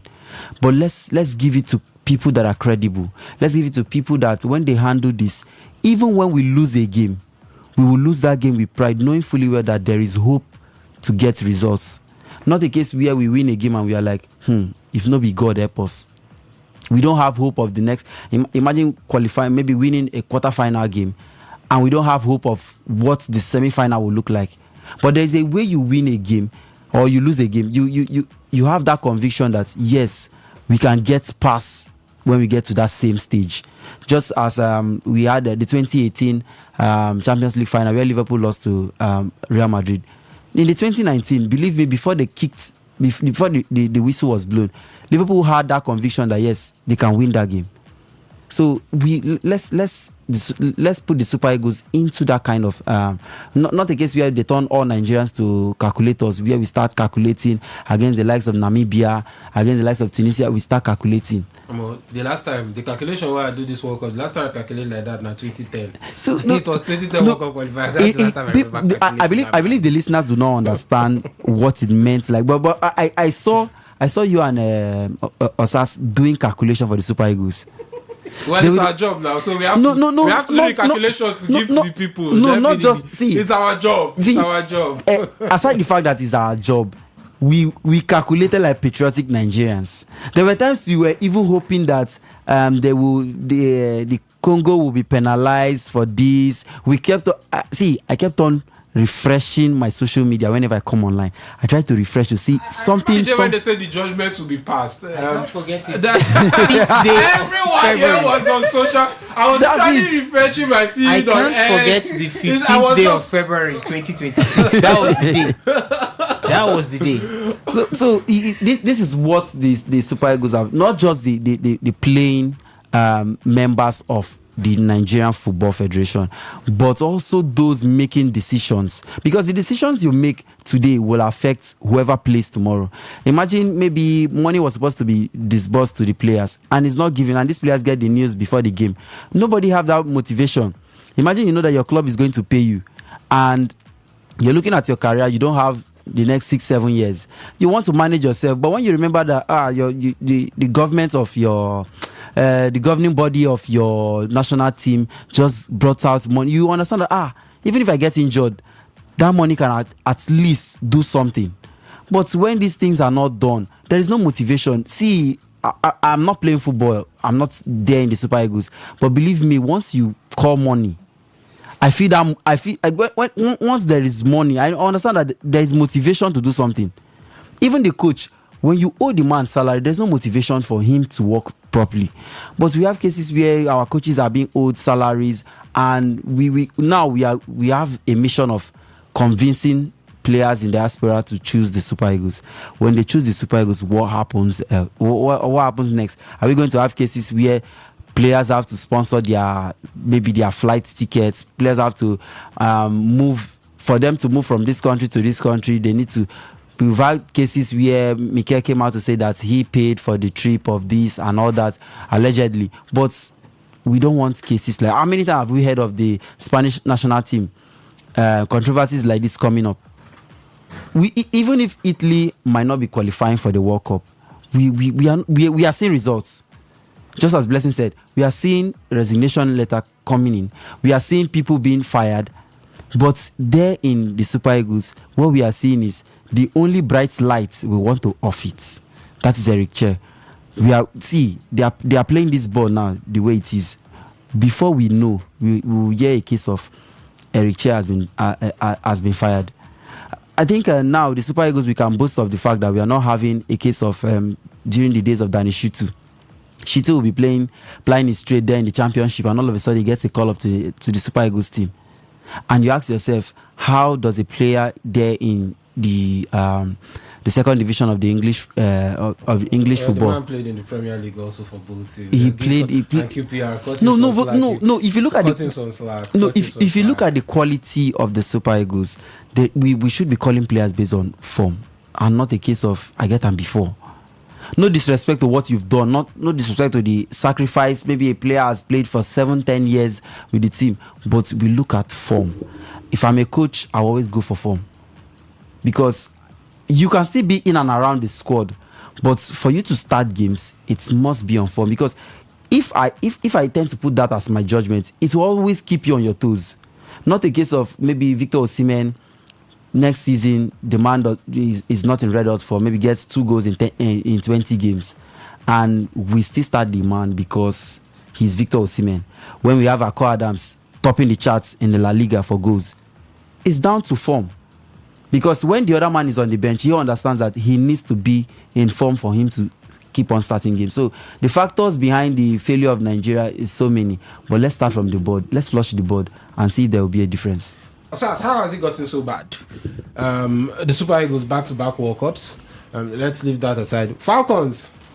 We'll talk about the Falcons especially. We're about to play in the WAFCON. WAFCON that will decide whether we go for the World Cup next year. The World Cup next year is in Brazil. Yes. Yeah, in Brazil. Yeah. They've only played games in one window. The 2 double-header against Cameroon. Let's not forget that.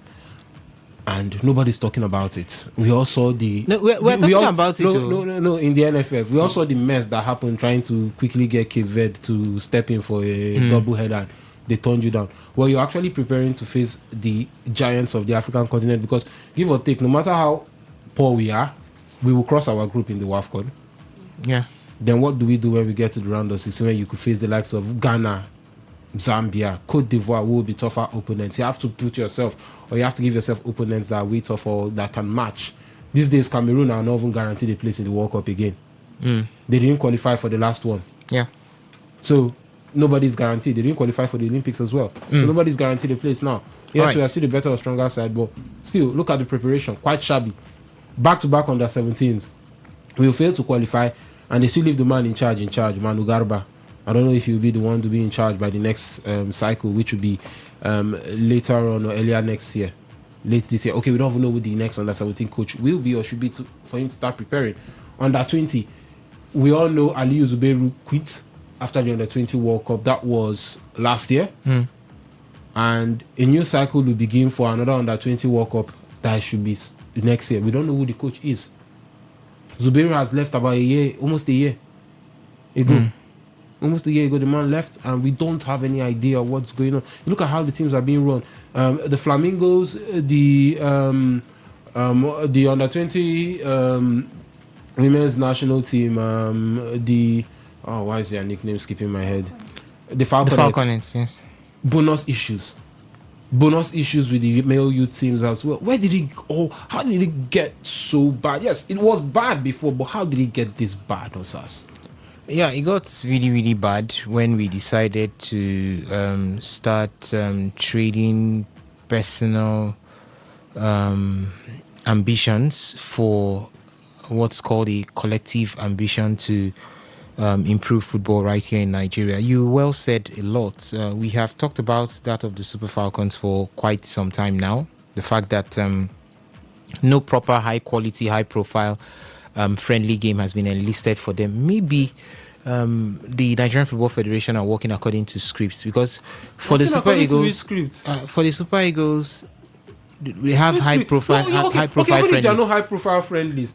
They were international. They've been 4 international windows. That's what I'm talking about. And they've only played in 1. That's why I said they are working according to scripts. The script from last term was they went through the same thing, didn't have high profile friendlies, played Algeria back to back on one preparatory friendly for the 2025 Women's African Cup of Nations, then played Ghana just a few weeks to the start of the Women's African Cup of Nations in Morocco, and voila, they went on to win it. So maybe the same script is what is being employed right here. Just let them be.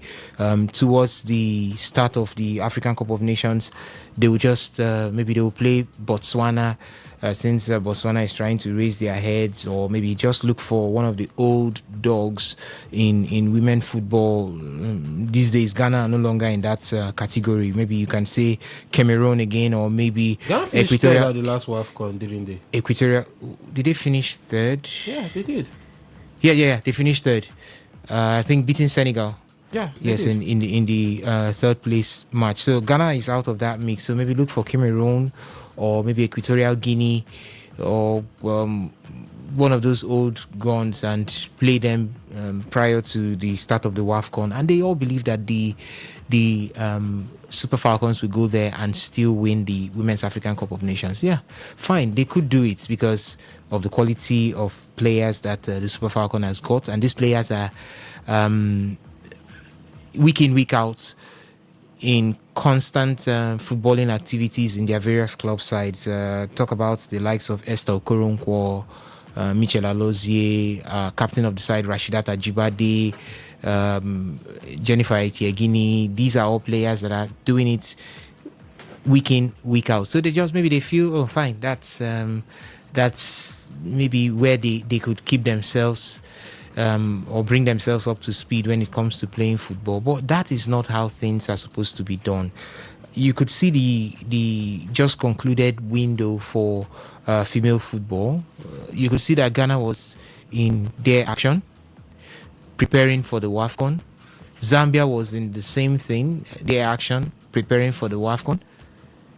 You had the likes of Morocco also, the likes of Algeria, South Africa, Egypt, yes. But what is Nigeria doing? We're quarreling over when the camp will be open. Why did they tell me via WhatsApp? Why didn't they tell me? Why didn't they send a mail and all of that? And I'm asking myself, do these people actually know that football has to do with planning? That's what you get when you bring people who have no passion for the game.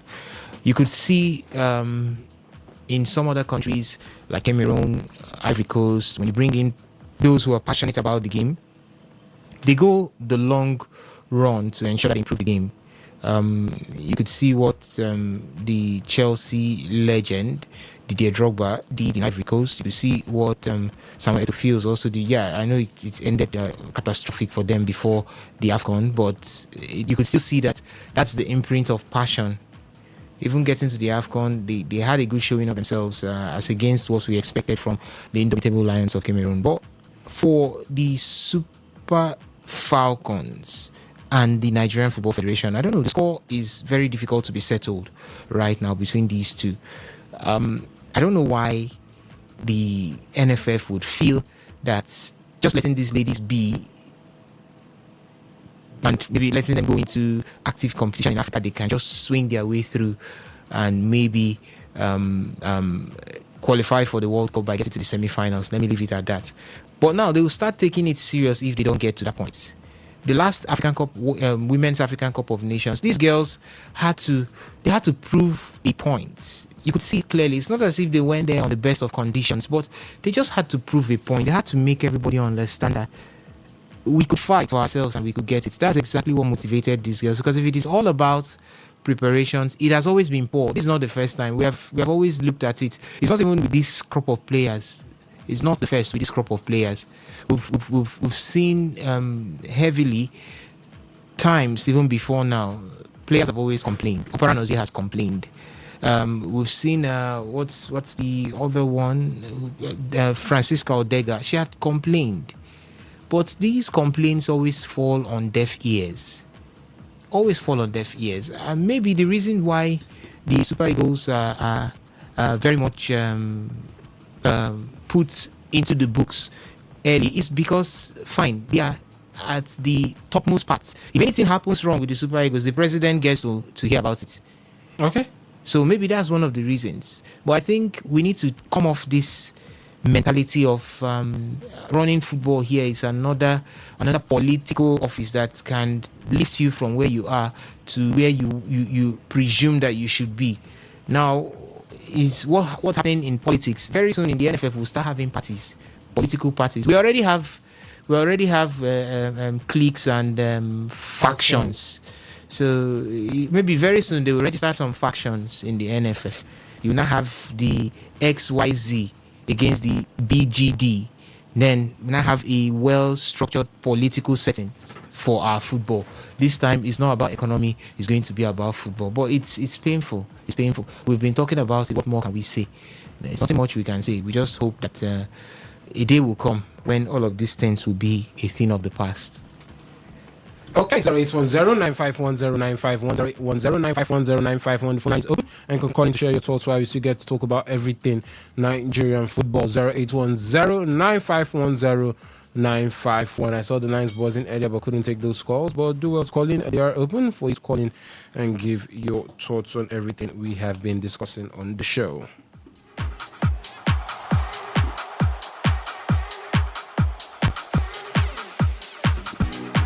Okay, let's take this one. Hello, caller. Good evening. Hello, my name is Given one of you. Okay, Anozie, please go ahead. Okay, see, the question between Italian NFF and Italian Federation of Nigeria. Those that they designed for Italian league, I didn't know. I think the fund is among both Gattuso.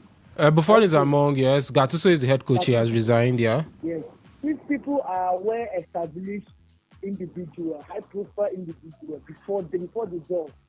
They are well-known. Their financial statement, everything is well-defined. They don't came to improve the football to help the context.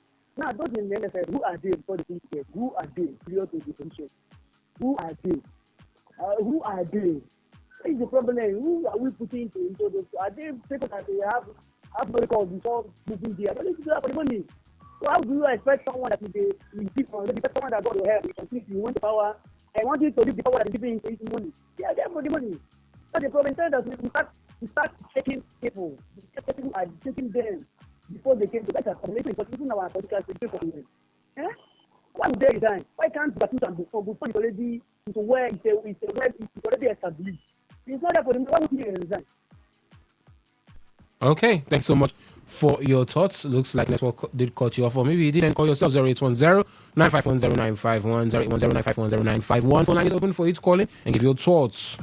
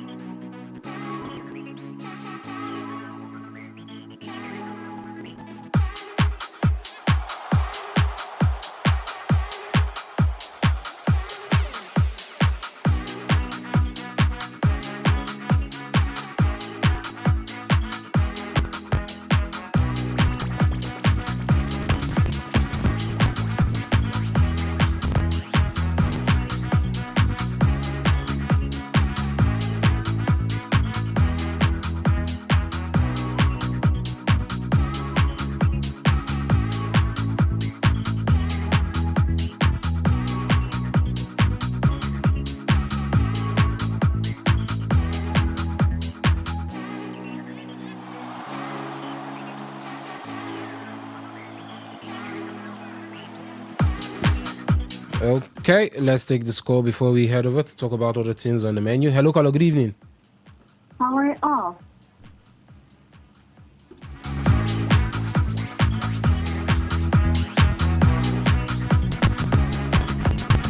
Well, looks like a wrong call. But guys, quickly, Osas, Victor, we talked about the change. Things need to change. Victor talked about not necessarily ex-internationals. So who do we put there? Because a lot of people will raise questions about the ex-internationals. Some will say they're already in this system already. I'm not going to call or mention names, but we already know the names are in this system, and it just feels like if they're there, nothing changes still at the end of the day. Or do we bring technocrats? It doesn't really have to be football people. It just has to be people, business people. It could be people who've worked in the private sector and build things or made a good career for themselves in the private sector. You bring them in, they know how to organize things and make them work, and let them make Nigerian football work. So should that be the line we should toe, or should it be the line of ex-internationals who are capable should come in, or maybe a mixture of both? For me, just as I said before, it mustn't be people that have played the round leather game. There are people that have not really kicked the ball, but they understand how these things are working, and they understand the terrain of the round leather game. They know how to manage it. I can recall very well when we had a game against a sister station, and you came out to say you might not play, but you organize the team. And that day we saw how the organization was. So there are people that don't necessarily need to play. They know how to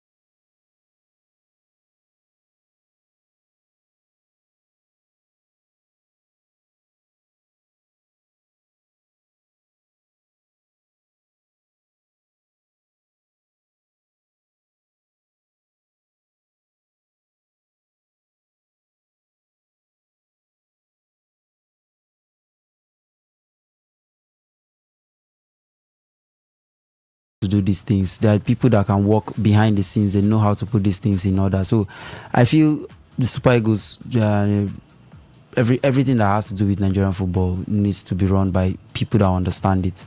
If it's someone that is in the system, that knows, that played football, that understands the plight of the players, then let's give it to them.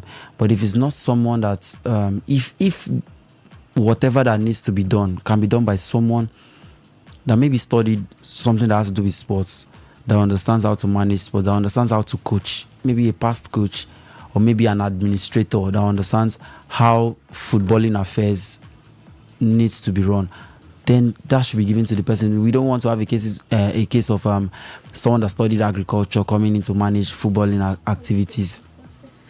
Someone that is into the health sector coming in to manage footballing affairs. And I mean, don't you like Richard Masters? It's all about business. What did he play football? No. See, in the Premier League, I feel it's not a case of what the person studied actually, but if the person can do this. There are so many of us here that never studied what we are actually doing, but the question is, can they do this? Do they have the passion for it? Do they have the love to learn how to do it? And there are so many that what they are doing is entirely opposite of what they are doing here in the studio. But they love it. They want to do it. They want to learn. They may not know how to do it from the onset, but they have that tenacity to learn. Make sure that where they couldn't get it today, tomorrow they tend to exceed that and make sure they get it. Now, we can have someone managing the NFF, maybe someone that studied maybe fashion and all that, but the person is willing to work with people that can actually make the NFF, the footballing sector, work. Then you could see that person doing something very, very remarkable. Then we could even make a past player the head of the NFF. Even if he understands football, if he doesn't know what to do, he will not know what to do. So it's not just down to the whatever you studied, it's down to what can you give out. So I feel the NFF, we just need to get hands that can deliver something that will, in the long run, will give Nigerians that happiness. We all saw what football brings to Nigerians, irrespective of the troubles in the country, the insecurity here and there. People tend to forget that when football is being played. There was a day I entered a vehicle, a man said that, believe me, when Nigeria is playing a football match, even kidnappers and the people they kidnapped both sit down to watch the game. He was just trying to make a joke there, but it tells you that both the troubled and those troubling them, they all tend to pause. We see there's no diversity when it comes to when we are watching football. You see those that when we have this ethnic banter here and there, but when you see when a game is being played, you see people from different walks of life all coming together to watch that game. We saw how the entire country stood still when we were there in the AFCON final, 2023 AFCON final. I saw women in the viewing center when I went to watch the ball. Women were there trying to watch the game. Some of them don't even understand anything about the football, but they just understand that Nigeria is playing. So that's joy, that love that it brings, football brings to Nigerians. If we have someone that is piloting the affairs of this footballing sector that is doing something remarkable, then there will be peace, because this football will bring a bit of peace to the minds of Nigerians. Because you know that our darling Super Eagles is playing the World Cup. They're playing a World Cup game against the likes of Spain. No matter the results, Nigerians will be happy. It's hugely dependent on your experience, and it's also dependent on the knowledge that you have gathered over time, because there are so many courses involved with management in football. So I think the best man, whoever has put together all of that, getting the knowledge required with management and football administration, then also whoever has the experience and the best hand is the person I support. Whether you're a technocrat, whether you are an ex-footballer, fine. But for me, it just has to do with who is the right person at the right time. I think I would also agree with you guys.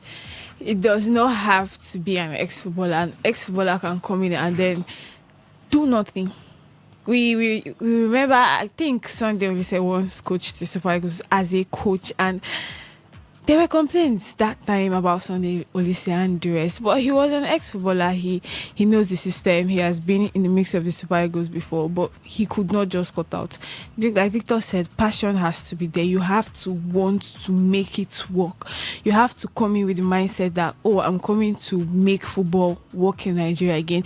We are supposed to be the giant of Africa, but right now, even though we came to the semi-finals of the last AFCON, we know how shaky we are. The World Cup is actually the highest point of football, but we are not there, and we are supposed to be the giant of Africa. It should be a person that would come in and say, okay, I want us to be at that high level again. I want us to go out and we compete in big scenes, and we actually come out with something to show for it. It has to do with the passion, and then obviously somebody that has the passion would go out to get the experience that will be needed to hold this Super Eagles team together. So all in all, we should just look for somebody that has the passion. We cannot just keep on recycling these guys that are not doing anything. We have already seen them. We have given them chances and they have not done anything. There is no harm in trying somebody else. We do not know if the next person coming in would be better or worse, but we should actually try something else. So I'll go with passion. You just have to be passionate about the job. Well, the guys are saying they do not care. It's all about who is the right fit for the job or who gets the job done. 0810-9510-951, 0810-9510-951. That is for the phone line. For the SMS and WhatsApp portal, the number is 0701-933-9962, 0701-933-9962.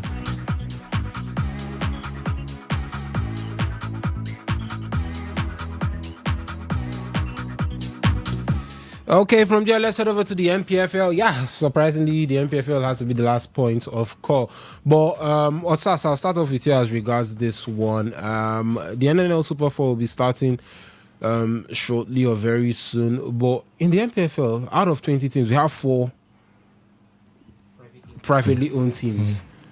It could be 3 by the end of the season after the relegated teams have been confirmed. But one thing is certain, 4 private teams or privately owned teams are joining with the NPFL. Now, are we gradually seeing a shift or a gradual shift whereby these government-owned clubs, when they do go down to the NNL, do struggle to compete to come up due to sheer quality of these privately owned clubs and how they source for young players or try to do more as regards player development, irrespective of the fact that they do tend to complain about funding sometimes? Yeah, I think it will get to that point. Is that Inter Milan trying to? Okay, that was the first goal there. I think it will get to that point because the more we have the influx from the privately owned clubs, because this is a one-man business, or call that a private business, and a private business this side of the world is always handled with care and with a high level of seriousness. Governments matter, everybody matter, so they handle it any way they like. It cuts across football, health, education, whichever you want to talk about. When it has to do with the government, it's like government no be one man owner, we get them, so we can do anything we like with it. But when it comes to the private sector, things are done properly. And when you have more teams privately owned, that means we're going to have an NPFL where things will be done properly. And the more you have private teams, Henry, it will get to a point where the private teams will have a stake in the body that determines or regulates the Nigerian Premier Football League. Now, that's talking about what we have right now, the NPFL board. Now, it will get to a point where the privately owned teams will say, we need a stake, we need a quota, we need a part of all of this. So, and when you have that happen, if those who want to do it the normal government way, imagine when you have out of 20 teams in the NPFL, 15 to 16 of them are privately owned. Then Kanu Pillars is one of the 5 left, and they beat up somebody called the match official just because they want to win at all costs. Do you think that the hand or the hammer of regulation will be bent. It won't be bent because the privately owned teams will be saying, let us do the right thing. Nobody would monopolize or try to deviate what should be right from being right because it's a government thing to run the league. So I think it's one that is applaudable at this point, having more of them. We already have 4. The likes of Kun Khalifat, Remo Stars, Barao FC, as well as Ikorodu City. Now, and you see what Ikorodu City is doing. Now we're going to have another 4 coming in: Doma United, Inter Lagos, Ranchers Bees, and Sporting Lagos. Sporting Lagos, we've seen them before. Inter Lagos, beautiful. The owner of that club is an agent. So when it comes to player recruitment, he's top-notch. Ranchers Bees. Yeah. So Super Eagles, Sadiq Umar. Yeah, he took over the reins in that club just a year or two. A year ago, and you can see what has happened, the transformation that has happened. We want to see more of this. Over the week, we heard that our own Ahmed Musa, former Super Eagles captain, is in the talks to take on Mighty Jets of Jos, buy over the club. That means in a year or two, we might see Mighty Jets spring up and come into the MPFL. Imagine if Brown Ideye decides to pick up XYZ Football Club of Rivers State or of Bayelsa State and brings that club to the MPFL. And you know, when it starts like this, you begin to see that others will come in. Ex-internationals will come in. When you have ex-internationals come in and start buying clubs, you also see private investors. Henry, who is maybe the owner of partner with Victor Israel, who is also maybe into food and consumption, and say, guy, let's put our monies together and let's get a club. These 2 guys I just mentioned will not play with the fate of that club. And if you have it in A, in B, in C, I think that's where the correction will start from in the MPFL. It probably starts from the bottom. And when it gets to a point where the top can no longer bear the heat, because the heat will be hot, so hot to get them off. What I mean is those who intend to do something wrong, then it's either they step up or they step out. So I think it's a welcome development. It's a huge welcome development at this point. So for next season, hopefully the 4 we have survive. No, they can't survive. One must go. No, but Kun Khalifa, they could, because they're just 3 points off safety. Yeah, but if Kun Khalifa survives, Remo Stars will survive. No, both of them could survive. Actually survive. Now, looking at the MPFL table, just briefly, quickly, Remo Stars are on 43 points. If I'm looking at that correctly, they're on 43 points and they're 16th. Kun Khalifa are 18th with 40 points, and Kano Pillars, Ovenel Academy, that are 11th, have 45 and 46 points respectively. So it's still doable. It's still doable. Remo Stars could finish 11th. They could finish mid-table. Yeah. Are you whining, or are you trying to patronize me at this point? No, but they're just 3 points off 11th place and 10th place. They are 3 points off 11th place. But do you think that El Kanemi Warriors, Kanu Pillars, haven't you seen seasons where the team that was 10th or 11th in the MPFL 8 days? This is the MPFL. See, as low as Kwara United. Let's leave El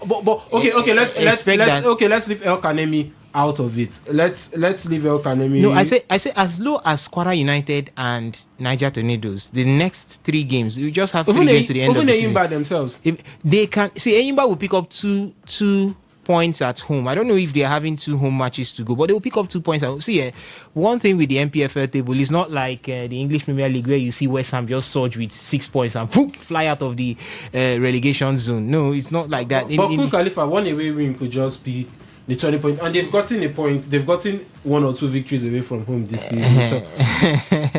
Until the end of the season, even Bayelsa United, that is 19, and it's still very much open. Both of them could get relegated. Both of them could survive. You see these next 3 games. One could stay up. You see these next 3 games.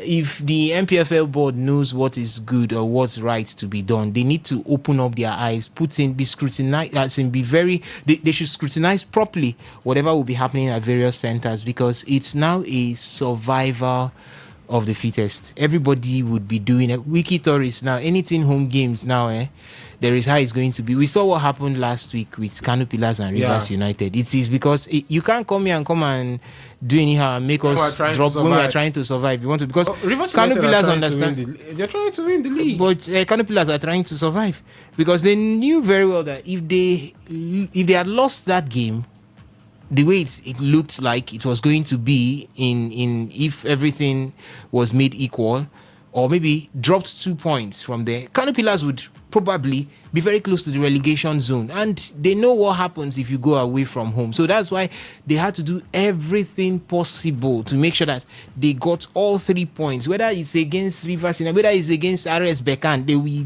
get that 3 points there. So now that's what I'm talking about as it stands right now. The league is in shambles. We applauded the MPFL board at the beginning of the season for some topping and call that some changes, positive changes in officiating by at least improving the welfare of referees and also making sure that they got everything in place to do the job that they are asked to do. But this period has exposed the fact that they still have a lot of work to do. Yes, when it has to, this time maybe not from the officiating or from the officials, because they are ready to do their job, but from the security you provide for them. Because we talked about it here on Tuesday. Henry, if you are the one as a center referee and somebody slaps you so hard that you fell to the floor, you couldn't see from one eye for almost 30 minutes, then you also were told, or maybe you had to peep and you saw that there were machetes in certain people's hands, maybe under their shirts, and someone is telling you, stand up, continue the game, and see, this is the script, make sure you do it. Won't you go ahead with playing according to the script? Definitely, everyone wants to, nobody wants to die. So that's exactly how it is. So you put the referee in a fix, and that's the reason why he had to do all of that. So, yeah, as you said, probably they could survive, but I still see one going down, and if that one to go down, it has to be conquered, because if they want to survive right now, that means Bayelsa United, Wiki Tourists and Warri Wolves will go down, and I think it's going to be a difficult one. But whatever it is, at least we should have 3 privately owned MPFL sides remaining in the MPFL for next season, added to 4 that are incoming. That makes it 7. That makes it 7. And the trend, I don't think any one of them would want to go down again. I don't think so. The privately owned clubs have what it takes right now to remain in the MPFL at the expense of some government-owned clubs. That is, if the MPFL board decides to make white and black. Because if they want to do the quota allocation, there was a time we had Fidelis Electrical here, and he mistakenly said right here on the show that we know who will win the league. We know who will win the league. And we pondered right here. We asked ourselves, how you go carry know who go win league for league we just start? That was after. The league had not even started. The league had not started. Okay, the league had not even started. Just before the new league started, and you just won the league as Rangers. We started wrapping our heads around that statement, and it was like, now wow, what's in the happen? So if the MPFL board is ready for us to play football in Nigeria here and play it well, then I don't see the new incomers or the privately owned teams going down. And by the grace of God, if 7 of them stay put, you're still opening the door for more to come in. More who know what they want to do to come in. You can see that the NNL these days now is looking more competitive.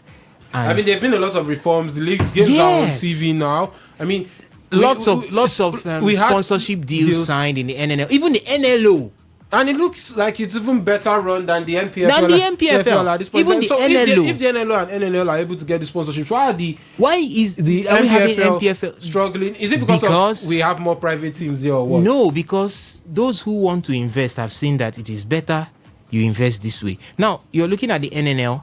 Look at the talents, the crop of talents coming from the NNL. Look at the crop of talents coming from the NNL. And look at what we have in the MPFL. The MPFL has turned to a retirement quota, or where we do retirement benefits. You see players stick through. The other day we had a player from Sporting Lagos showcased, and his age was a reason for contention. These are some of the things you see in the MPFL. And now Sporting Lagos is saying they want to do a turnaround, recruiting young players. The quote was placed there: you should be 24 and less. Like 24 and less. So now look at exactly what we are talking about. The tilt in sponsorship is telling you that this is where things are happening and happening right. That's talking about the NNL and the NLO.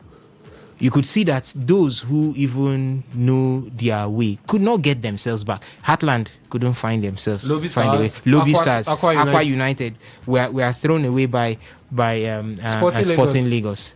You could see that. Beyond Limits is also there. But they can't get promoted. They got promoted before, but they can't come because of the parent club. But they were still even their parent club. They beat their parent club in the President's Federation Cup. They've beaten them for the past 3 years. So that's to tell you that there is quality in the NNL. There is huge quality, because the NNL is one place where you have talented young players. Yes, talented young players. I know why I'm repeating that. Unlike what we have in the MPFL. So I think Henry, let the private-owned teams be coming in. We have been shouting for reforms, proper reforms. Yes, Wenga Legbele. I don't want to crucify him. His tenure ends in September with his board. He has done the bit he can. I think I saw some progress with Wenga Legbele, his board for the MPFL. Yeah, I wouldn't want to say, I'm not that kind that want to say, oh, God, you bad. We saw some progress. If not for anything, let's look at the referees' welfare. There was a step up in it. Let's also look at how the MPFL board reacts to certain on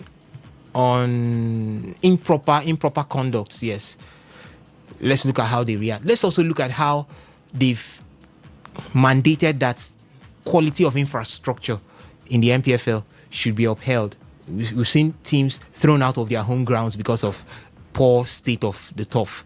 Those teams have gone back. If you go to Warri now, the Warri Township Stadium, you will be surprised. It's grass. I saw a video of it, and I was like, wow, do we have something like this in the MPFL? If you go to the Gateway International Stadium right there in Ikenne, Remo Stars home, you'll be surprised. We've also had other stadiums that have been put to I won't want to say top notch, to an impressive state by the owners of the club, and it is because of the Wenga Elegbeleye led MPFL board. So what we are asking for is continuity, and most likely this continuity will come in when these private guys come in, because now they have a stake, they want development, and that development they would fight for it till the end.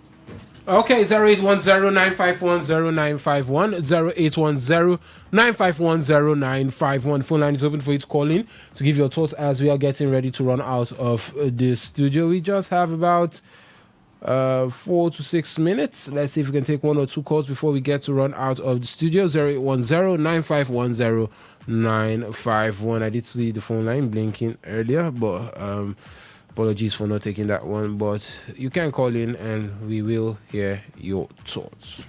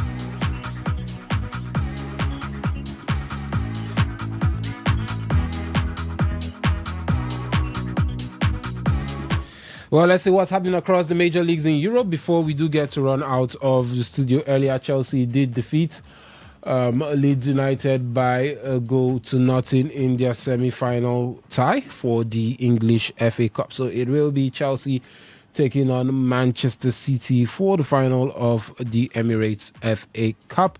And in other centres across Europe, in the German Bundesliga, Borussia Dortmund are currently defeating SC Freiburg by 3 goals to nothing. And earlier, it was Stuttgart playing out a 1-0 draw with Werder Bremen. And let's head over to the Italian Serie A, where Fiorentina played out a goalless draw with Sassuolo earlier today.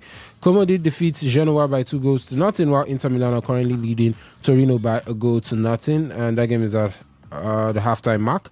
And later on, we'll see Juventus take on AC Milan by 7:45 at the San Siro. In the French League 1, Lorient played out did lose by 2 goals to 3 to Strasbourg, while Le Havre is defeating Metz by 4 goals to 3. Lille is defeating Paris FC by a goal to nothing, while Stade Rennais is playing out a 1-1 draw with Nantes, and Marseille will take on Nice by 7:45. In the Spanish La Liga, Rayo Vallecano played out a 3-0 draw with Real Sociedad. Real Oviedo did lose by 2 goals to 1 to Elche. Osasuna are playing out a goalless draw with Sevilla, and later on tonight we'll have Villarreal take on Celta Vigo. Well, ladies and gentlemen, that's much you can actually take on the show this evening or today. It's been fun and exciting hanging out with you. We'll be making a return tomorrow by 6:30 a.m. for Sports Attack. My name is Henry Ogugu. I did the show with Victor Israel, Blessing Thompson, and Osagi in here with the demigod in the world of sports. We did have Sunto, Ovier, and Alex earlier on the show to talk about other sports and European football. But our job here is done, and the news update by 6 with Queen Chima is up next. So stay tuned and keep listening to Today 95.1 FM. Bye-bye.